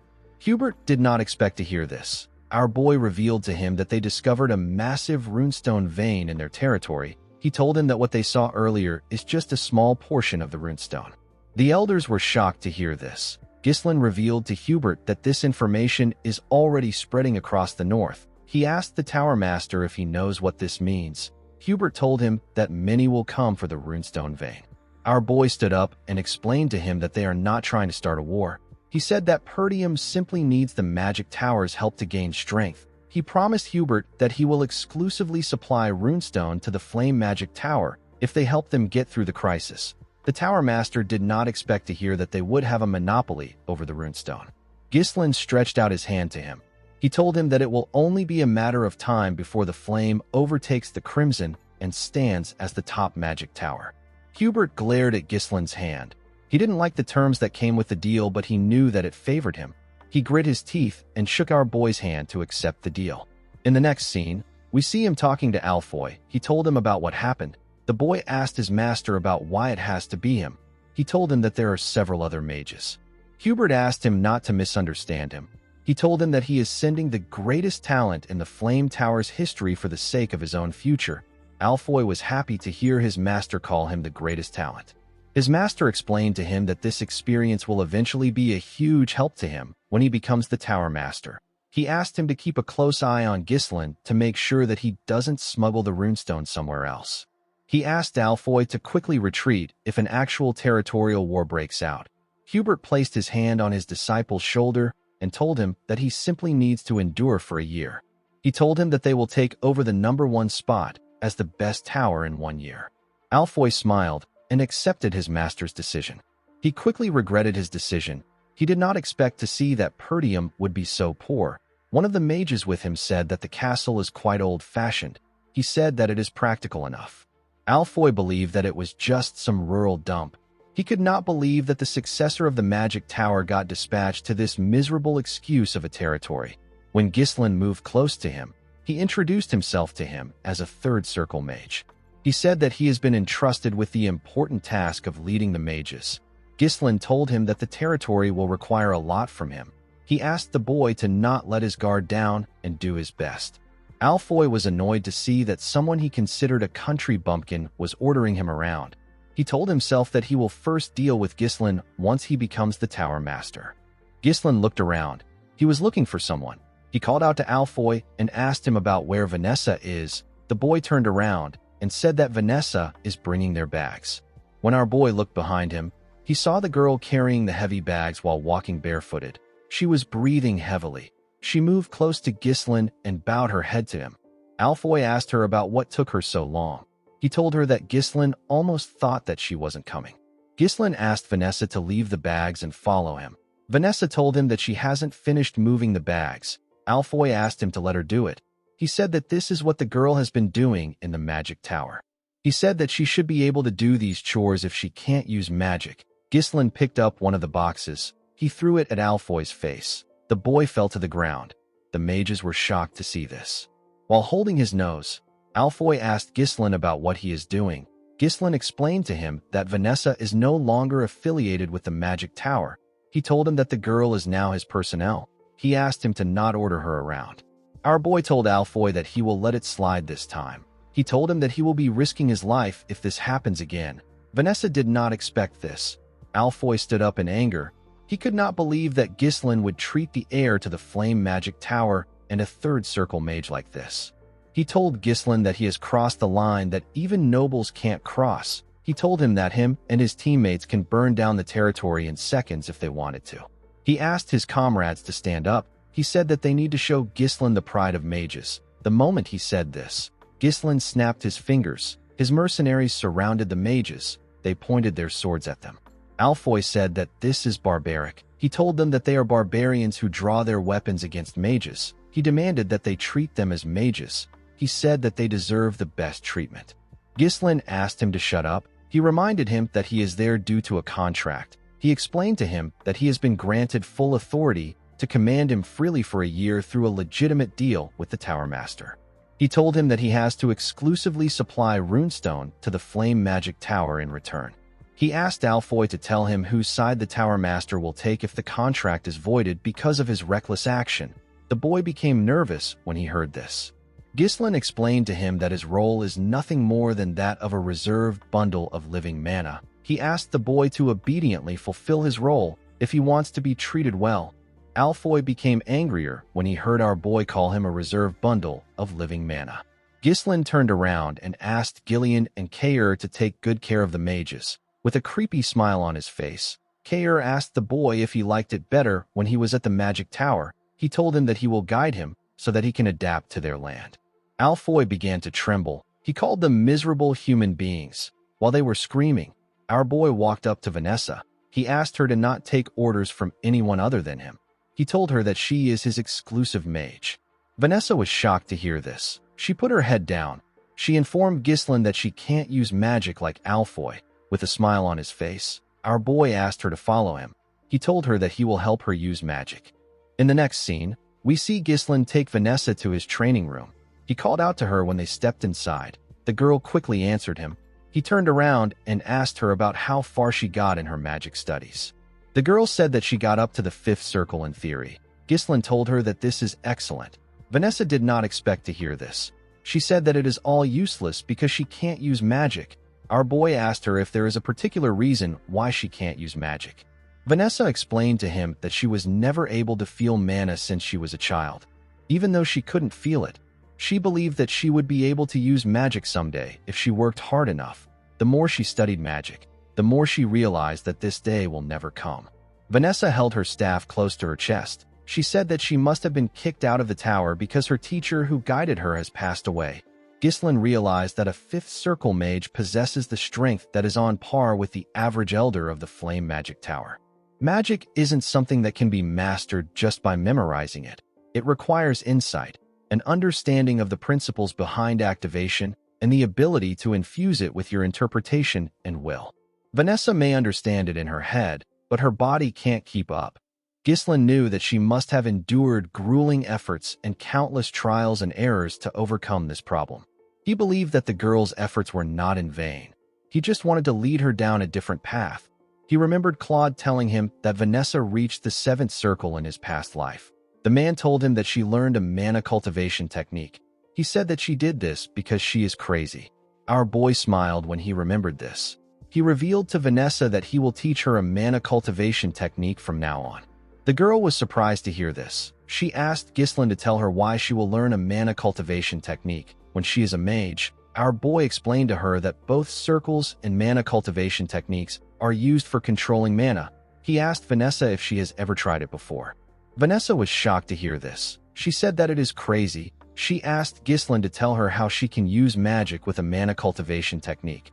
She said that she can become magically crippled for the rest of her life if things go wrong. Ghislain stretched out his hand and told Vanessa that she should try it with him. When Vanessa saw the look in Ghislain's eyes, she knew that he was being serious. She never thought of herself actually using magic. She clenched her fist and told herself that she will do it if this is what it takes. The scene shifts and we see her and Ghislain sitting on the floor. She loosened her dress to show Ghislain her back. Our boy recalled that the girl had the same eyes as him in his past life. It was filled with regret, rage, and hatred.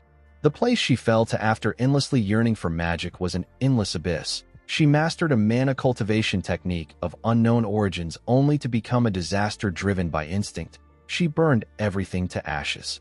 However, it is different this time because Ghislain is there to prevent her from falling into that abyss again. Our boy told himself that he will reach out his hand to her. He activated his mana and placed his hand on her back. He pushed his mana into her body. Vanessa grit her teeth to endure the pain. Her body became hot. Ghislain immediately asked her to close her mouth. He told her that she is twisting her mana road. He told her that his mana just entered her body. He asked her not to let go of this sensation. He asked her to feel the flow of mana as much as possible. Vanessa quickly closed her eyes to focus on the mana. She felt the flow of mana stretching through every corner of her body. It was circulating along the edges and converging at the center. Vanessa's eyes shined brightly. Her body released a large amount of mana. Vanessa fell into a trance. We see a younger Vanessa watching her master talk to Hubert. Her master found out that the tower was going to cut off his support. He asked Hubert if he knows what he is saying. He told Hubert that Vanessa has talent. He said that they would have never been able to prove the pattern of mana particles transmuted into mana without Vanessa. With a nervous look on his face, Hubert said that he understands. He said that the situation is a bit weird. He told Renato that it doesn't matter if Vanessa is very smart. It doesn't mean anything if she can't use magic. He told Renato that they can't really call her a mage. Renato asked him about what he is saying. Hubert asked him to tell him if they will get anything out of Vanessa if they invest in her. The older Vanessa saw herself crying after hearing what Hubert said. She saw herself apologizing to her master with tears in her eyes. She told Renato that he wouldn't have to leave the tower if she was just talented. Her master pat her on her head. He told her that he is not leaving the magic tower. He said that he is simply going on a journey to find a method for her to use magic. He asked her to lift her head high and look at the sky. He told her that there is no place in the world where darkness lasts forever. He promised her that a light will come to find her one day. When she remembered these words, Vanessa saw an image of our boy stretching his hand out to her. Ghislaine shined brightly in front of her. Vanessa stretched out her hand to touch our boy. Their hands shined brightly when they touched. Vanessa realized that her teacher was right. The light eventually came for her too. After seeing this image, Vanessa fell to the ground and lost consciousness. In the next scene, we are taken to a building. We see a man fighting some soldiers in the building. The man had already beaten up 4 soldiers. Some men were cheering for the huge man. The man asked the other soldiers to come at him. He asked them if they believe that they can cut him down with a piece of metal. One of the soldiers asked him to stop being stupid. He charged at the man. Before his sword could touch the man, he grabbed his hand and slammed him to the ground. Another soldier tried to attack the man from behind. The man was able to sense this. He used the soldier he put down to slam the soldier that charged at him. The soldiers were sent flying. They destroyed the wall and landed outside. The man told them that he is not even warmed up yet, and they are already on the ground. The man's subordinates commended him on his work. They said that the worms were stupid to interfere with their party. They said that no one around there can stop them. A man slammed his cup on the table when he heard this. In the next scene, we see the man outside the bar with his fishing rod in the river. His helmet was next to the fishing rod. Someone walked up to the man and asked him if his training is going well. The man asked the person to go straight to the point. The person informed the man, whose name is Victor, that Count Desmond has issued a mobilization order. Victor stood up when he heard this. He grabbed his helmet and wore it. He also picked up his fishing rod. He went into the bar and asked the man to follow him. When he went inside, we are shown the dead bodies of the mercenaries from earlier. Victor said that he was just getting bored to death. In the next scene, we are taken to Zwalter's office. Randolph was next to him. The Count's hands began to shake when he opened a letter. Count de Garde told him that Ghislaine killed his son. He told him that he will have his vengeance. Zwalter asked the knight captain to assemble the soldiers. He said that this is a declaration of war. The scene shifts, and we see the officials in the Count's office. Randolph told his master that the de Gardes must have lost their minds. He could not believe that they were claiming that Ghislaine killed Gilmore. Another official said that they have to teach them a lesson for declaring war with a false pretext. The officials did not expect the de Gardes to turn on them because they treated them like family for a long time. The officials wondered about what the de Gardes will gain from fighting them. Zwalter watched his officials as they screamed at each other. Ghislaine informed them that it is because of the runestone. Zwalter was surprised to hear this. Ghislaine reminded them that 2 vassals were sent to the de Gardes' territory when he was at the magic tower. He said that the vassals must have spread the information about their territory. The officials were shocked to hear this. They could not believe that the vassals betrayed them. They told our boy that he is making a bold accusation. Zwalter knew that it was not uncommon for a good thing that can save one's land to bring crisis instead. He realized that his son already knew that this would happen all along. Randolph told them that they don't need to think too much about it. He reminded them that they outnumber the de Gardes' army with far more experienced soldiers. He said that the de Gardes will pay for opposing them. The moment he said this, Scovin barged into the room. He told Zwalter that he has some urgent news. He said that the de Gardes have arrived. Outside the town, We see the Degard's army matching to Perdium with their flags in the air. Victor was leading them. Zwalter, Ghislain, and the officials quickly went outside to see the army that matched into their territory. Randolph did not understand what was happening. It hadn't been long since they declared war. It did not make sense that they were already ready. A soldier informed Zwalter that there are around 6,000 armed forces. The supply unit that departed later consists of 1,000 troops. Additionally, multiple siege weapons have been identified. The troops have already begun construction. Albert asked Randolph about what is happening. He said that the army vastly outnumber them. He said that the Degards are as poor as Perdium. He asked him about where they got this amount of troops. Randolph reminded him that he told him not to reduce the funds for maintaining troops. The Count turned around and asked the men to get themselves together. He told them that quarreling amongst themselves serves no purpose. He ordered Randolph to gather all troops to the castle walls. He asked him to take all the citizens inside the castle and close the gates. He ordered the soldiers to remain at their stations. Zwalter announced that the war has already begun. Count Degard moved his horse close to the castle. He said that his son was a useless young lad. He said that he managed to prove his worth after death. With a greedy look in his eyes, Count Thomas Degard said that this is an incredible castle. He asked Victor to follow him. He said that he needs to speak to Zwalter. When he got closer to the castle, Zwalter asked him to explain the meaning of his treachery. Thomas said that his beloved son died on their land. With a look of anger on his face, he said that his son died at the hands of the successor of Perdium. He told Zwalter that there is no parent that wouldn't be furious at the death of his child. He told the Count that things will end peacefully if he surrenders now. Randolph was annoyed to hear this. He told his master that Thomas is lying to the very end. Albert told his lord that there is no reason to continue this conversation. Even though he managed to save Elena, Ghislain knew that things would still end up like this because Gilmore died. Ghislain could tell that they came to trample on them because they brought siege weapons. Everything was going as our boy expected. Zwalter told Thomas that Ghislain did not kill his son. He released his mana and told Count Degard that this is the only answer he will give him. He asked him to return to his land if he values his life. Thomas became scared. Even Victor had to acknowledge that Zwalter Perdium truly has a commanding presence worthy of the renowned general who has protected the North for so many years. Thomas put himself together. He told Zwalter that he can't even fathom the amount of blood that will be spilled because of his foolish choice. He turned around and told him that he will regret it. Randolph turned to his master. He asked him to leave the troops to him. He said that these troops are nothing but unorganized dogs. He assured Zwalter that he will wipe them out and bring victory to their land. Homer asked him if he has lost his mind. He told him that it doesn't matter if he is very strong. He said that the difference is too vast.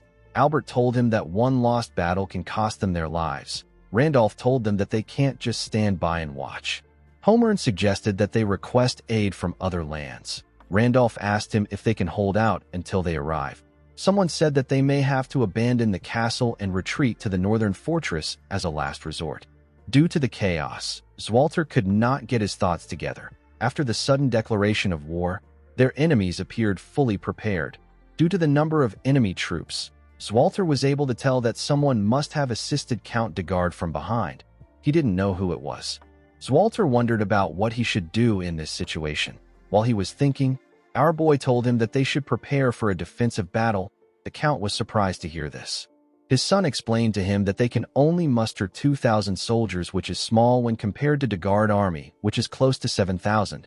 They outnumber the Perdium army by more than 3 times. They are fully prepared, and their morale is high. Ghislain told his father that they will probably begin a full-scale assault in roughly 15 days when the siege weapons are complete. He told Zwalter that requesting reinforcement and holding out in the castle is the best option. Zwalter said that this would have been the usual course of action. However, he cannot see anything they can do after this. Our boy moved close to his father and whispered something to him. Zwalter seemed to be very shocked. In the next scene, we see Ghislain wearing an armor. He was holding his helmet in his hand. During the 15 days before the enemy's full-scale assault, Ghislain decided to pour everything he has into turning things around. Our boy went into a tent to meet Belinda, Gillian, and Kayer. The mood in the air was not friendly. Belinda said that the war really broke out. Ghislain said that it did. He told them that he will tell them what they must do from now on. He informed them that they are going to ambush their enemies. Ghislain explained to them that they will ambush their supply units before they begin their assault. Once they block off their supply route, continuing the war will become much more difficult for them. Belinda asked her master about how they will do it. She reminded him that the Degard soldiers have occupied the front of their castle.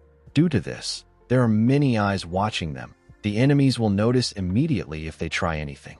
Ghislain called out to Kaer and Gillian. Kaer informed him that he has already stationed the troops in the forest of Beast Outpost. If things go south, they can retreat into the woods, so there is no need for worry about being discovered. Gillian informed his master that they have finished distributing the ponchos made from the Darusant's skin as he ordered. The man said that the ponchos should be well suited for nighttime operations due to the dark materials. Ghislain told him that a large army moving would be easily detected, but if it is an elite unit in camouflage, spotting an ambush won't be so easy. The only issue they had was that they don't know the location of the supply unit. Ghislain turned to Belinda and told her that he needs her to find out where the supply unit is. Belinda did not expect this. She put herself together and accepted the order.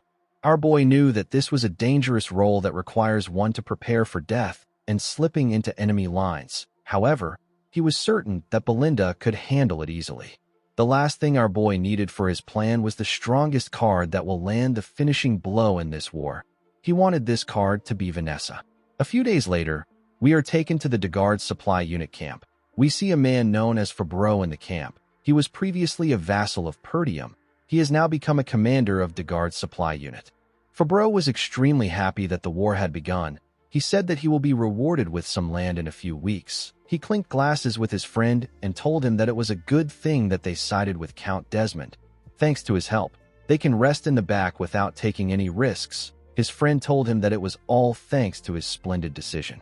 Fabreau took a sip of his drink and wished Perdium goodbye. He said that a part of the land will soon belong to him. Outside the camp, we see Ghislain and his unit lurking in the forest. He said that they arrived just in time. Kaer said that everywhere is too dark. He said that he can't see anything. Belinda said that the weather is terrible too.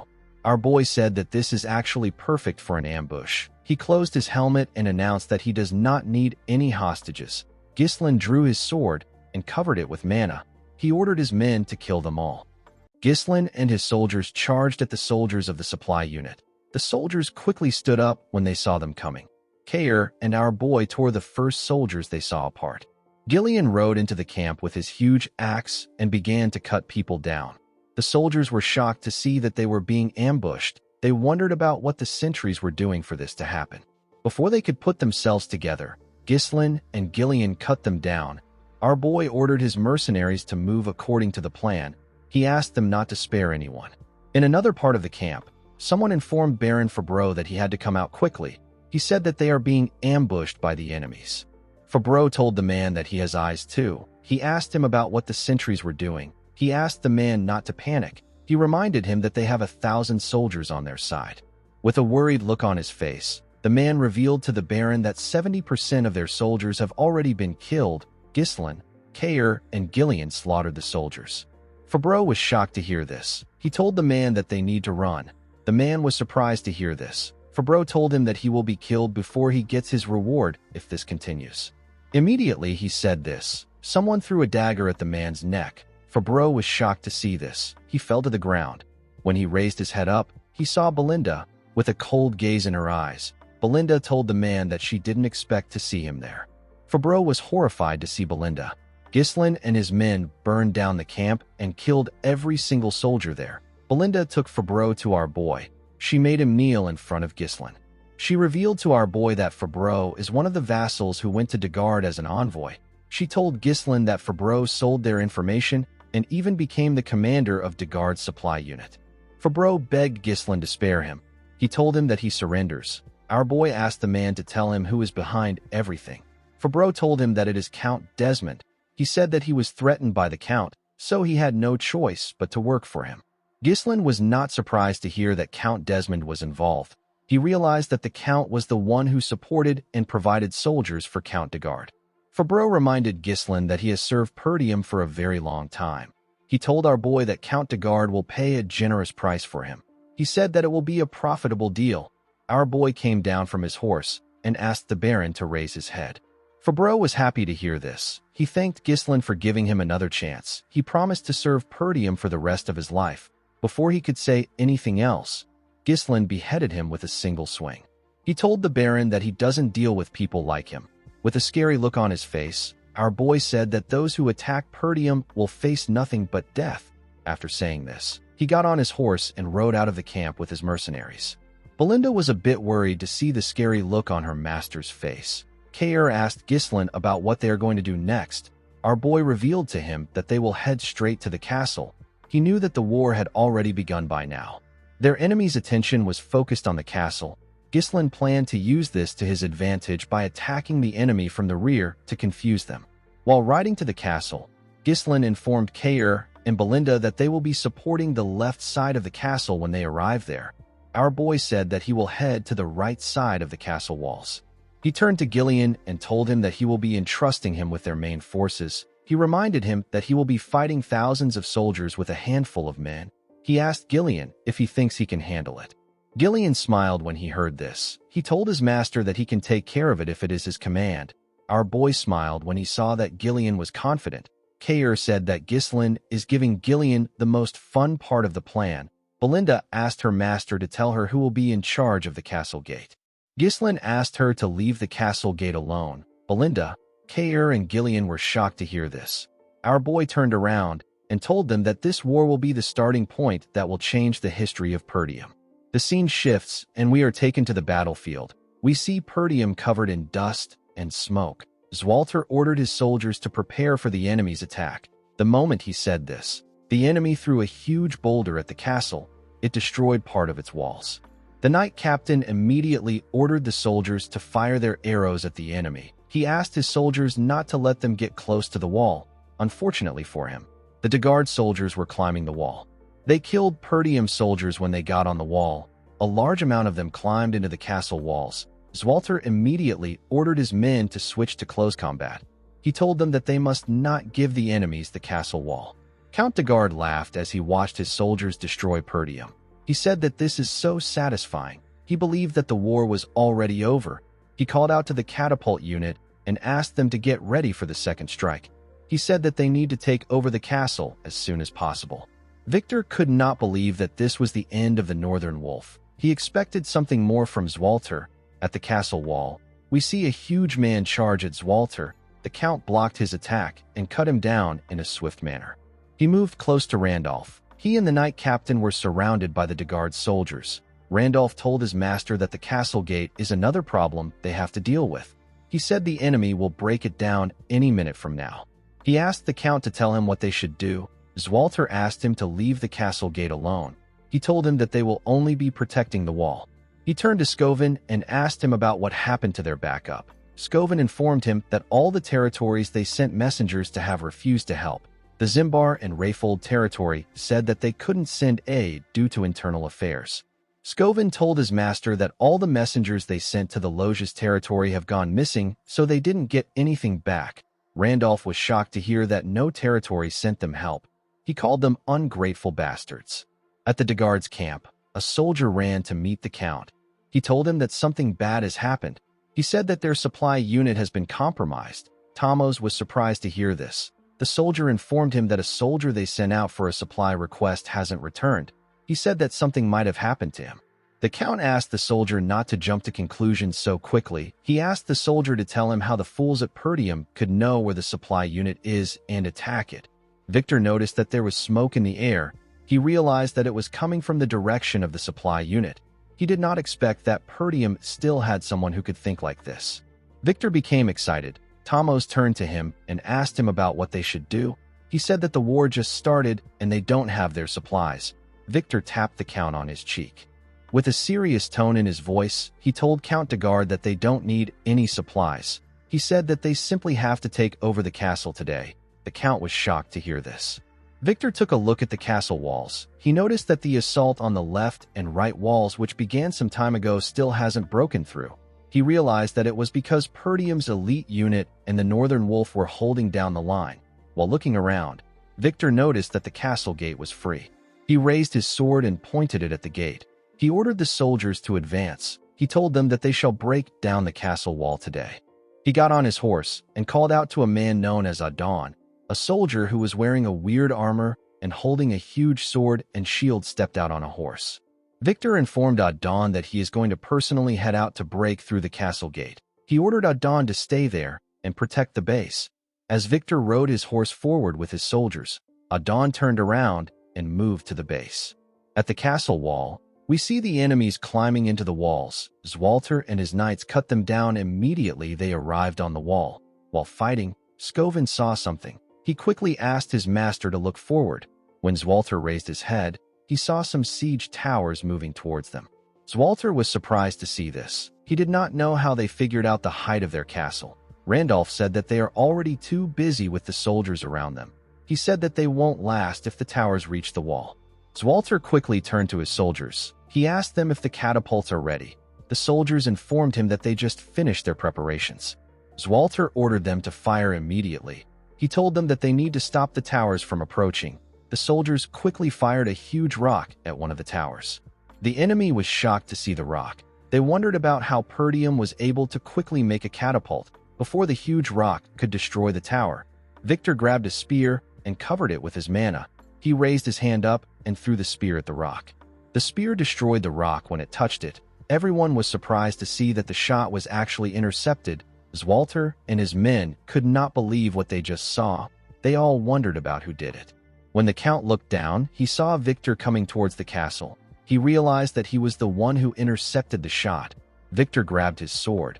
He told the Perdium soldiers that there is no point in resisting. He told them that their demise is predestined and it will take place no matter how much they resist. He raised his sword and ordered his soldiers to charge with the siege ram. He asked them to charge towards the castle gate. While they were running towards the gate, their comrades in the tower got close to the castle walls and charged at the Count and his soldiers. As Zwalter heard the siege ram hit the gate, he wondered about where his son was.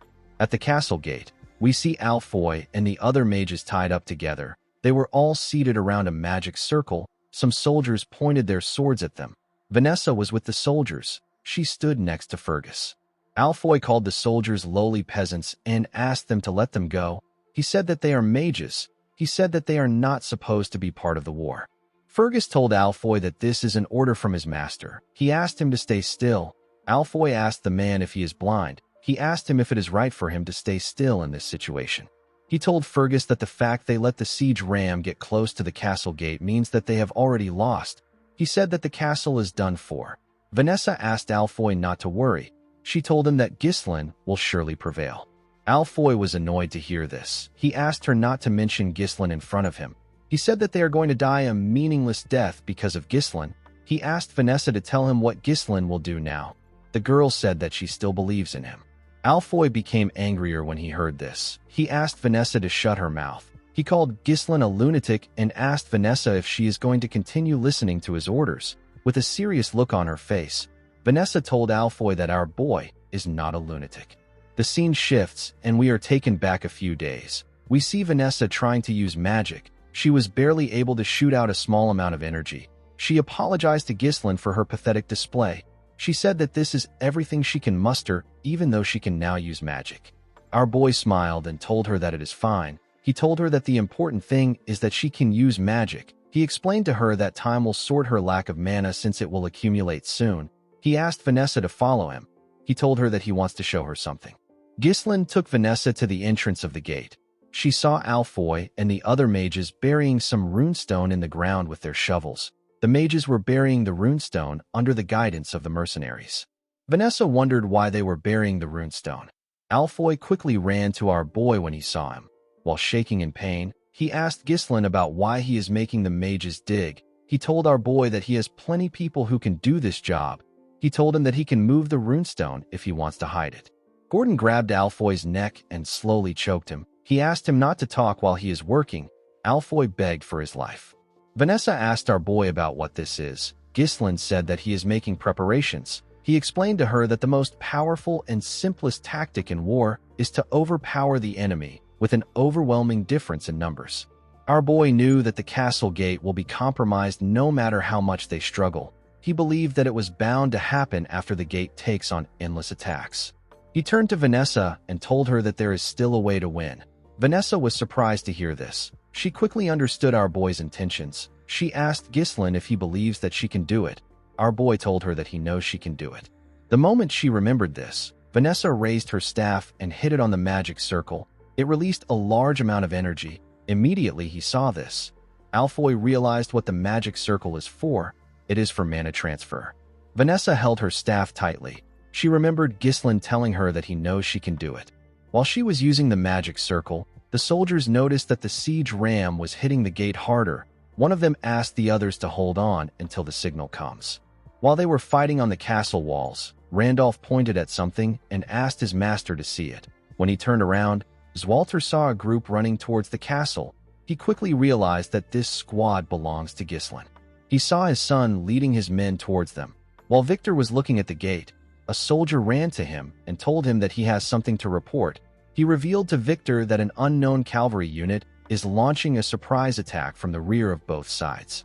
Ghislain and his mercenaries cut down anyone in their path. Our boy tore the soldiers who attacked him apart with a single swing of his sword. The enemy was shocked to see that they were being ambushed. They heard that no support would come to Perdium. They didn't understand what was happening. The archers quickly fired their arrows at Ghislain. They wanted to kill him before he got close to them. Ghislain didn't fear the arrows. He charged at them bravely. When he got close to them, his horse jumped. The soldiers were shocked to see him flying. The moment he landed in their midst, our boy tore them apart with a single strike. He did not give anyone a chance to fight back. The other soldiers became scared. They could not believe that he killed this amount of soldiers in one strike. They wondered if they were looking at a monster. Ghislain raised his sword and opened his helmet. He ordered the soldiers of Perdium to rise. He told them that their counterattack begins now. Ghislain and his soldiers charged at the enemy. Belinda and Kair charged at them from the left, and Ghislain charged at them from the right side. Victor was in the middle. At the Degard main camp, Gillian tore the soldiers apart with his group. He called out to Gordon and the eye-patch man whose name is Torrent. He told them that he will draw the enemy's attention. He asked them to spread out wide and disable their key facilities. The two men accepted his order. Torrent smiled when he saw how the enemies were panicking. Gordon told them that their base will be in ashes by the time they return. Count Degard did not understand what was happening. He did not know why they were the ones being ambushed. A soldier pushed him back and told him that he needs to leave right now. Before the Count could run, Gillian charged at him. He told Tomos that he will take him as a hostage. The Count became scared when he saw the man coming towards him with his huge axe. Before Gillian could reach the Count, someone swung his weapon at him from the side. Gillian was able to sense the attack. He used his axe to block it. He was attacked by Adon. The attack pushed him back. Tomos fell to the ground when he saw this. Gillian could tell that this man was strong. Adon told our man that he has a lot of guts to attack the main base with a small force. He introduced himself as Adon Prasso. He asked Gillian to state his name. Like a badass, Gillian raised his axe and told the man that he has no name. He said that he is merely a weapon for his master. At the left fortress wall, we see Belinda use a rope to tie some soldiers up and throw them at Kair. With a smile on his face, Kair tore the soldiers apart. Belinda was annoyed to see this. She asked him to stop splattering blood on her. Kair called her an old lady and asked her to handle it herself. He said that he can't worry about this. Belinda became angrier when she heard him call her an old lady. At the right side of the castle walls, Ghislain was cutting down the enemies without any issues. They began to run out of fear. They knew that they were going to die if Ghislain got close to them. Our boy ordered his soldiers to make a full charge while their enemies are confused. He told them that this is their chance to overwhelm them. He said that he will bring down the siege towers by himself. The mercenaries' morale got boosted when they saw how their master took care of the enemies. They all wanted to completely crush the enemies. One of the superiors called the soldiers who ran a disorganized bunch of amateurs. He told them that they were foolish for turning their backs on the battlefield. He ordered the spearmen to block the front. They all quickly raised their spears. Ghislain asked his horse to dodge the attacks on its own. When the horse got close to them, the soldiers thrust their spears at it. The horse was able to bend its head and dodge the attack. The spearmen were shocked to see that Ghislain was no longer on the horse. They quickly looked around. Unfortunately for them, Ghislain was above them. He landed on a soldier's neck and used his leg to lock the soldier down. He used the soldier's neck to turn around and tear everyone around him apart.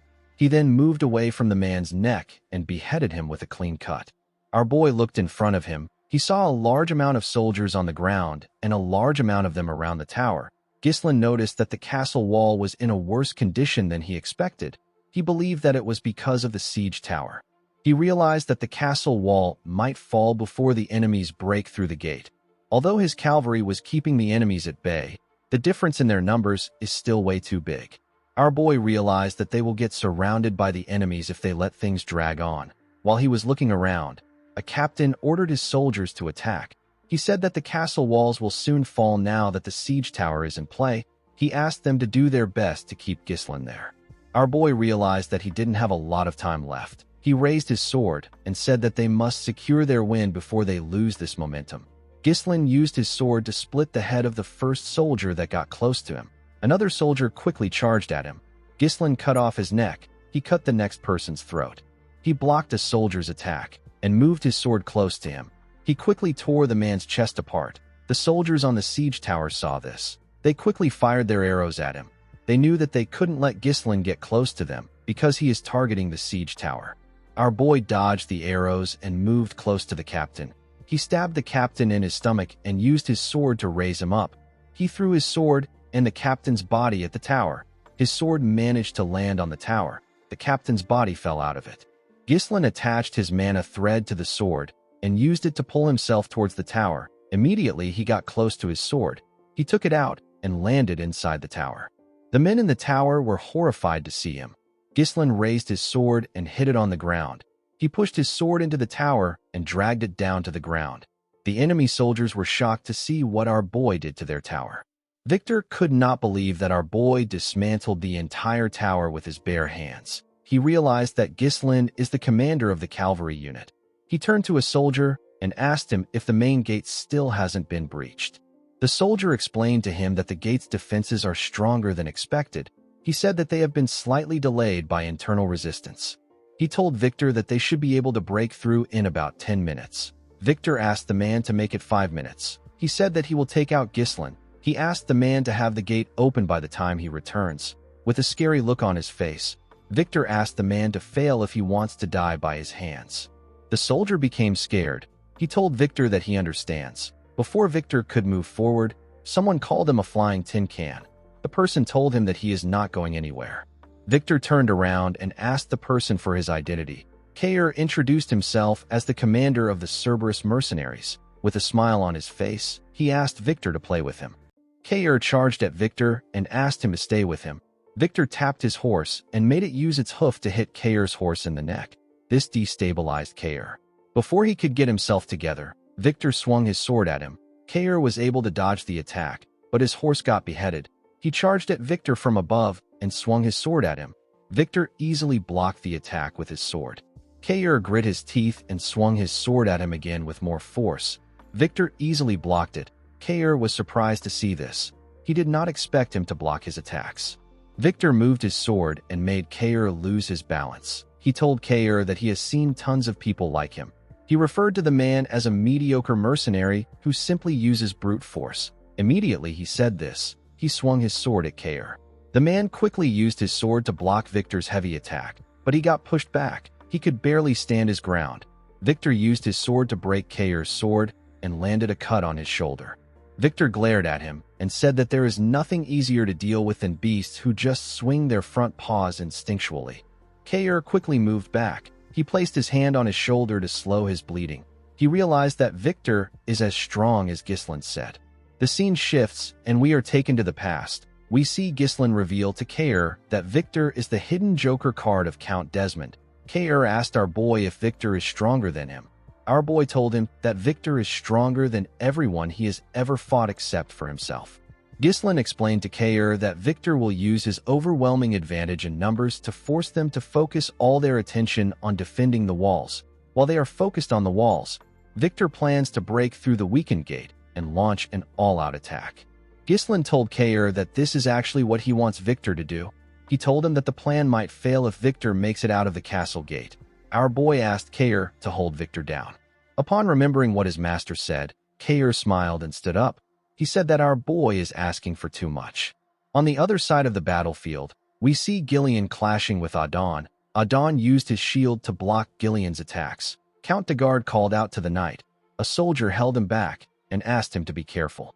Torin, Gordon, and the other mercenaries fought the soldiers behind Gillian. They were doing their best to reduce the number of enemies so that they don't get in Gillian's way. Gillian was annoyed to see that Adon was blocking his attacks. He didn't want to waste time with the knight. He noticed that Adon's shield can take attacks from all angles. Unfortunately, Gillian couldn't pierce through it. He wondered about the last time he met someone this sturdy. The moment he thought of this, he swung his axe at Adon with a large amount of force. He told the knight that he can no longer waste time with him. The knight was able to block the attack with his shield. Adon asked him not to waste his time. He told Gillian that he can't break his shield. He pushed Gillian's axe aside and thrust his huge sword at him. Gillian was able to push his sword aside with the handle of his axe. Adon turned his sword and used it to behead Gillian's horse. Gillian did not expect this. As his horse fell to the ground, Adon raised his shield and asked him to fall. He covered it with his energy and used it to push Gillian back. Gillian used his axe to block the attack. While he was fighting the knight, the enemy was hitting the gate with their siege ram. They eventually destroyed it. Zwalter and his soldiers were horrified to see this. However, our boy did not panic.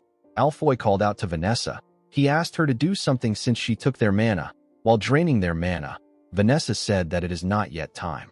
Victor raised his sword and ordered his soldiers to attack and take over the castle. The soldiers quickly ran into the castle. Victor turned to the soldier next to him and ordered him to bring Count de Guard there. He said that he is going to eliminate the enemy commanders. The soldier accepted his order. Kair stood up with his body covered in injuries. He raised his sword and told Victor that he is not going anywhere. Victor asked Kair if he does not know when to run away as a mercenary commander. He asked the man to tell him why he wants to fight him again. On the other side of the battlefield, Adon told Gillian that their gate has been torn down. He told Gillian that he is lost. He said that it was unexpected that they boldly launched a surprise attack. He told Gillian that the result didn't change in the end. He told him that the biggest mistake he made was filling the strike team that would decide his fate with mere mercenaries. He told Gillian that no matter how skilled a mercenary is, they can't defeat a highly trained knight. At the same time, Victor asked Kair to act like a mercenary if he is one. He advised him to know when to run if it is not worth it. Victor and Adon told both Kair and Gillian that there is nothing in this war worth throwing their lives away for. Kair laughed when he heard what Victor said. He asked Victor if this is important. He smiled and told him that mercenaries and knights are not important in the battlefield. Gillian also said the same thing to Adon. He told him that what matters the most is winning or losing. The moment he said this, Gillian stood up and charged at the man. Kair also charged at Victor. Adon raised his sword and told Gillian that he doesn't want to hear the loser's excuse. Gillian blocked his attack and pushed his axe into his sword. He used his axe to pull Adon down from his horse. Adon did not expect Gillian to pull him down with the inside of his axe. Gillian quickly took his axe out and swung it at the knight. Adon was able to block the attack with his shield, but Gillian's axe struck his horse's neck. Adon got slammed to the ground. He raised his head up and called Gillian a wretched mercenary. Gillian jumped and swung his axe at him. Adon quickly used his shield to block the attack. While standing on top of the knight, Gillian told him that even the sturdiest defense has a gap. He took out a sword and revealed to the knight that he has already offered his life to Ghislain to serve him as a weapon. He raised his sword and told the knight that he must bring only victory to his master. The moment he said this, he stabbed Adon in the head. On the other side of the battlefield, we see Kair running towards Victor. Kair knew that Victor was much stronger than him.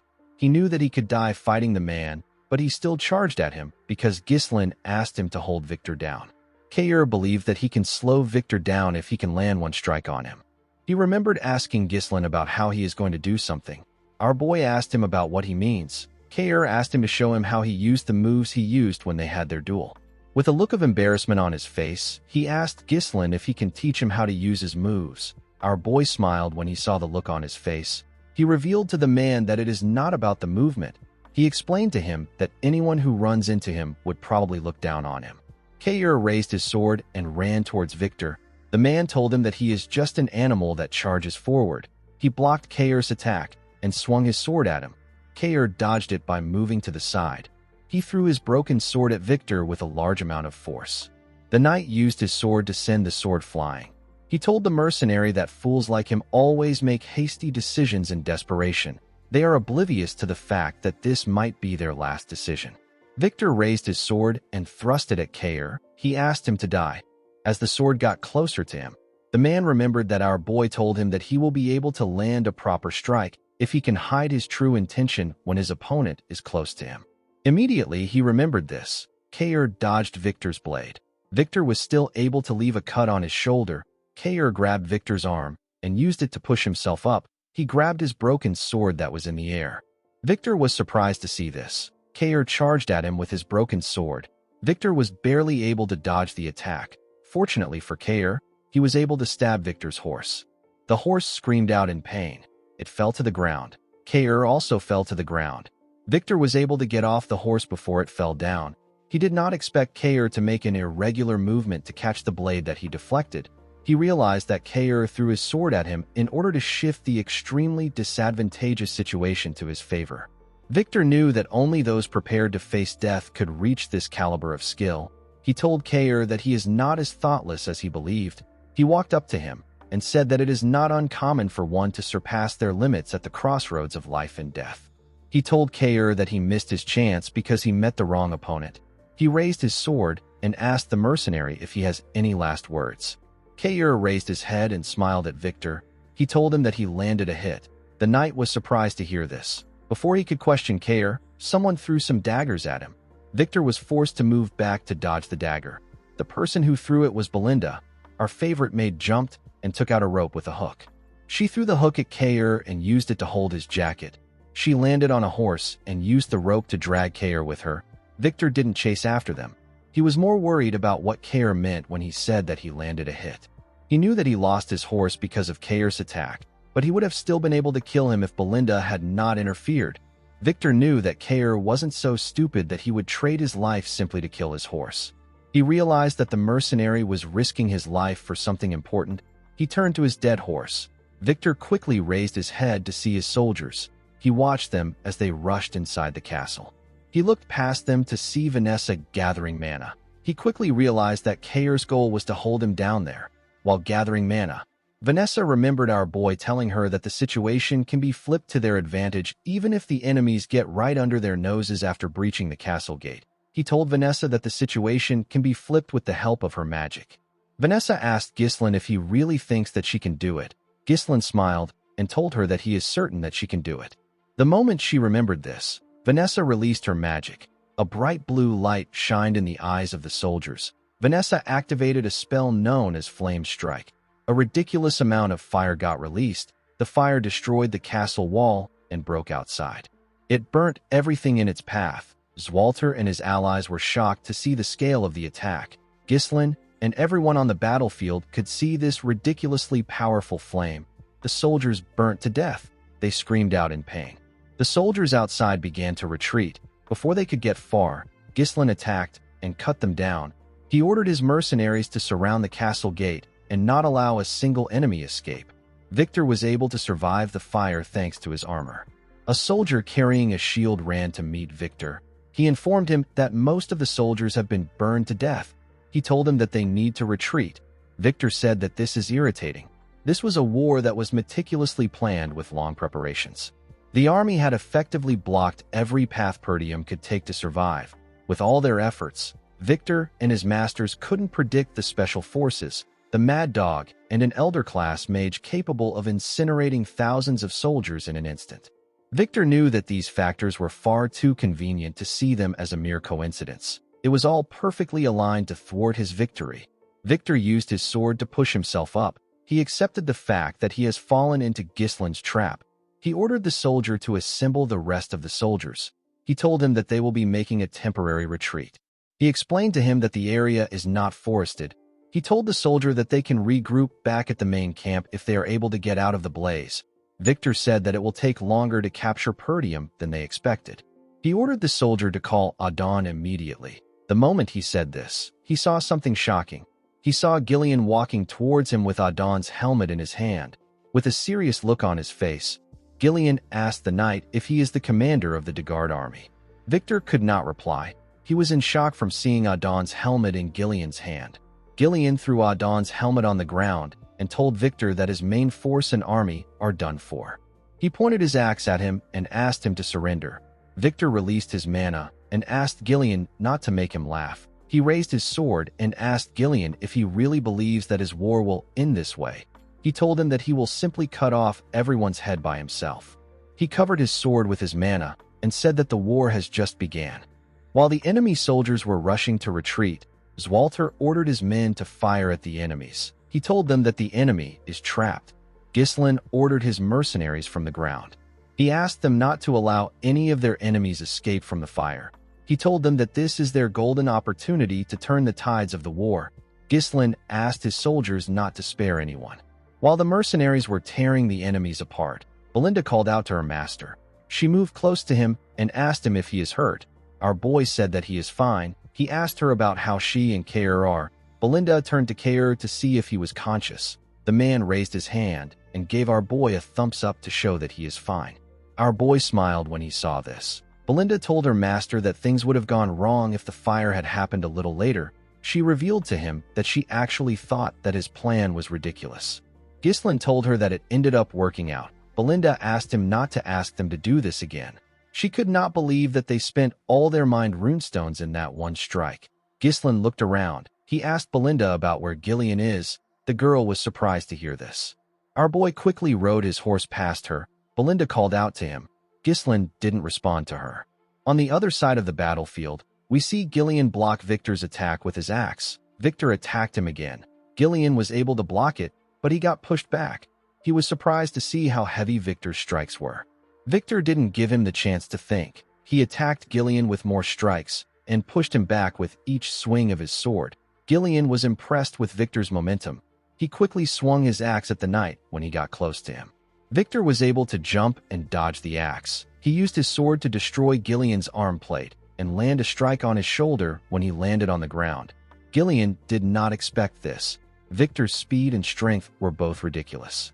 He wasn't giving the mercenary any time to rest. Victor overwhelmed Gillian with his attacks. He called him a disgusting mercenary. He said that he will take a mile when he is given an inch.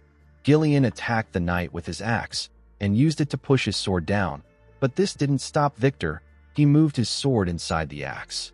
Gillian was surprised to see this. The knight used his sword to raise Gillian's axe. He pushed it out of his hands. Gillian's axe was sent flying. Victor raised his sword and told the man that he has crossed the line. Immediately he said this. He thrust his sword at him. A large amount of blood poured out of Gillian's body. He also spat out some blood. Victor was impressed to see that the mercenary twisted his blade to evade his vital point at a crazy speed. He realized that Gillian didn't defeat Adon by luck. He told the man that no one has ever received his attack like this. He told him that it was a foolish decision for him to come straight at him after he spent all his strength defeating Adon. Victor believed that Adon won't have been angry since he was killed by a man like Gillian. He told the man that it is now time for him to die. The moment he said this, someone threw a sword at him from behind. Victor was able to sense the sword coming at him. He quickly drew out his sword and separated himself from Gillian. He turned around and asked the person to show himself. Ghislain walked up to him. Victor was shocked to see him. Our boy picked up Gillian's axe with a single hand and placed it on his shoulder. Victor knew that he was looking at the leader of the mercenaries. He recognized his black armor. Ghislain released his core energy and charged at Victor. He quickly closed the distance between himself and the knight. He swung the axe at him from above. Victor was able to block the attack, but he could feel the weight of our boy's power. He quickly pushed him back. He swung his sword at him. Ghislain used the axe to block the attack. Victor swung his sword at him again. Our boy blocked it and swung the axe at the knight's leg. Victor was able to dodge it by jumping. He attacked Ghislain from above. Our boy used the handle of the axe to block the attack. He used the handle to push himself up at a crazy speed. He grabbed Victor's neck with his legs and locked him down. He used his leg to slam him to the ground. Victor quickly stood up and moved away from Ghislain. While breathing heavily, he realized that he couldn't predict our boy's movements at all. He knew that he will die if he makes the wrong move. Victor could not believe that such a powerful individual was hidden within Perdium. Ghislain told the knight that he knows him. He revealed to him that he knows about his war power, strategy, and the faction that supports him from the shadows. With a scary look on his face, Ghislain told Victor that he knows everything. The knight wondered if this war was a trap. He stood up and charged at our boy. He told him that he is spouting nonsense. As he clashed with Ghislain, Victor told himself that it is impossible for Perdium to know about this grand project that they have been conducting in absolute secrecy. He blocked Ghislain's heavy attack and told himself that he is the hidden joker of Count Desmond. The moment he thought of this, Victor used his sword to push the heavy axe aside. He moved close to Ghislain and asked him not to think that he will fall for his cheap trickery. Our boy dragged the axe and used it to push himself up to dodge Victor's attack. Victor's sword hit the handle. The knight did not expect this. He quickly looked up. Ghislain raised the axe and used it to attack the knight. Victor was able to dodge the attack by moving back. He swung his sword at our boy. Ghislain quickly moved back to dodge the attack. He pushed himself forward and gave Victor a heavy kick directly on his face. The knight was able to quickly regain his balance. Ghislain raised the axe while he was in the air and swung it at the knight. Victor was able to block the attack, but it was too much for him. Our boy pushed his sword down. The attack caused a huge explosion. Victor's helmet was sent flying. We get to see the knight's blonde hair and face. His head was covered in blood. While breathing heavily, Victor raised his head up to see Ghislain. Our boy moved close to him. He took out his sword, which was in the ground. He told Victor that he likes using axes, but a sword suits him better. The knight asked Ghislain to tell him who he is. Our boy grabbed his helmet and told the man that he is the young Lord of Perdium. He took off his helmet and introduced himself as Ghislain Perdium. Victor couldn't believe his eyes. He began to laugh like a crazy person. He couldn't believe that the strongest knight in the north lost to a mere scoundrel. Ghislain told him that he wants to show him the real strongest knight in the north. Victor smiled and told Ghislain that he is arrogant. The knight wasn't interested in knowing how our boy set up a trap like this. He understood that it is fundamental to use every means possible to gain a decisive victory. The process of war is not important. The important thing is that the winner is the last person standing. Victor took a stance and released his mana. He seemed to be excited for the fight. Ghislain raised his sword and took a stance. He agreed with what the man said. He asked Victor to come at him. Everyone on the battlefield was dealing with the enemy. Ghislain and Victor stared at each other as the fire burnt the things around them. The two men quickly charged at each other. They blocked their attacks with their weapons. Victor tried to stab our boy in the head, but he managed to push his sword back. Victor made some huge swings. Our boy was able to dodge them. The knight swung his sword at him again from the side. Ghislain pushed his sword away with his sword. Victor quickly thrust it at his head. Our boy moved his sword behind him and used it to block the attack. He pushed Victor's sword back and tried to press him down. The knight gathered his strength and pushed our boy's sword away. He moved close to Ghislain to strike him down. Before he could swing his sword, our boy raised his leg and used it to stop Victor's hand. He stepped on his sword and used it to push himself up. He gave the knight a heavy kick to the face. Victor spat out a large amount of blood and lost his balance. Our boy quickly attacked him with this opportunity. However, Victor was able to block his attack.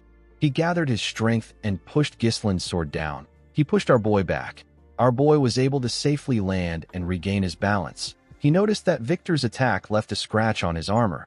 The knight smiled when he saw what he did. He raised his sword again and charged at Ghislain. Our boy blocked his attack and swung his sword at him. Victor blocked the attack with his sword. He quickly turned around and used his cape to block Ghislain's vision. He swung his sword at our boy from his blind spot. Our boy was able to dodge the attack by jumping above the knight and his sword. Before he could land on the ground, Victor swung his sword at him. Ghislain was able to turn and use his sword to block the attack while in the air. He landed on the ground and charged at the knight. Victor was able to block his attack. He pushed our boy back and swung his sword at him. Our boy was able to easily block the attacks. He and Victor swung their swords at each other at the same time and locked their swords together. They pressed their swords against each other. They were trying to suppress themselves. They both grit their teeth as they glared at each other. Victor managed to take control and push Ghislain's sword down. He quickly dragged his sword up and swung it at Ghislain's head. Before his sword could reach our boy, he pulled his sword from the ground and used it to block the attack. Ghislain grabbed Victor's breastplate and used it to drag him.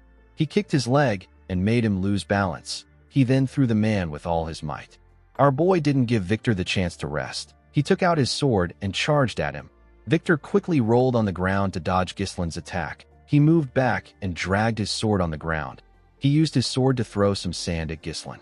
Our boy was able to see the attack, so he used his hand to cover his face. Victor used this opportunity to thrust his sword at him. When Gislin saw the man's sword coming towards him, he was forced to acknowledge the fact that Victor is a powerful knight. Even though our boy's power is amplified by the third core, there was still no real difference between them. In his past life, Gislin started a war and attacked Count Desmond. Victor was also the one who stood in his way at that time. Our boy was able to defeat him after their swords clashed dozens of times. Unfortunately, he ended up wasting too much time on Victor. He lost Perdium because of this. Gislin understood that Perdium's downfall was inevitable since men like Victor were determined to destroy it. On that day, Gislin made up his mind. He told himself that he will deliver nothing but death to those who pose a threat to him and his family. The scene shifts, and we are taken back to the present. We see Gislin raise his sword and cover it with his mana. He also thrust his sword at Victor. Our boy stabbed the man in his stomach. A large amount of blood poured out of Victor's body. His blood splashed on the sand. Gislin was able to block Victor's sword by pushing it in between his arm. The knight called out to Count Desmond. Our boy took out his sword and let Victor fall to the ground. Victor looked around to see the fire that burnt everything around them. Our boy glared at him. He could tell that this man was done. He turned around and decided to leave. Before he could take a step forward, Victor called out to him. He told him that he has one thing to ask him. He asked Gislin to tell him who he is. He said that the Gislin he knows is just a loser in Perdium. He is the trash of the North. Victor smiled when he said this. He realized that this was stupid. Our boy's identity didn't matter anymore. Victor told Gislin Perdium that he enjoyed their fight. After saying this, he passed away. Our boy turned around and walked away from the man. In the next scene, we see Gislin supporting Gillian's arm. He held the man's hand and assisted him in walking forward. When our boy raised his head up, he saw his father and the soldiers waiting for them. Everyone was breathing heavily. When our boy turned to the side, he saw Belinda and his mercenaries waiting for him. Gislin smiled. He asked his soldiers if everyone is still alive. Belinda and his mercenaries quickly ran to him. The mercenaries spoke about how this was their first time experiencing a war like this in their entire careers. One of them asked Gislin about the magic that was used. Another person told him that he had goosebumps all over his body. Gislin thanked the mercenaries for following him. He told them that they did a great job. While holding his shoulder, Kair referred to Gillian as Gramps and asked him if he really needs someone to carry him just because he got stabbed. Gillian said that it is nothing. Belinda asked him to stop spouting nonsense. She asked the man to let her see his wound. Gislin asked Belinda about where Vanessa is. The woman revealed to him that Vanessa passed out because she used all her energy. She said that Fergus moved Vanessa and the other mages inside the castle. While Belinda was talking, someone called out to our boy. When Gislin turned around, Randolph hugged him tightly. He told him that he is proud of him. He told our boy that he is truly the successor of Perdium. Gislin told the knight captain that he also did a wonderful job. He turned to the side and told his father that he also did well. Zwalter could only look at his son. He looked worried. He moved close to Gislin and gave him a hug. He told his son that he did an amazing job. Gislin was shocked to hear this. Zwalter told his son that he thought his plan was impossible when he first heard it. He never expected that Gislin would actually be successful. Gislin told his father that he was only able to carry out his plan because he fended off the enemies from the castle wall. The count smiled and told our boy that he is wrong. He said that he did everything by himself. He raised his son's hand and screamed that they were victorious. He announced that Perdium had won the war. The men joined the count in screaming. They were all excited. The mercenaries also joined them in screaming. Gislin was shaken by the sound of their voices. He smiled and told himself that this is what he came back for. Our boy suddenly clenched his fist. He remembered Duke Delphine. He told himself that the war isn't over yet. Randolph told his master that he is going to check on the state of their soldiers. He asked the count about what he will do. Zwalter advised his son to check on his soldiers too. He asked Gislin to rest for now because there will be much to do later. Our boy declined his father's request. Zwalter did not expect this. Ghislain told his father that they don't have time to waste. He explained to him that they need to secure a formal surrender from Count de Garde as quickly as possible. Zwalter asked him not to worry about it. He said that he will head out tomorrow. Ghislain told him that it will be too late by that time. He said that he is going to head to the de Garde territory with his mercenaries immediately. He told his father that he needs him to grant him the authority of a lord's deputy. Randolph was surprised to hear this. Zwalter asked his son if there is a need to be so hasty when he and his mercenaries are exhausted. With a serious look on his face, Ghislain told his father that the war isn't over yet. The Count was surprised to hear this. Our boy explained to him that Count de Garde broke their alliance and declared war on them to seize their territory. He told Zwalter that they can't afford to give the Count time to think. If they let this slide, he will strike them again. Our boy told his father that they must strike immediately, use their advantage and demand reparations on their own terms so that he will never challenge them again. Zwalter could not believe what he was hearing. It was natural for a person to be basking in victory, even if it is for a moment, and yet his son was already planning their next move. Zwalter told his son that they must push forward to take the chance to end things decisively. He granted Ghislain his permission. Our boy thanked him. Before our boy left, Zwalter reminded him that Count de Garde was once their ally, and he is a noble who has sworn his loyalty to the royal family.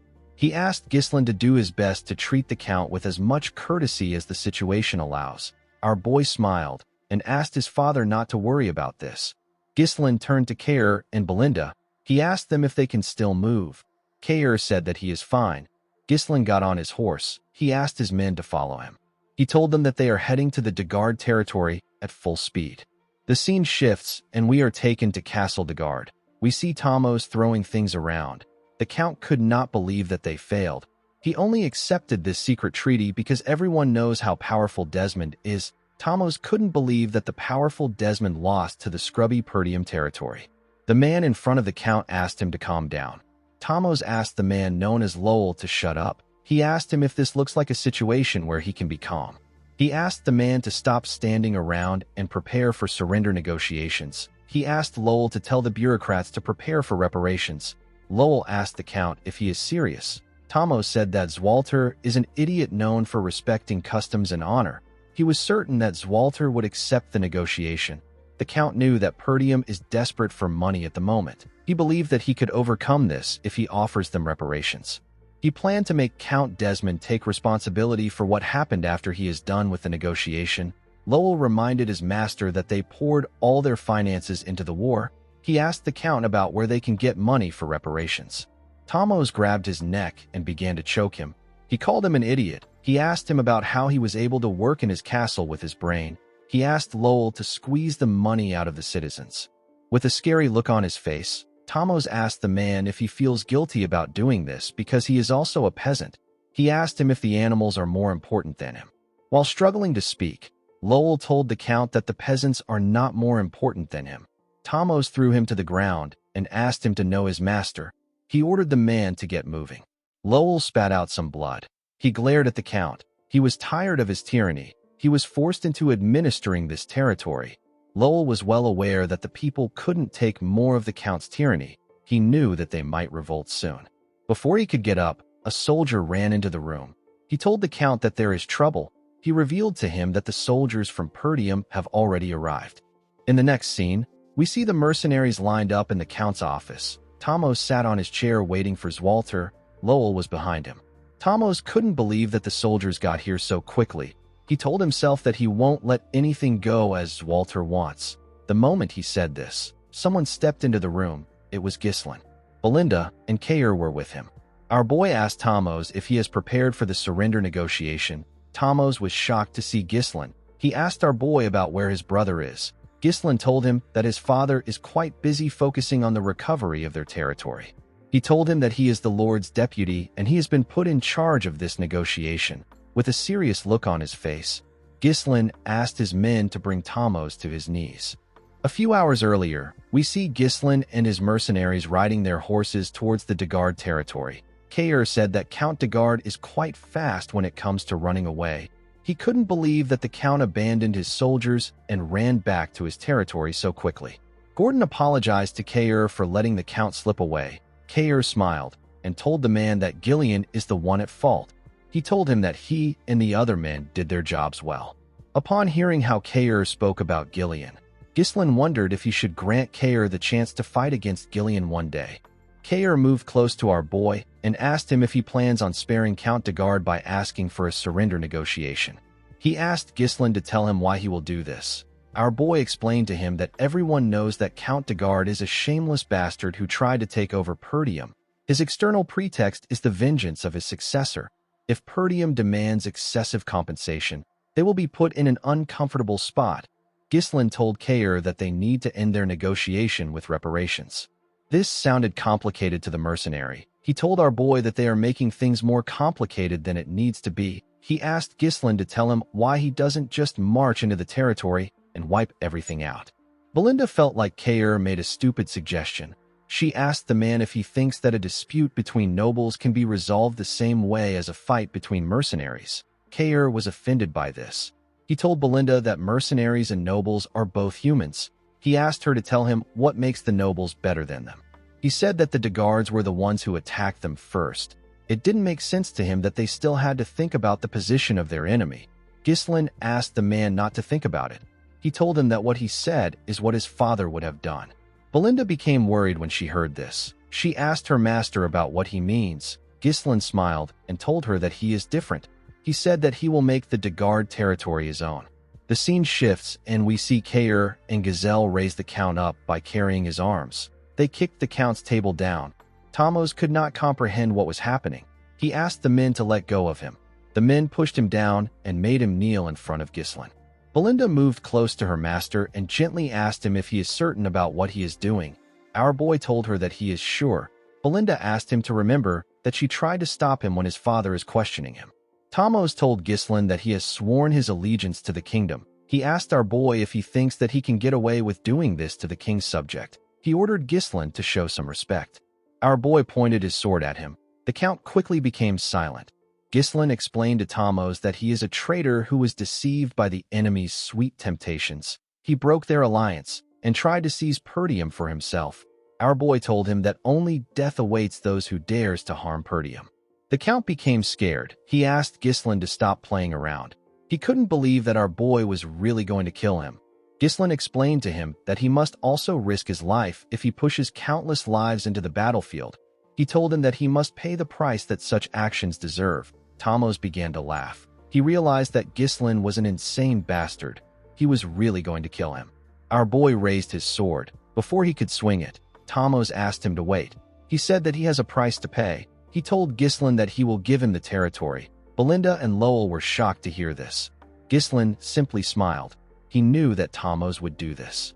He reminded the Count that one must be from the same bloodline or a rightful successor to inherit a territory. Otherwise, they would be against the inheritance law.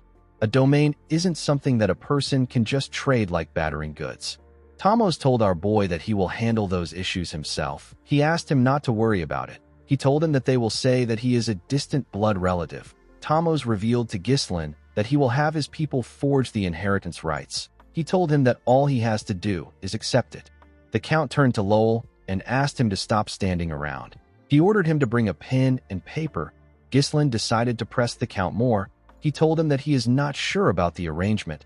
Thamos told him that he will still pay reparations. He said that he doesn't have money right now, but he can get some by taxing the citizens. He begged Ghislain to give him some time. Thamos begged our boy to spare him. Ghislain asked the man if he really values his life this much. He told him that he will give him a chance. Thamos was happy to hear this. Ghislain dragged his armor. He took the Count outside the castle and threw him to the ground in front of his subjects. The people were surprised to see someone throw their lord to the ground. Thamos turned to Ghislain and asked him about why he put him in front of the peasants. Our boy advised him to watch what he says. Be revealed to him that the people get to decide whether he lives or dies. The Count did not know what he meant. Ghislain called out to the people of de Garde and introduced himself as the young lord of Perdium. He announced that their lord declared war against Perdium to avenge his successor and was defeated. He told them that the Count wants to collect reparation from the people. He asked if there is anyone that would like to volunteer. The people were shocked to hear this. The Count took a lot from them in order to start the war, and now he wanted to take more. The people said that the nobles should handle their issues among themselves. Ghislain announced that he will offer them mercy as the deputy lord of Perdium. He told them that he will also give them a choice. Ghislain asked the people if they will save their lord and pay a massive reparation or let him die and have their land absorbed by Perdium. He revealed to them that they won't have to bear the weight of defeat if they do this. Thamos could not believe what he was hearing. He did not expect that Ghislain would insult him in this way. The moment he thought of this, someone threw a rock at his head. Thamos was shocked to see this. Before he could react, more of his citizens threw heavy rocks at him. The citizens picked up pitchforks and stones. They moved close to their lord. One of them told Thamos that he took his mother's keepsake and the bread for his children. The citizens asked him if he knows the amount of people that have suffered because of him. Thamos couldn't respond. The citizens attacked him with their pitchforks and stones. They beat Thamos as if they had forgotten that he was their lord. They didn't give him the chance to beg. The man could only cover his head and scream out in pain. Ghislain walked up to his men and told them that they can go back now. He said that the war is over. He turned to Belinda. He said that he has something to say to his father. Belinda believed that our boy must have a plan to deal with his father. She told him that she is not worried. The scene shifts, and we are taken to Perdium. We see Zwalter and his council looking shocked after finding out that Count de Garde is dead. Zwalter asked his son to repeat himself. Ghislain told his father that the Count is dead again. Zwalter asked his son if he remembers that he asked him to treat the Count with as much respect as the situation allows. Ghislain assured him that he did not forget his words. He explained to his father that he judged that this was the best course of action after seeing the Count for himself. He told him that the Count would have attacked them again if they spared him. Albert and Holmern were shocked to hear this. Holmern said that this is impossible. Ghislain reminded the men that the de Garde attacked Perdium with an army of over 7,000 men. He told them that this isn't something that the de Gardes could do by themselves. Our boy revealed to them that Desmond provided the troops, and Rayfold worked behind the scenes.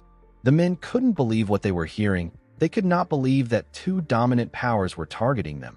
They knew that the Desmond territory is known for maintaining neutrality. They wondered why they supported the de Gardes. Ghislain already knew that the reason they didn't receive any aid from their allied territories is because of Amelia.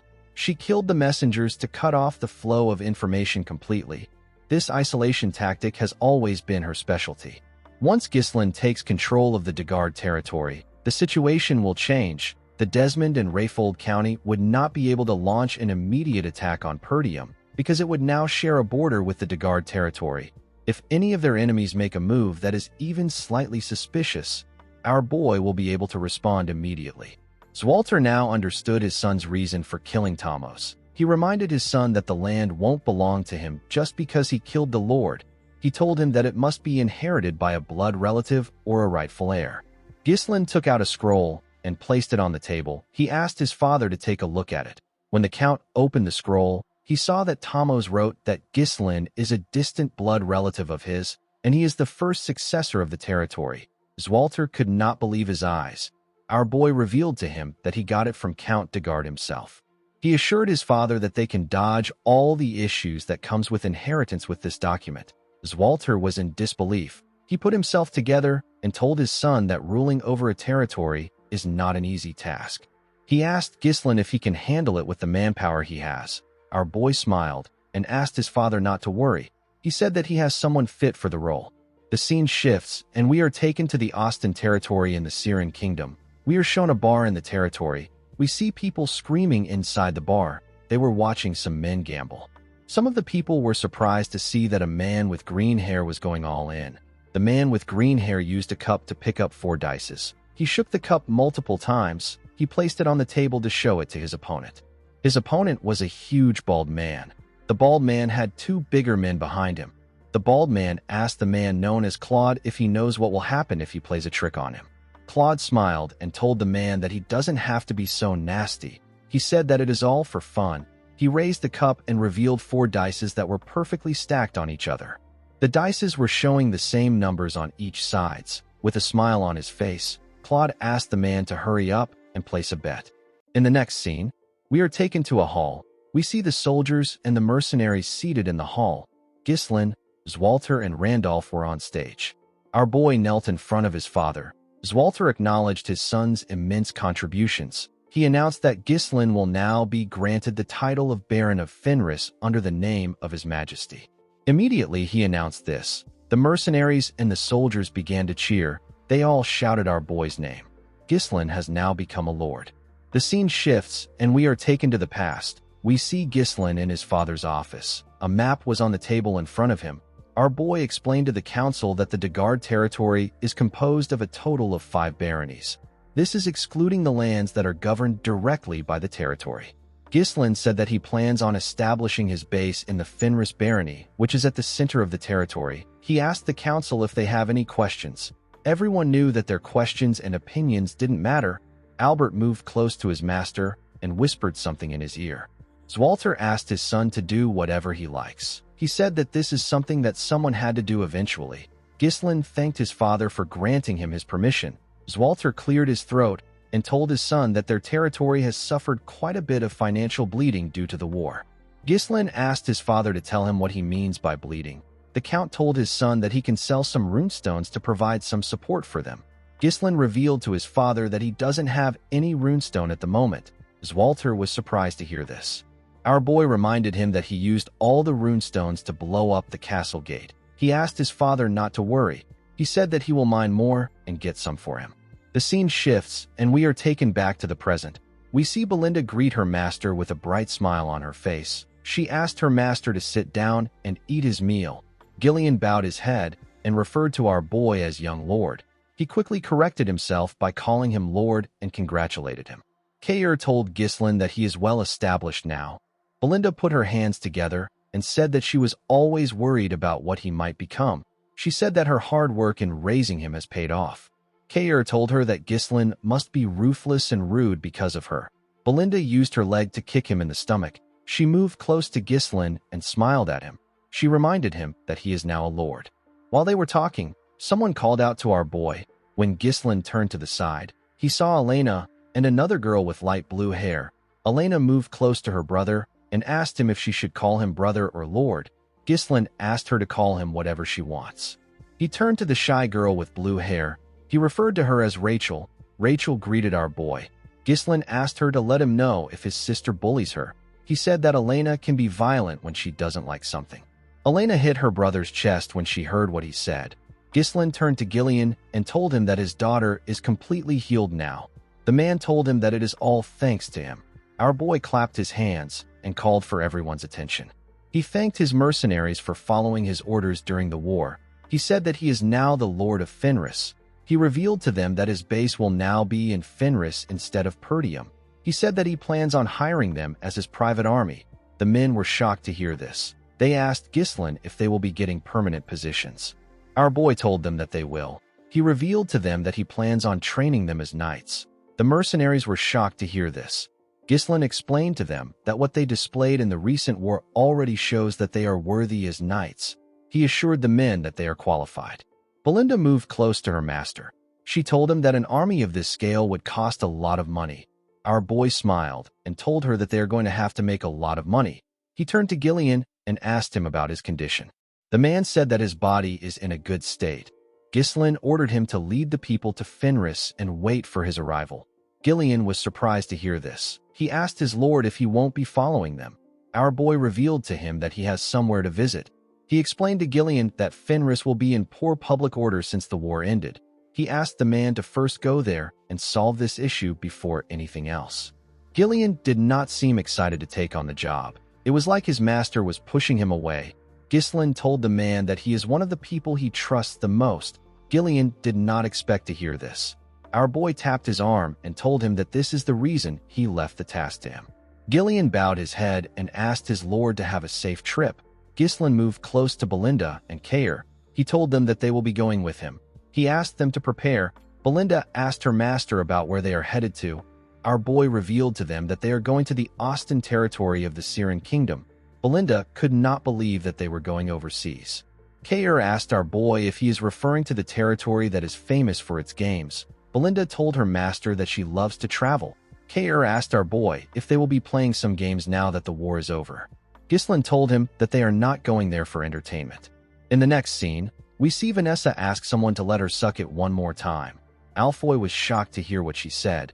He quickly moved back. He asked her to tell him what she wants to suck. Vanessa explained to him that she might be able to use all the magic she has in her head if she sucks his mana like last time. Alfoy asked her about why she would take his own mana. The girl told him that Ghislain said that he is a mana battery. Alfoy was shocked to hear this. Ghislain stepped into the room and told him that he is still as energetic as ever. Alfoy asked our boy to do something about Vanessa. He said that she keeps trying to take away his mana. Our boy ignored him and asked Vanessa if she is feeling all right. The girl said that she is fine. Ghislain asked her if she was nervous because it was her first time in real combat. He pat her on her head and told her that she did well. Vanessa blushed and thanked our boy. Alfoy said that he also contributed. Ghislain commended him on his efforts. He told him that he played his role well. Alfoy grit his teeth when he heard this. He told our boy that things will be different when he returns to the Magic Tower. Ghislain revealed to the boy that he is traveling with them. The scene shifts, and we are taken to the Austin territory of the Siren Kingdom. We see Ghislain enter the Kraken gambling house with Belinda, Kair, and Alfoy. Kair was happy to be in the gambling house. He said that he missed the atmosphere and smell of this place. Alfoy could not believe that Ghislain brought him to a gambling house. He told our boy that he thought they were going to the Magic Tower. Ghislain threw a pouch full of cash at Kair and asked him to have fun with Alfoy. He told him that he will call him when he needs him. Kair was happy to get some gambling money. Alfoy asked Kair about how they will have fun with the cash. Kair smiled when he heard this. He placed his hand on Alfoy's shoulder and told him that he knows how to use magic, but he doesn't know how the world works. Alfoy asked him about what he means. Kair smiled and asked him to watch and learn. He told him that he will show him how to make money with money. Belinda and Ghislain walked forward. The maid told her master that he can be honest with her. She asked him if he is also there to have some fun. She promised not to nag him if he gambles a little. She told him that he has done a lot. Ghislain assured her that he is not there to gamble. He revealed to her that he came to find the man that he wants to make the steward of the territory. He said that the man lives in this gambling house due to his circumstances. He said that he wants to take the man away before he loses his hand. Belinda was shocked to hear this. She couldn't believe that her master wanted to make a gambler the steward of the territory. Ghislain told her that the man is under special circumstances. He asked her not to worry about it.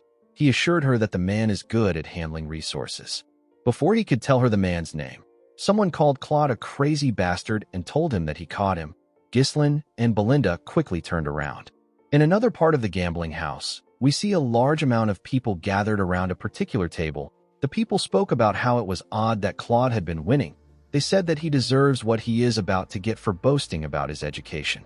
On Claude's table, we see one of the huge men that works for the bald man holding him down. He held out his hand. The other guard took out a sword. People asked the bald man, whose name is Captain Crank, to cut off Claude's hand. Crank reminded Claude that he asked him not to play any tricks. He accused Claude of swapping and using a die that has weight in it.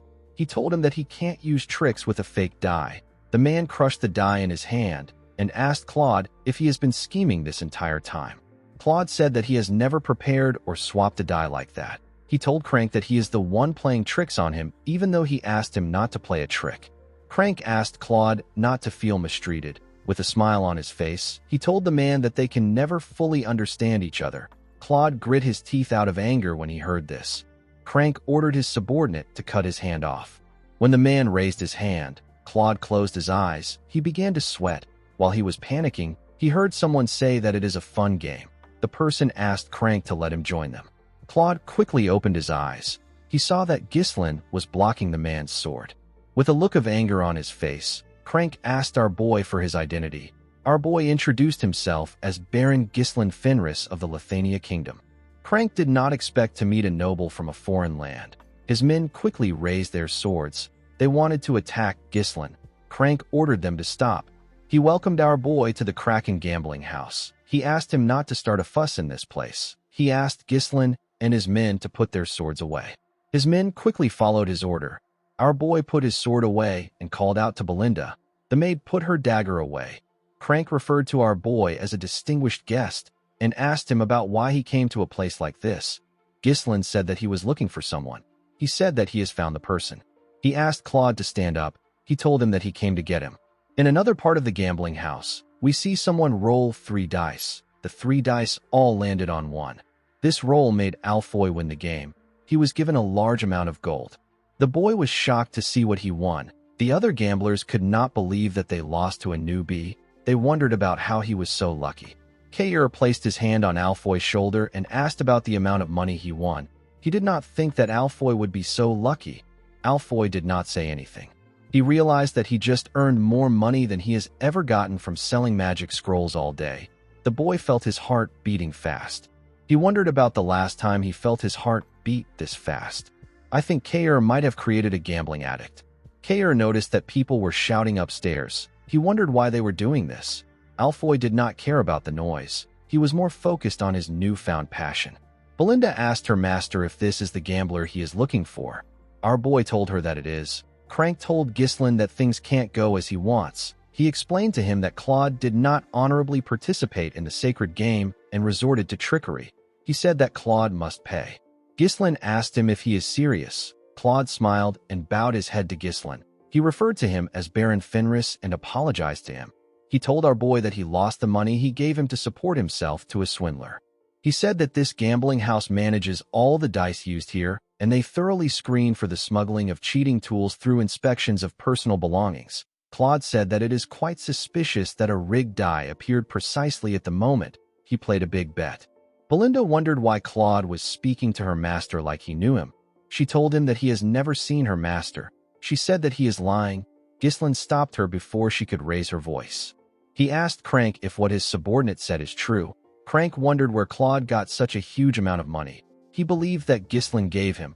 He told our boy that he doesn't know how he and Claude are acquainted. He asked him not to trust Claude's words. He said that swindlers always have excuses. He revealed to Ghislain that this gambling house belongs to Baron Austin. He explained to him that he won't be able to avoid a diplomatic dispute if he causes trouble there. He suggested that they just pretend that nothing happened and our boy returns to his land quietly. Ghislain told the man that he cannot do this. He told him that he has swindled him. Crank did not expect this. Our boy sat down and asked the man not to scowl at him. He suggested that they find a compromise since they both want Claude. Our boy asked Crank to play a game with him. He told him that he will take Claude and his money if he wins. He said that he will give him his status and all his assets if he loses. Everyone was shocked to hear this. Claude became scared. He told Ghislain that he appreciates the thought. He asked him about why he is going so far for him.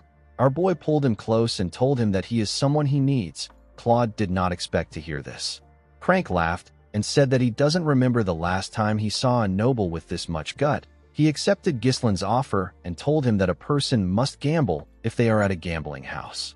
Everyone around them began to cheer. They couldn't believe that some no-name noble was challenging Crank. They were all happy to witness a big match. Crank placed the dice on the table and told Ghislain that the person with the lowest number wins. There is no such thing as a tie in this game. Crank laughed and said that nobles these days don't seem to understand the rules if they are too complicated. Ghislain told him that he understands. He asked him to start.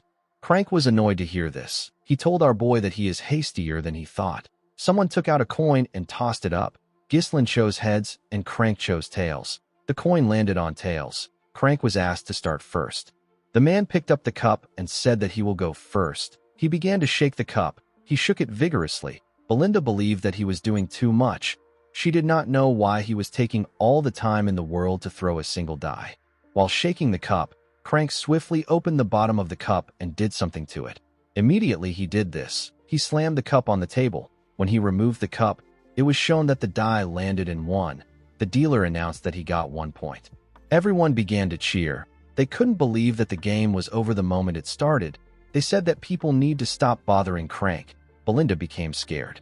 Claude didn't know what to say. Crank apologized to Ghislain.